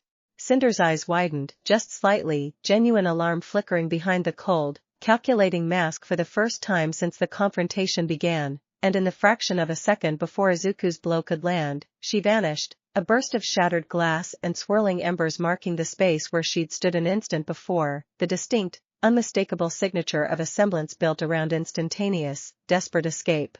The room fell into sudden, ringing silence, broken only by Amber's ragged, exhausted breathing and the distant, fading sound of sirens still echoing from the direction of the stadium.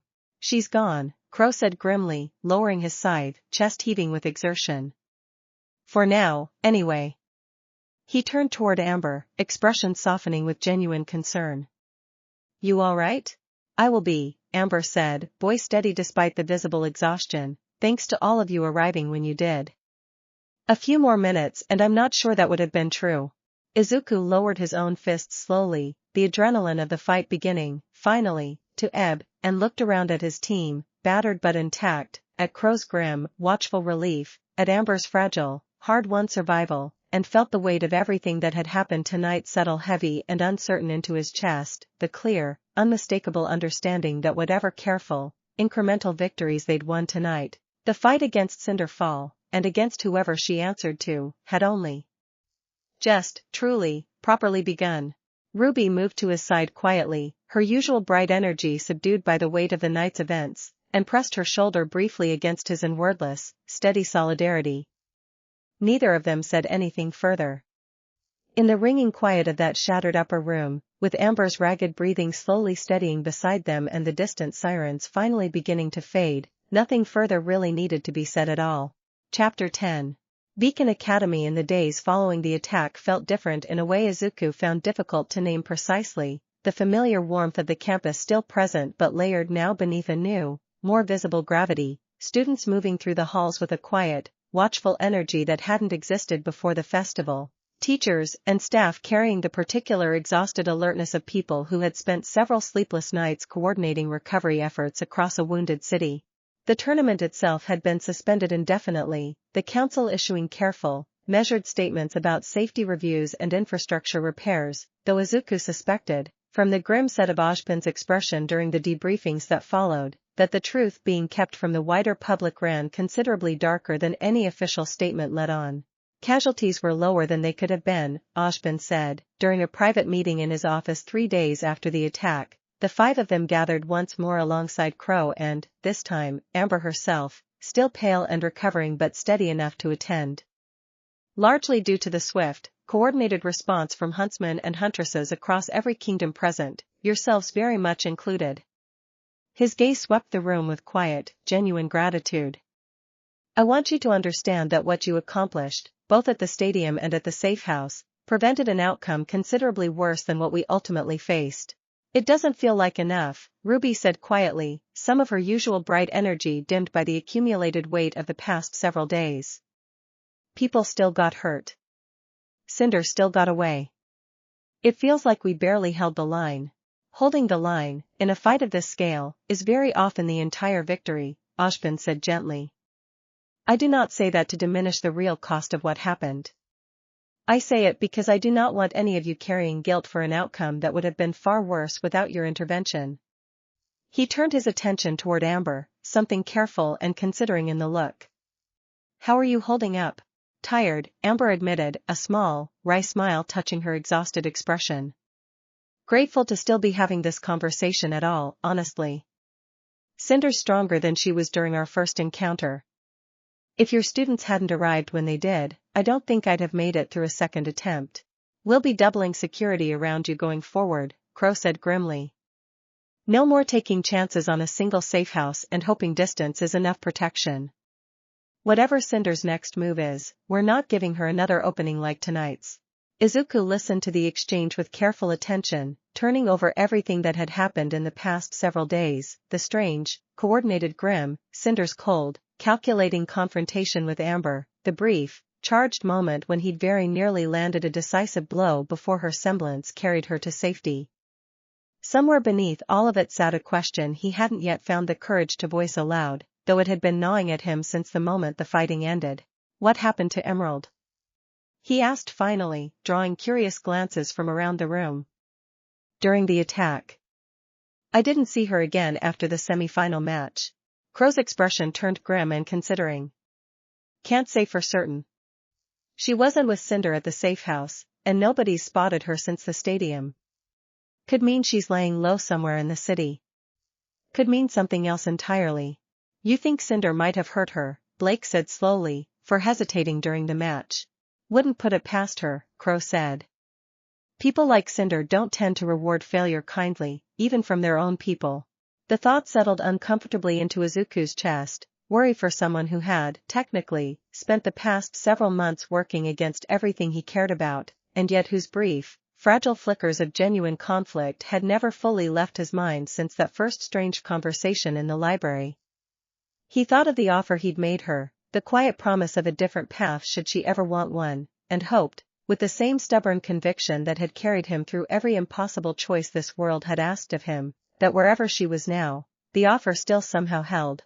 The meeting wound down gradually after that, practical discussions of increased security measures and ongoing recovery efforts filling the remaining time, and as the group finally filed out of Ashbin's office into the quiet evening beyond, Izuku found himself walking a little apart from the others, turning the accumulated weight of the past several days over in careful, methodical thought. Pyrrha caught up with him near the edge of the courtyard, her expression thoughtful and gently concerned. You've been quiet since the meeting ended, she said. More than usual, even given everything. I keep thinking about how close it all came to going wrong, Izuku admitted. Not just at the safe house. The whole festival. If we'd been even a few minutes slower, if Cinder's plan had worked exactly as she intended, I don't know how much worse tonight could have been. He looked up at her, something raw and honest in the admission. I've fought a lot of dangerous people since I got here. This is the first time I've really felt how much bigger this fight actually is than anything I faced back home. That's a heavy thing to carry, Pyrrha said gently. But you're not carrying it alone, Izuku. You never have been, not since the day you landed in that forest. Whatever comes next in this fight against Cinder, and against whatever darkness stands behind her, you have an entire team, an entire academy, standing ready beside you. Izuku managed a small, tired smile at that, some of the accumulated weight easing, if only slightly, at the quiet, steady reassurance. Thank you, he said. I think I needed to hear that tonight, more than I realized.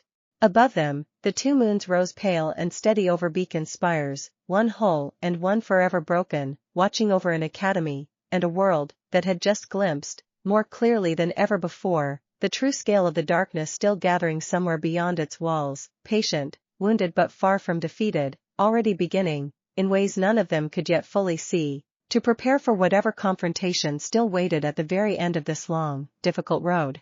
Izuku lingered a while longer in the courtyard after Pyrrha finally said goodnight, watching the campus settle slowly into its familiar nighttime quiet, the distant sound of laughter still drifting occasionally from a dormitory window somewhere nearby, proof, however small, that ordinary life continued stubbornly forward even in the shadow of everything that had happened.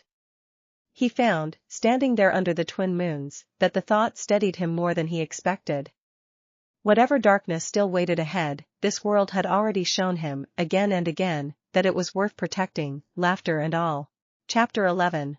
Far from Beacon's watchful spires, in a cramped, hastily secured apartment on the far edge of Vale, Cinder Fall pressed a hand against a shallow, still healing wound at her side and allowed herself, for the first time since the attack, a rare and private moment of genuine frustration.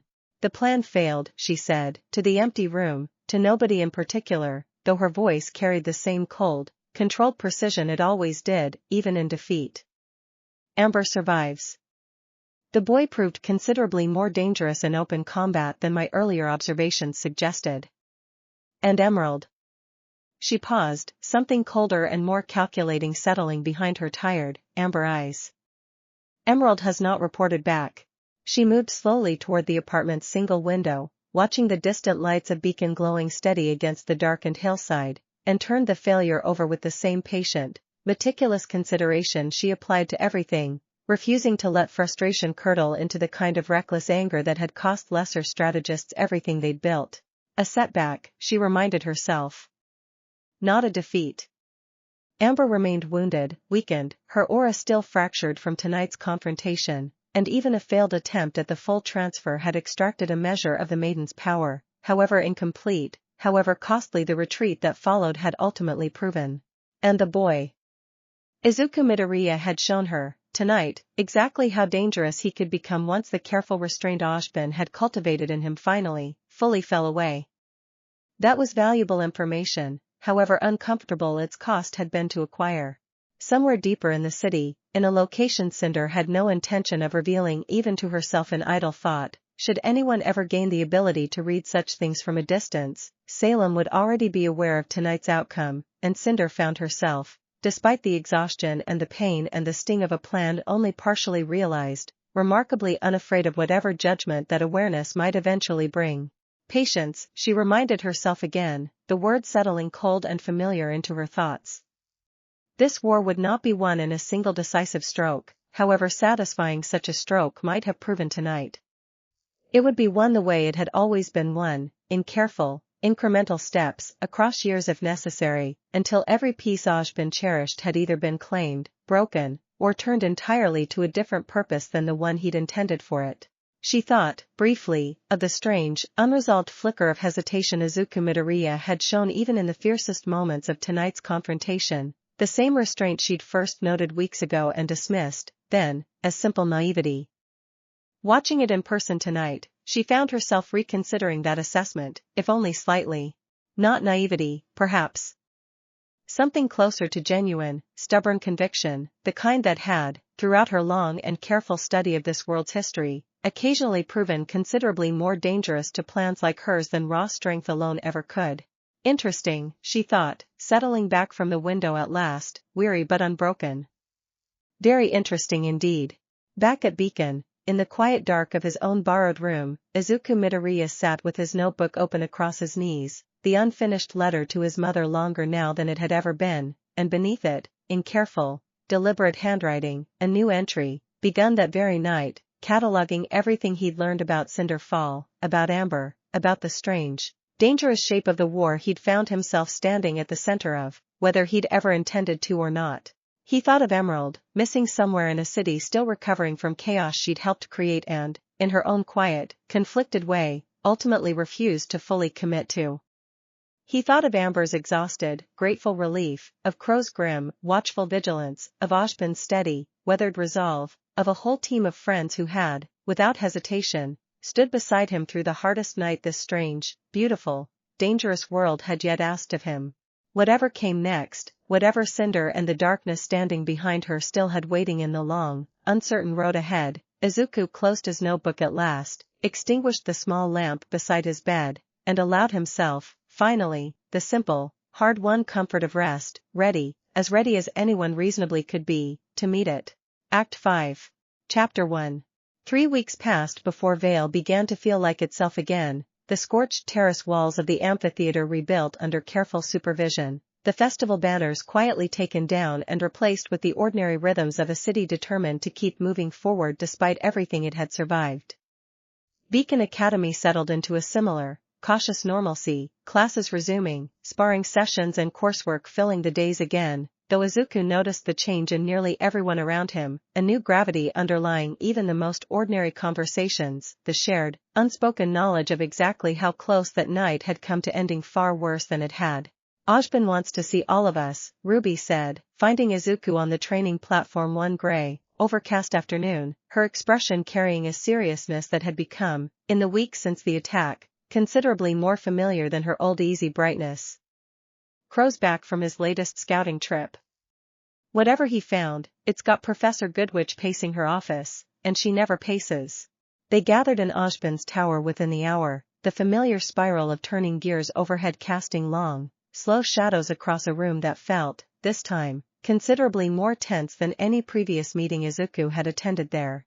Cinder has not been idle these past 3 weeks, Ojban said, without preamble, once everyone had settled.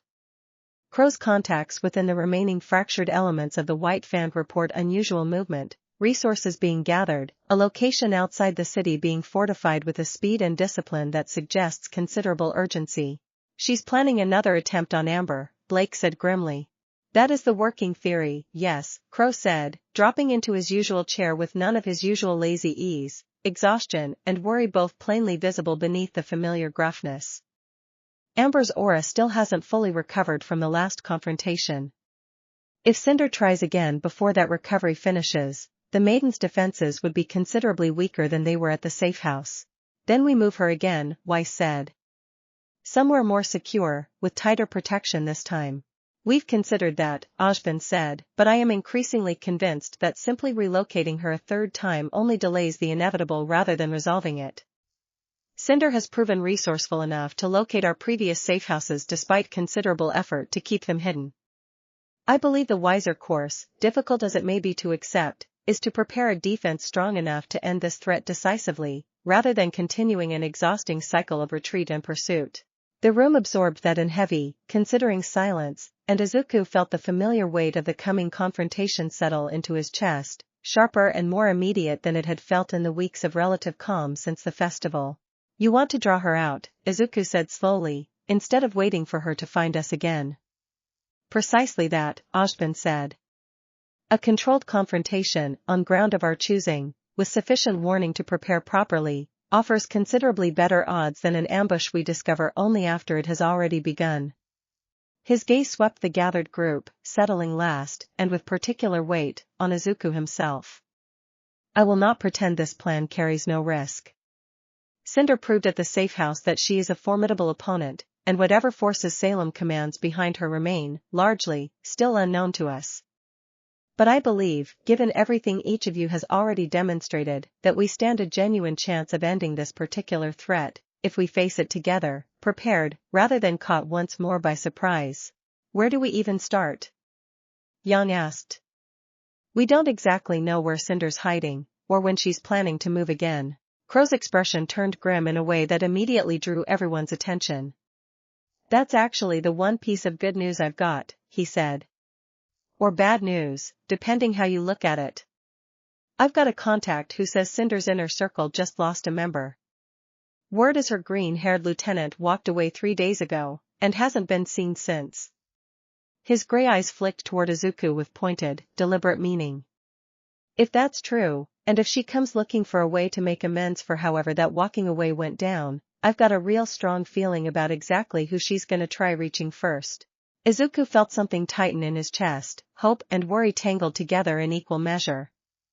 Emerald, he said quietly. If she really left, that means Cinder knows she can't trust her anymore. That's dangerous for her. Extremely dangerous, Crow agreed. Which means if she does reach out to any of us, we need to be ready to move fast and careful both, because whatever information she might bring could be exactly what tips this whole confrontation in our favor, and whatever dangers chasing her could just as easily bring Cinder straight to our door before we're properly prepared for it. Ashbin rose slowly from behind his desk, the weight of the coming days settling visibly across his weathered expression. I would ask all of you to remain especially vigilant over the coming week, he said. Whatever shape this final confrontation ultimately takes, I believe we are closer to it now than we have been at any point since your arrival, Mr. Midoriya. I would rather face it prepared, together, than allow Cinder to choose the moment entirely on her own terms. Izuku nodded slowly, feeling the familiar, steady resolve settle into place beneath the worry, the same quiet determination that had carried him through every impossible fight this world had asked of him so far. We'll be ready, he said. Whatever it takes. The meeting broke apart shortly after, everyone dispersing to begin their own preparations, and Izuku lingered a moment longer in the quiet office, turning the shape of the coming days over in careful, methodical thought, already beginning to plan for every contingency he could reasonably imagine. Chapter 2. Emerald found Izuku 2 nights later, not in the careful, guarded manner of their previous encounters, but with a desperate, exhausted urgency that told him everything he needed to know before she'd said a single word, appearing at the edge of the training platform well past midnight, favoring one arm, a fading bruise mottling the side of her face. I didn't know where else to go, she said, before Izuku could even fully process her sudden arrival, her voice carrying none of its usual guarded confidence, stripped down instead into something raw and frightened. Mercury's still with her. I couldn't, after what she did when she found out I hesitated at the docks, I couldn't keep pretending anymore. You're safe now, Izuku said gently, moving toward her with careful, unhurried steps, hands raised in a calm, open gesture. Come inside. Let me get you somewhere warm, and then we'll figure out everything else together. She hesitated only a moment before following, the fight visibly draining out of her the instant she allowed herself to actually trust the offer, and within the hour, Ashbin's office had filled once more, this time with a considerably more complicated arrangement of allies and former enemies gathered around the same table, Crow watching Emerald with careful, evaluating wariness that had not fully softened despite the circumstances of her arrival. I want to be clear, Emerald said, sitting stiffly in the chair Ashbin had offered, arms wrapped tightly around herself despite the warm blanket Blake had quietly draped over her shoulders. I'm not doing this because I suddenly believe in everything you all stand for. I'm doing this because I don't have anywhere else left to go, and because, her gaze flicked briefly toward Izuku, something raw and uncertain behind it, because somebody kept offering me a different path even when I gave him every reason not to bother. Whatever your reasons, Ashbin said, with quiet, careful gravity, I am grateful you're here, and safe. I hope you understand that whatever assistance you're able to offer will not go unrewarded, nor will it obligate you to anything beyond what you're genuinely willing to give. Emerald studied him for a long moment, something cautious and considering behind her tired, guarded expression, before finally nodding, slow and deliberate. Cinder's planning to move in 4 days, she said. There's a facility outside the Northern District, old Atlas research site, mostly abandoned now except for a security detail she's been quietly buying off for weeks. She's planning to lure Amber there directly, using information she's already fed to one of your own intelligence contacts, someone inside your own network who doesn't realize they're compromised. Crow's expression darkened considerably. That's a real specific, dangerous kind of information to be handing over, he said, gray eyes sharp with suspicion despite everything. How do we know this isn't exactly the kind of trap Cinder would want us walking straight into? You don't, Emerald said, meeting his gaze steadily despite the visible effort it clearly cost her. I can't prove I'm not still working for her. All I can tell you is that I'm not, and that if you don't believe me, at least believe that showing up prepared for a trap cost you nothing, while ignoring a real warning because you doubted the source could cost you everything. The room fell into heavy, considering silence, and Izuku, watching Emerald's carefully controlled composure fray at the edges, found himself speaking before he'd fully decided to. I believe her, he said. Not blindly.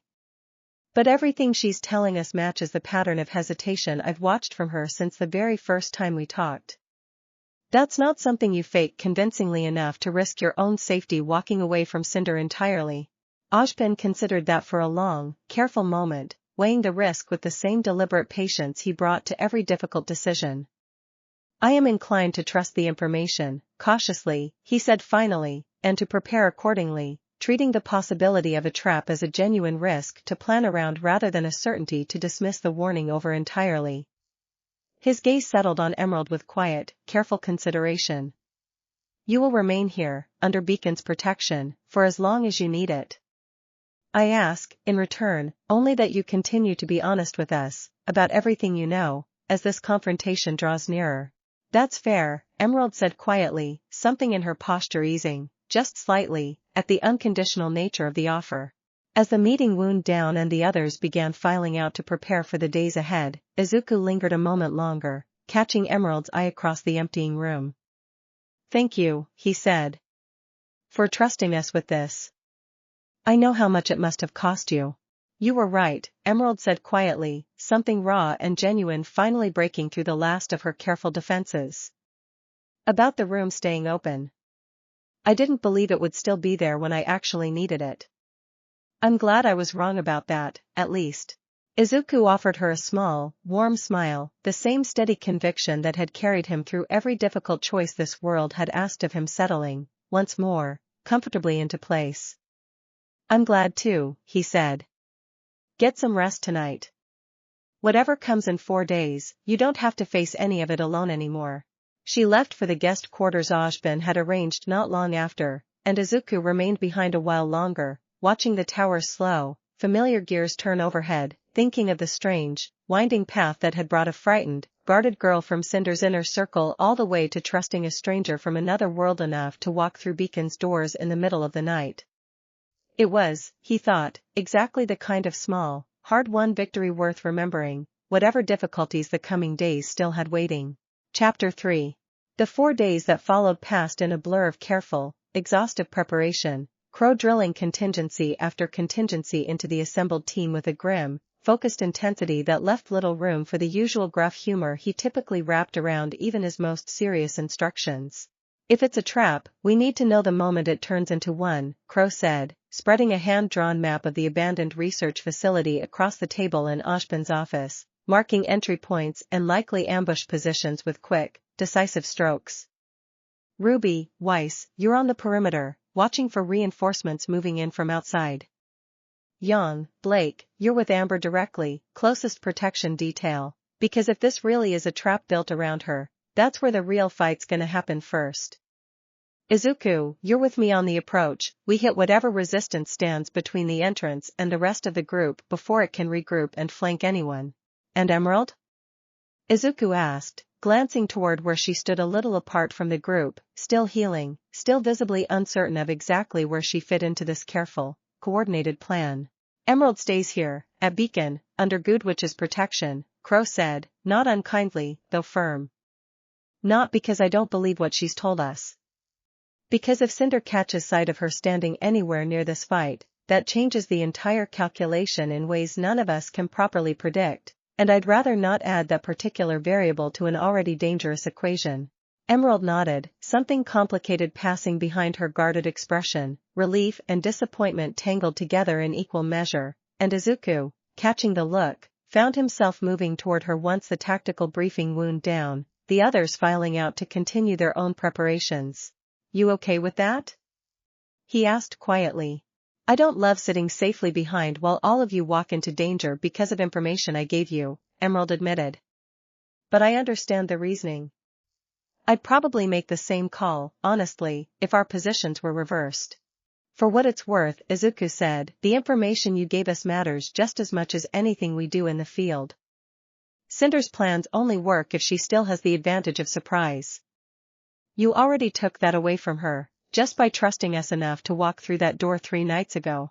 Something eased in Emerald's expression at that, small but genuine, and she offered him a tired, grateful smile before excusing herself to rest, the weight of everything still visibly heavy on her shoulders despite the small comfort of his reassurance.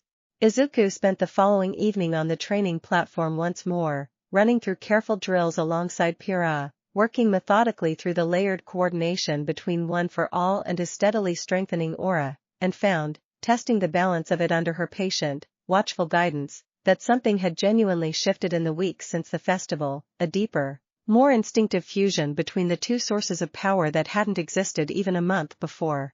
"You've grown considerably," Pyrrha observed, watching him complete a final, controlled sequence of strikes against the practice dummies, each blow landing with a precision and restraint that would have been impossible for him even during their very first session together. "I don't think Cinder has any real understanding of exactly how far you've come since she first started watching you." "I hope you're right," Izuku said, lowering his fists, breathing steady despite the exertion. "I keep thinking about the safe house, how close that fight actually came to going differently. I don't want to walk into this one underestimating what she's capable of." "Then don't," Pyrrha said simply. "Respect her strength. Prepare for her to fight harder than she has in every previous encounter. But don't let that respect curdle into fear, Izuku. You've earned every bit of the strength you're carrying into this fight, the same way you've earned the trust of everyone standing beside you. That matters more than raw power alone ever could, against someone like her." Izuku turned that over carefully, the same steady, grounding wisdom he'd come to rely on from Pyrrha settling comfortably into place alongside his own careful resolve. "Thank you," he said. "For everything, honestly. I don't think I'd be half as ready for tomorrow without months of your patient teaching behind me." "It's been my honor," Pyrrha said, warm and genuine, training someone who takes it as seriously as you do, and who never once let that seriousness turn into arrogance. She glanced up at the darkening sky, the twin moons just beginning to show themselves against the fading blue. "Get some rest tonight. Tomorrow we'll need everything you've got, and I intend to see you facing it well rested rather than running on stubborn determination alone." Izuku managed a tired, genuine smile at that, and together they made their way back across the quiet campus, one more careful step closer to a confrontation that had, in the span of a few short, difficult months, grown from a distant, uncertain worry into the single most important fight of Izuku Midoriya's strange, impossible new life. Chapter 4. The abandoned Atlas Research Facility sat nestled at the edge of a rocky ridge overlooking the northern district, its weathered concrete walls half swallowed by creeping vegetation, and Izuku crouched beside Crow in the shadow of a collapsed loading dock, watching the compound's dark, silent windows for any sign of movement. "Too quiet," Crow murmured, gray eyes narrowed with sharp, practiced suspicion. "A place this size, even mostly abandoned, ought to have some kind of activity if Cinder's really planning to use it tonight." "Maybe she's already inside, waiting," Izuku said quietly, One for All humming low and steady beneath his skin, banked and ready. Behind them, spread out across the ridge in careful, coordinated positions, the rest of the team held their assigned posts, Ruby and Weiss watching the perimeter for reinforcements, Yang and Blake stationed closer to the rendezvous point where Amber, guarded by 2 additional huntsmen Ashbin had personally vouched for, waited under heavy protection several hundred meters back from the facility itself. The signal came sooner than expected, a sharp flare of orange light blooming suddenly from one of the facility's upper windows, and Crow's expression hardened into grim, immediate focus. "That's not good," he said, already moving. "Move in, careful formation, watch every angle." They advanced through the facility's shattered entrance into a wide, echoing central chamber, old research equipment rusted and abandoned along the walls, and found, standing calm and composed at the center of the room, exactly the figure Izuku had known, deep down, they would find waiting. "I did wonder how long it would take you to accept my invitation properly," Cinder said, amber eyes catching the dim, flickering light with cold, patient amusement. "Emerald's little confession worked out rather well for me, in the end. I confess I hadn't expected her to actually go through with betraying me so thoroughly, but every plan benefits from a certain flexibility, and I found this particular wrinkle rather easy enough to work around." "You wanted us to know," Izuku said slowly, understanding crashing into place with cold, sinking clarity. "You let her escape, didn't you? You knew she'd come to us." "I suspected it, strongly," Cinder said, unbothered. Emerald's hesitation had grown rather too consistent to ignore, these past several months. Rather than eliminate a resource that still carried some potential use, I found it considerably more efficient to simply redirect the inevitable, and let her deliver exactly the bait I needed to draw all of you here, prepared and confident, directly into ground I've spent considerably longer preparing than you realize. Crow's scythe snapped into ready position, expression darkening with immediate, furious understanding. This whole facility's rigged. Rigged is such an unkind word, Cinder said, and raised one hand, fire blooming bright and sudden around her fingers. I prefer to think of it as carefully, thoughtfully arranged. The chamber erupted into chaos in the space of a single heartbeat, the old research equipment along the walls suddenly animating with mechanical precision, security constructs Izuku hadn't accounted for surging forward on hidden hydraulics, while overhead, the ceiling itself groaned and shifted, sections of reinforced concrete sliding away to reveal a wider, open space clearly built for exactly this kind of confrontation. Get word to the others, Crow shouted, already engaging the nearest construct with brutal, decisive efficiency. This whole thing was designed to separate us from Amber's position, which means the real attack's happening somewhere else entirely. Izuku's scroll buzzed urgently even as the thought crystallized, Yang's voice crackling through, tight with alarm. We've got company out here too, a whole squad coming in from the tree line, they're moving fast, we need backup. The realization crashed over Izuku with sudden, terrible clarity, the whole confrontation unfolding exactly as Cinder had orchestrated it from the very beginning, splitting their forces precisely when unity mattered most, and he turned toward Crow with urgent, decisive resolve. Go, he said. Help Yang and Blake protect Amber. I'll handle this. Kid, she's dangerous enough that I'm not sure even you should be facing her alone, Crow said, even as he fought his way toward the exit, torn between two urgent priorities. I know, Izuku said, meeting Cinder's cold, patient gaze across the chaos of the chamber, one for all flaring bright and full around both fists, every careful restraint of the past several months finally, decisively falling away. But Amber needs you more than I need backup right now. I've got this. Crow hesitated only a moment longer before nodding, sharp and reluctant, and broke away toward the exit, leaving Izuku alone in the wide, ruined chamber, facing down Cinder fall amid the wreckage of a trap that had, despite every careful preparation, still managed to catch them exactly where she'd always intended. Just us, then, Cinder said, something almost approving in her cold, calculating tone. I confess, I've been rather looking forward to properly testing exactly how strong you've become. Izuku settled into a ready stance, steady and unshaken despite the danger, the weight of everything he'd learned in this strange, impossible world settling into place behind every careful, controlled breath. Then let's find out, he said, and the fight began. Chapter 5.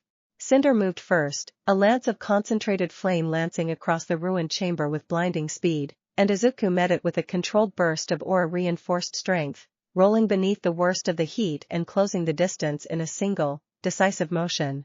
She was ready for him, meeting his opening strike with a blade of hardened glass that materialized from nothing, deflecting the blow with practiced, elegant precision before answering with a spinning counter that forced him to give ground, fire trailing in bright, dangerous arcs through the space where he'd stood a moment before. You've improved, Cinder acknowledged, circling carefully, assessing. Considerably, in fact, since our last encounter. I wonder how much of that improvement is genuine growth, and how much is simply desperation, now that you understand exactly what's at stake tonight. Does it matter? Izuku said, settling into a defensive stance, careful and patient, waiting for the opening his months of training had taught him to trust would eventually appear. Not particularly, Cinder admitted, and pressed the attack again, fire and glass weaving together in a relentless, punishing combination that tested every ounce of control Izuku had built since arriving in this world.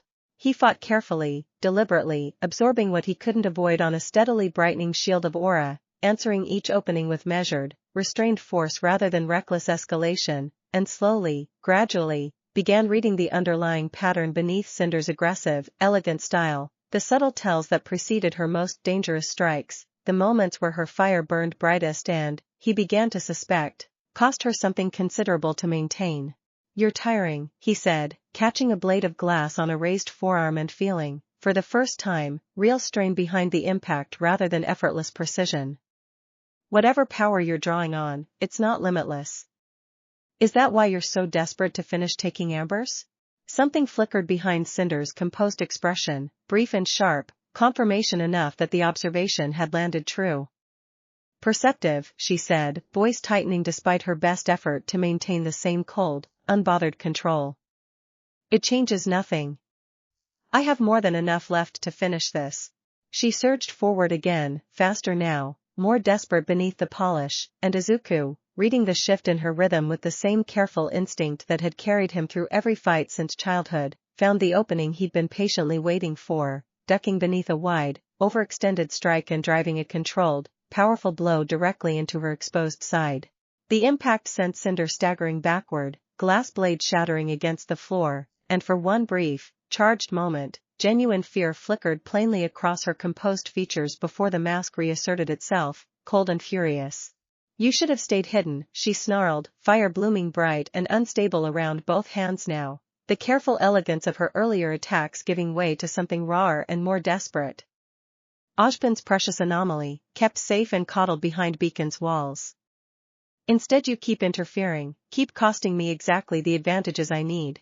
I'm not interfering because I want to hurt you, Izuku said, steady despite the mounting intensity of the fight, some careful, stubborn part of him still holding on to the same conviction that had guided every choice since his first conversation with Emerald in the library. I'm doing this because Amber deserves to live, and because whatever Salem's promised you, I don't think it's worth what you're sacrificing to chase it. You know nothing about what I've sacrificed, Cinder spat, and threw herself forward in a final, furious assault, flame and fury combined into a single, overwhelming strike meant to end the fight decisively. Izuku met it head-on, one for all and aura fused together in a single, perfectly controlled burst of golden-green light, and for one suspended, timeless instant, the two forces collided in the center of the ruined chamber with a shockwave that sent debris and dust scattering in every direction.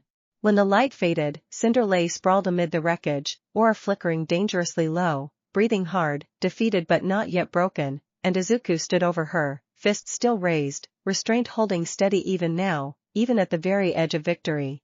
Finish it, Cinder said, quiet and bitter, staring up at him with something raw and unguarded finally breaking through the careful mask she'd worn throughout their entire acquaintance. Isn't that what heroes do? Izuku lowered his fist slowly, the last of the fight's adrenaline settling into something quieter, more deliberate. No, he said. Heroes give people the chance to choose something different, even when it's hard to believe they deserve it. He extended a hand toward her, careful and genuine despite everything. It's not too late, Cinder.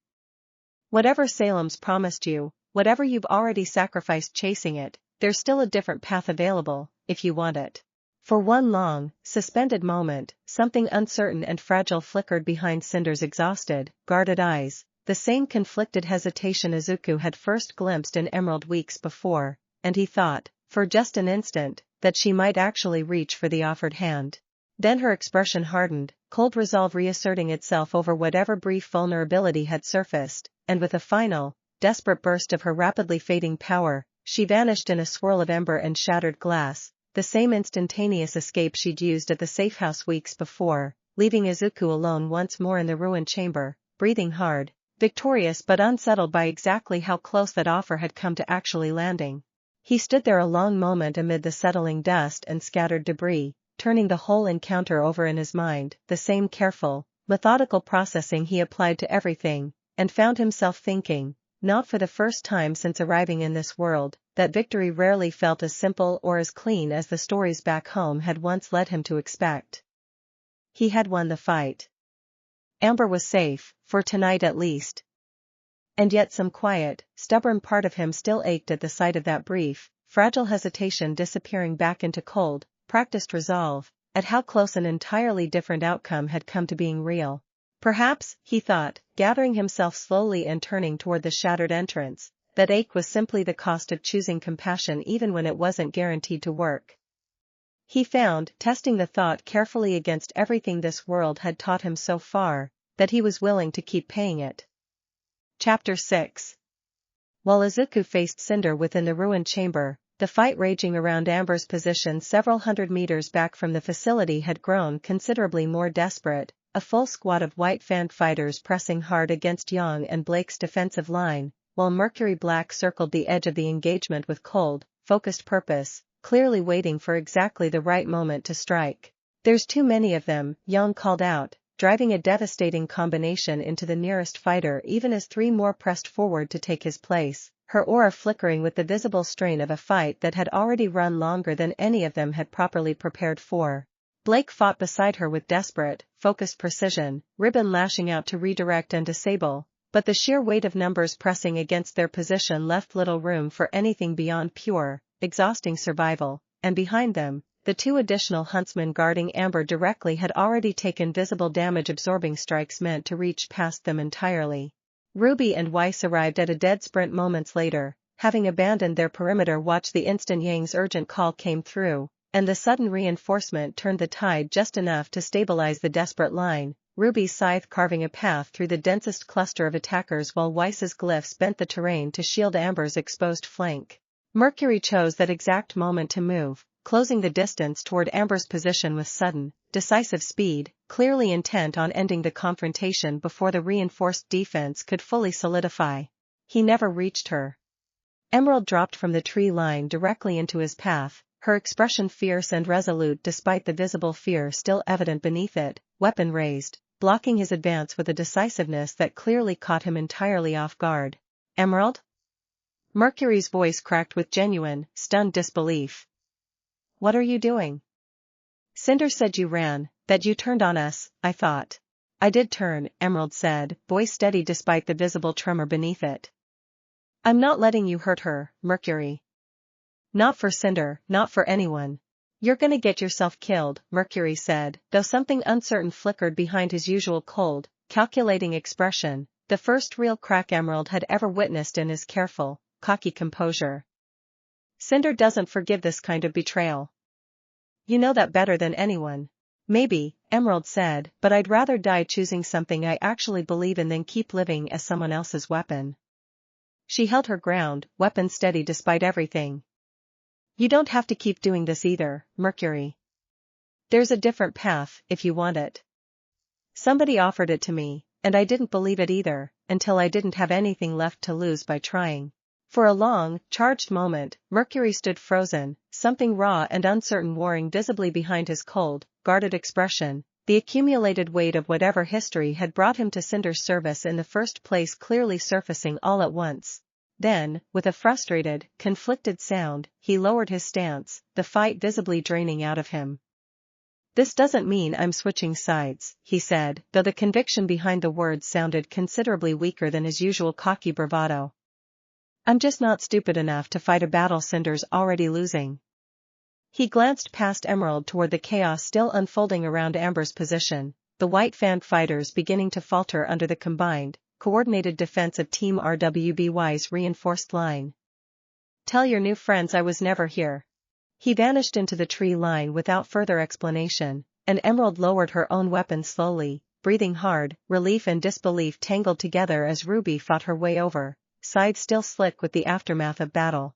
"You weren't supposed to be out here," Ruby said, though her tone carried more concern than reprimand. "Crow said you were staying back at Beacon." "I couldn't just sit there," Emerald said. "Not knowing all of you were walking into danger because of information I gave you. If something had gone wrong because I stayed safely behind, I don't think I could have lived with that." Ruby studied her for a long moment, something warm and genuinely approving settling behind her exhausted, battle-worn expression, before offering a small, grateful smile. "Well," she said, "good thing you didn't listen, then. You probably just saved Amber's life." Across the clearing, the last of the white fanged resistance finally broke and scattered, Yang and Blake standing amid the wreckage of the fight, breathless but triumphant, Amber herself, pale but unharmed, watching the chaos settle with quiet, exhausted relief. And in the distance, from the direction of the ruined research facility, a final, brilliant flash of golden-green light rose briefly against the darkening sky before fading, and Emerald, watching it fade, felt a fresh wave of worry rise sharp and immediate in her chest. "Izuku," she breathed, already turning toward the facility. "We need to check on him. Now." Ruby fell into step beside her without hesitation, the rest of the group gathering quickly behind them, and together they set off across the ridge toward the ruined chamber, the exhausted, hard-won relief of one crisis survived giving way immediately to fresh, urgent worry for the friend who had faced the night's most dangerous confrontation entirely alone. Chapter 7 They found Izuku sitting amid the wreckage of the ruined chamber, exhausted but upright, aura flickering low around him as he caught his breath, and the moment Emerald burst through the shattered entrance with the others close behind, something in her chest loosened so completely that she nearly stumbled with the sudden release of tension. "You're okay," she said, relief plain and unguarded in her voice as she crossed the room to kneel beside him. "We saw the light from outside, I didn't know what to think." "I'm okay," Izuku said, managing a tired, genuine smile despite the exhaustion visibly weighing on him. "Cinder got away. I actually had her, and I offered her a way out instead of finishing it, and she still ran." He shook his head slowly, turning the outcome over with careful, conflicted consideration. "I don't regret offering it. I just wish it had actually worked." "You gave her the chance," Emerald said quietly, something in her own experience clearly informing the weight behind the words. "That's not nothing, Izuku, even if she wasn't ready to take it. Sometimes people need more than one offer before they're able to actually believe it's real." Crow arrived moments later, breathless from the fight at Amber's position, his expression shifting from grim readiness into visible, relieved surprise at finding Izuku upright and largely unharmed. "Cinder?" he asked, glancing around the wrecked chamber. "Gone," Izuku said. "Badly hurt, though. I don't think she's going to be trying anything else for a while." "That's still a win, all things considered," Crow said, some of the tension easing from his weathered shoulders. "Amber's safe, the trap sprung and survived, and from what I hear," his gaze flicked toward Emerald with grudging, genuine respect, "we've got you to thank for a good chunk of that." Mercury backing off instead of finishing what he started, "That's not something I expected to see tonight."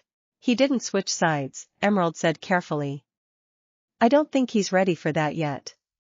But he chose not to hurt anyone tonight, and given where he started from, I think that actually matters."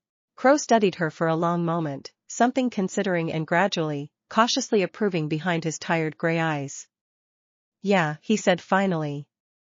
"I think it does too." The group made their way back toward Beacon slowly, exhaustion settling heavy over all of them as the adrenaline of the fight finally began to fade, and Izuku found himself walking beside Emerald for most of the journey, the two of them quiet for a long while before she finally spoke again. "I wasn't supposed to be out there tonight," she said. "Crow told me to stay behind. I disobeyed a direct order because I couldn't just sit safely at Beacon while everyone else risked their lives because of information I gave you." "I'm glad you didn't listen," Izuku said honestly. "You saved Amber's life tonight. That matters more than following an order would have." "I keep thinking about what you said, back when we first talked in the library," Emerald admitted, something raw and searching in her tired expression. "About earning strength, not just having it handed to you. I think I finally understand what you meant. Choosing to stand there tonight, choosing to actually fight for something instead of just following whoever seemed strongest, that felt like the first thing I've actually earned in a very long time." Izuku glanced over at her, warmth and genuine pride settling into his chest despite the exhaustion. "That's a good place to start building from," he said. "Whatever comes next, for you, I think tonight proved you're capable of a lot more than the path Cinder had you walking." Emerald managed a small, tired smile, the first genuinely unguarded expression Izuku had seen from her since the very beginning of their strange, difficult acquaintance. "Thanks," she said. "For not giving up on that, even when I gave you every reason to." "Everybody deserves at least one person willing to keep believing in them," Izuku said quietly, "even on the days it's hardest to believe in themselves. I'm just glad I got to be that person for you, even if it took a while to actually land." Ahead of them, Beacon spires rose familiar and welcoming against the darkening sky, the twin moons beginning their slow climb overhead, and the exhausted, battle-worn group made their way home together. One more difficult, dangerous confrontation survived, one more careful step closer to whatever peace this strange and beautiful world might still, eventually, manage to find. Chapter 8. Ojban's office felt different the following morning, the accumulated tension of the past several weeks finally, visibly beginning to ease as the full team gathered once more, tired but intact, to deliver a proper account of everything that had happened at the research facility. "Amber's aura is recovering well," Ojban said, once the debrief had concluded, relief evident beneath his usual careful composure. "The physicians expect a full recovery within the coming weeks, considerably faster than anyone anticipated given the severity of the confrontation. I credit that, in no small part, to the swift and decisive protection all of you provided last night. Cinder's still out there, though, Weiss said, practical as always even amid the general relief.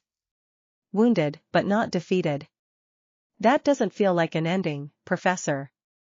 It feels like a pause. You're not wrong, Ashbin admitted, something weary settling behind his weathered expression. This confrontation was never going to end the wider war entirely, not in a single night, not against an enemy as patient as Salem has proven herself to be over many, many years. What we accomplished last night was considerably more limited, but no less significant for that.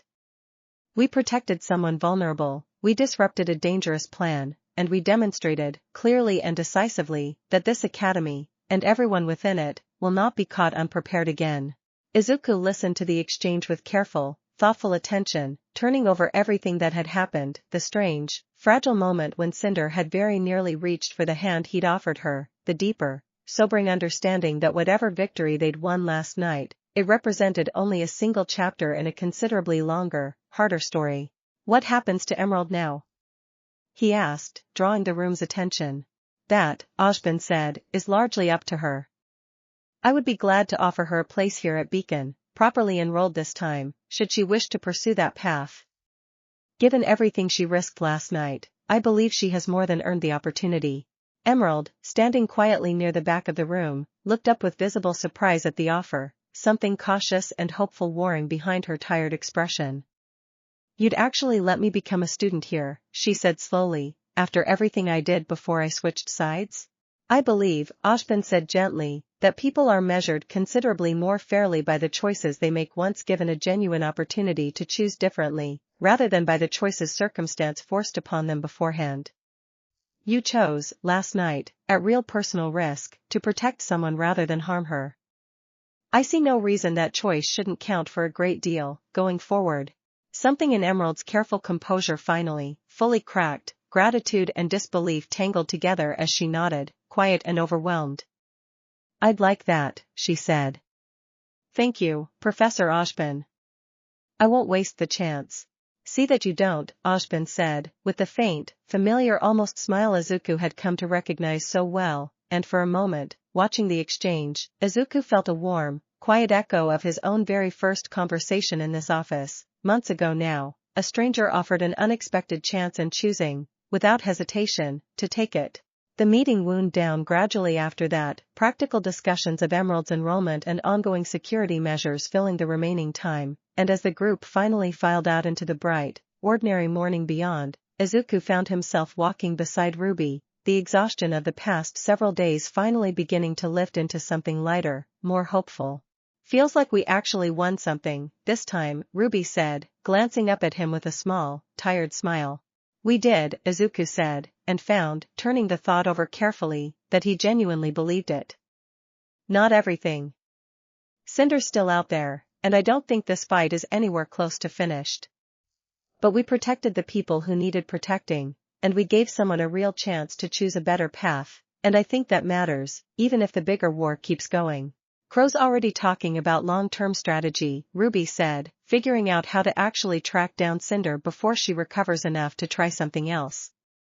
I think Professor Ashbin's finally ready to stop just reacting to whatever she throws at us and start actually getting ahead of it. Izuku nodded slowly, feeling the shape of the road still ahead of them settle into place, difficult and uncertain but no longer quite so overwhelming as it had felt in the days immediately following the festival attack. Then I guess we keep training, he said, and keep getting ready, one step at a time, the same way we've handled everything else since I got here. RWBY bumped her shoulder against his, warm and familiar. Together, she said, simple and certain, the same steady conviction she'd carried since the very first day they'd met in that impossible, alien forest. Together, Izuku agreed, and the two of them made their way back across the sunlit campus, toward whatever the rest of this long, difficult, and increasingly hopeful road still had waiting for them. Chapter 9.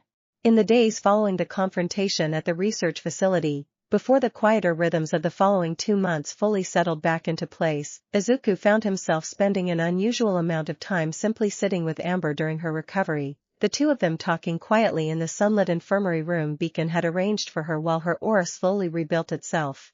"You didn't have to keep visiting," Amber said one afternoon, though her tone carried genuine warmth rather than complaint, watching him settle into the chair beside her bed with a small stack of borrowed books he'd been reading aloud to help pass the slower hours. "I imagine you've got plenty of your own recovering to do, after everything." "I wanted to," Izuku said simply. "I keep thinking about how alone you must have felt, facing Cinder twice now with so few people around who really understood what you were carrying. I figured company might help, even if it's just somebody reading badly translated adventure novels at you for an hour." Amber laughed, soft and genuine, the sound still carrying a trace of the exhaustion that hadn't fully left her since the safe house. "It helps more than you'd think," she admitted.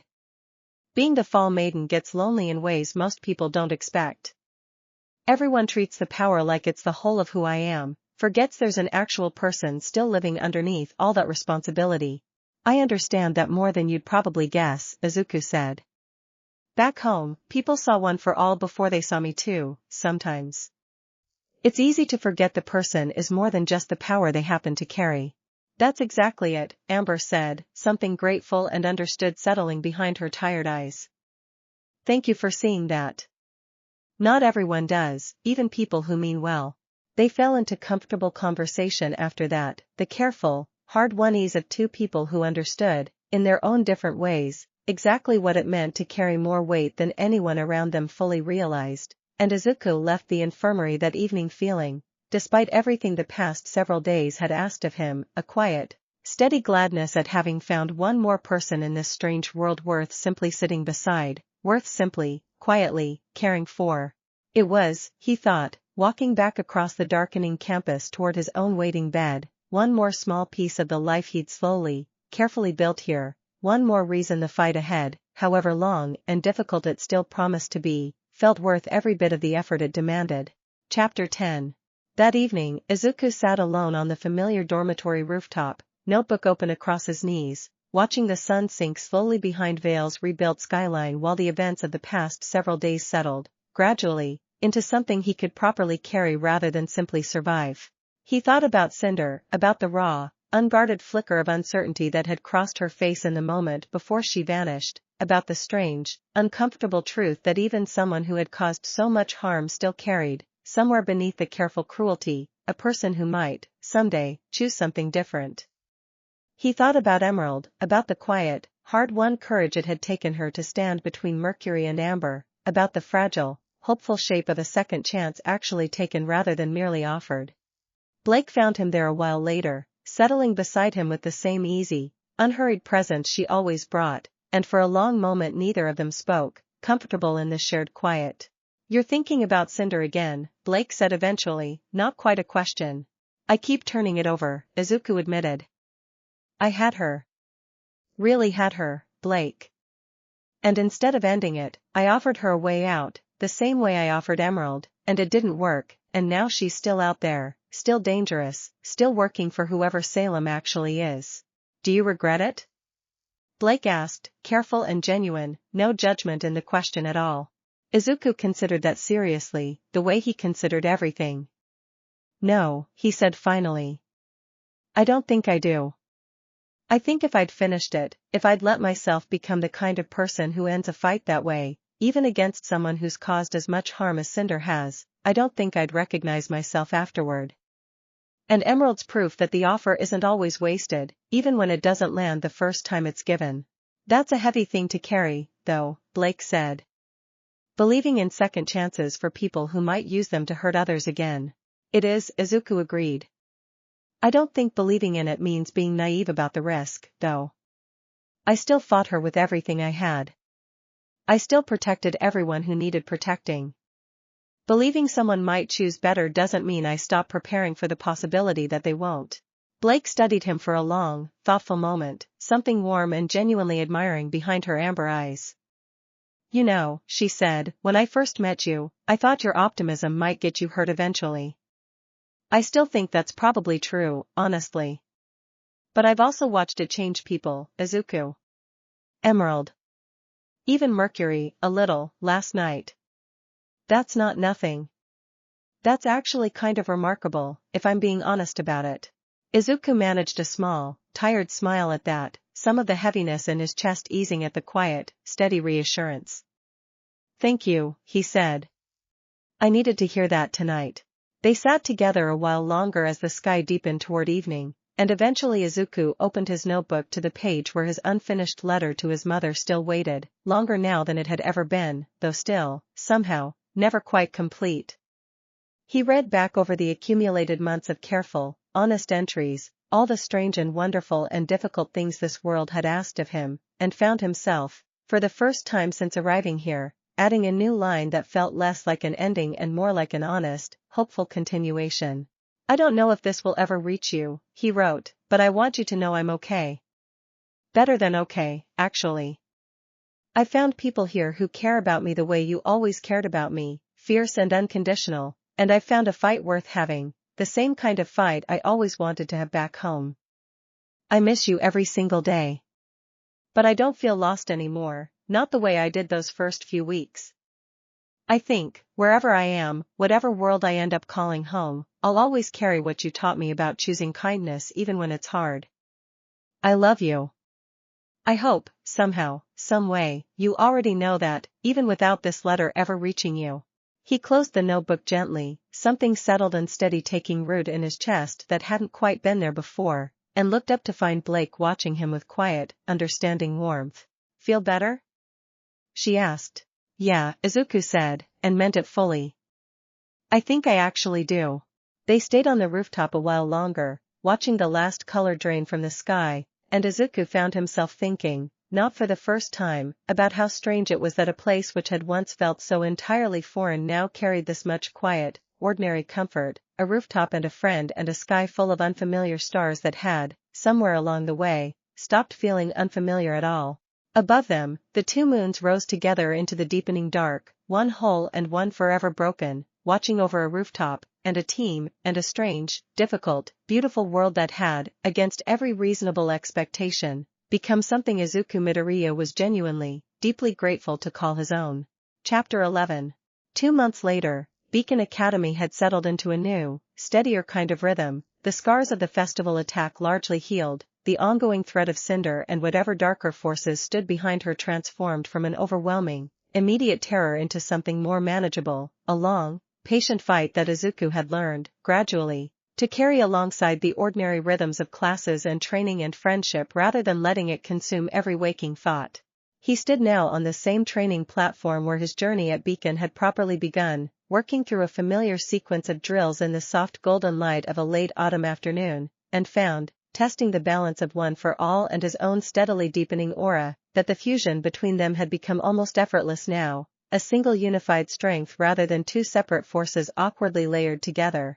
You've come a long way, Ashbin observed, arriving unannounced, as he so often did, to watch the final minutes of Izuku's session with quiet, evaluating approval. I confess, when you first arrived here, I wondered how long it would take you to find solid footing in a world so entirely unfamiliar to everything you'd known before.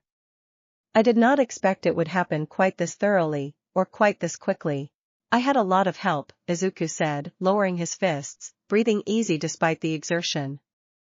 I don't think I'd have found any of this footing alone. Very few of us manage anything worthwhile entirely alone, Ashbin said, something warm beneath his usual careful composure. That is, I think, one of the more valuable lessons this world has to offer, whatever world one originally hails from. He glanced toward the horizon, where Beacon's other students were beginning to gather for the evening meal, laughter and easy conversation drifting up from the courtyard below. Emerald continues to settle in well, I'm told. Mercury has not resurfaced, though Crow suspects he's simply gone to ground somewhere far from Cinder's reach, uncertain of his own next move. And Amber has fully recovered, training once more, considerably more cautious about her own safety, though I suspect that particular lesson was one none of us could have taught her gently. And Cinder?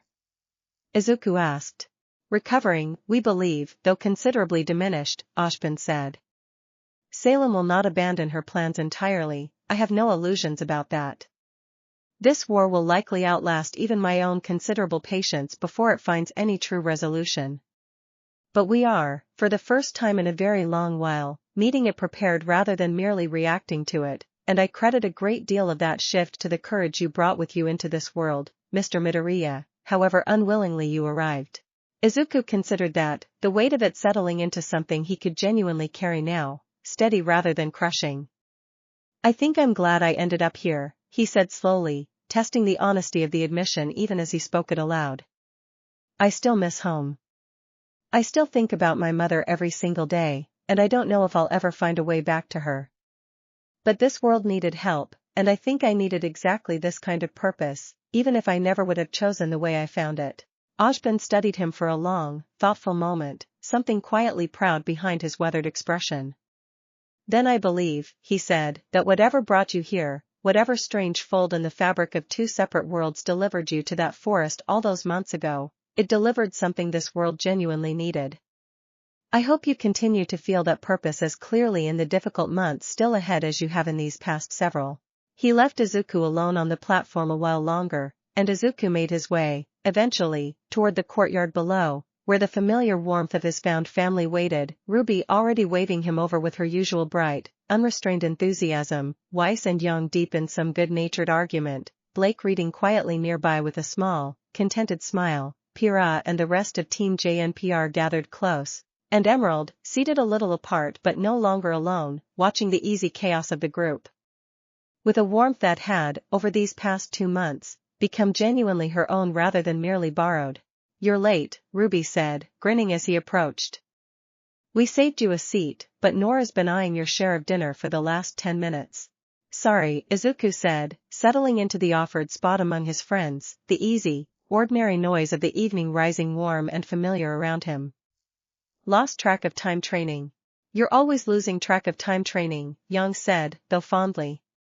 One of these days we're gonna have to actually drag you away from that platform by force. I'd like to see you try, Izuku said, and the whole table erupted into easy, genuine laughter, the sound of it rising warm against the deepening evening sky, where the 2 moons, one whole and one forever broken, had already begun their steady, familiar climb toward the coming dark. Izuku Midoriya, hero in training from a world he might never see again, had come to this strange and impossible place as a stranger, alone and lost beneath an unfamiliar sky.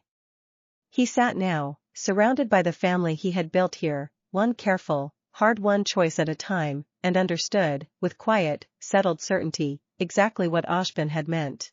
Whatever fight still waited in the long, uncertain road ahead, whatever darkness Salem and Cinder still gathered somewhere beyond Beacon's walls, he would meet it the way he had met everything else since falling out of the sky into this world, not alone, not unafraid, but steady, and ready, and surrounded, always, by people who had chosen, without hesitation, to stand beside him. And for tonight, at least, beneath 2 moons and the warm, ordinary laughter of a family he had never expected to find, that was more than enough. Later, long after the dinner had wound down and the courtyard had emptied into quiet, scattered conversation drifting toward separate dormitories, Izuku lingered a moment at the edge of the grounds, looking back at the lit windows of Beacon's towers, at the familiar silhouettes of friends still laughing somewhere within them, at the vast, star-scattered sky stretching out beyond the twin moons that had once seemed so strange and unsettling and now felt, simply, like home. He thought of the boy who had landed in that forest all those months ago, bruised and frightened and entirely alone, certain that nothing in this world could ever feel familiar again. That boy had been wrong, he realized, standing here now, and gratefully so. Home, he had learned, was never really about which sky you woke up beneath. It was about who chose to stand beside you, again and again, through every impossible fight a strange and unpredictable world could offer. Somewhere out there, Cinder Fall still gathered her strength, still served a darkness far older and more patient than any single confrontation could fully resolve. The road ahead remained long, and difficult, and far from finished. But Izuku Midoriya turned back toward the warm, lit windows of the only home he currently had, and found, walking toward them, that he was not afraid of whatever still waited down that long road. He had faced worse, with less. And he would face whatever came next exactly the same way he had faced everything since falling through a fold in the world into a place he'd never expected to belong. Together. Always together. Whatever the 2 moons still had waiting to show him. Thanks for listening.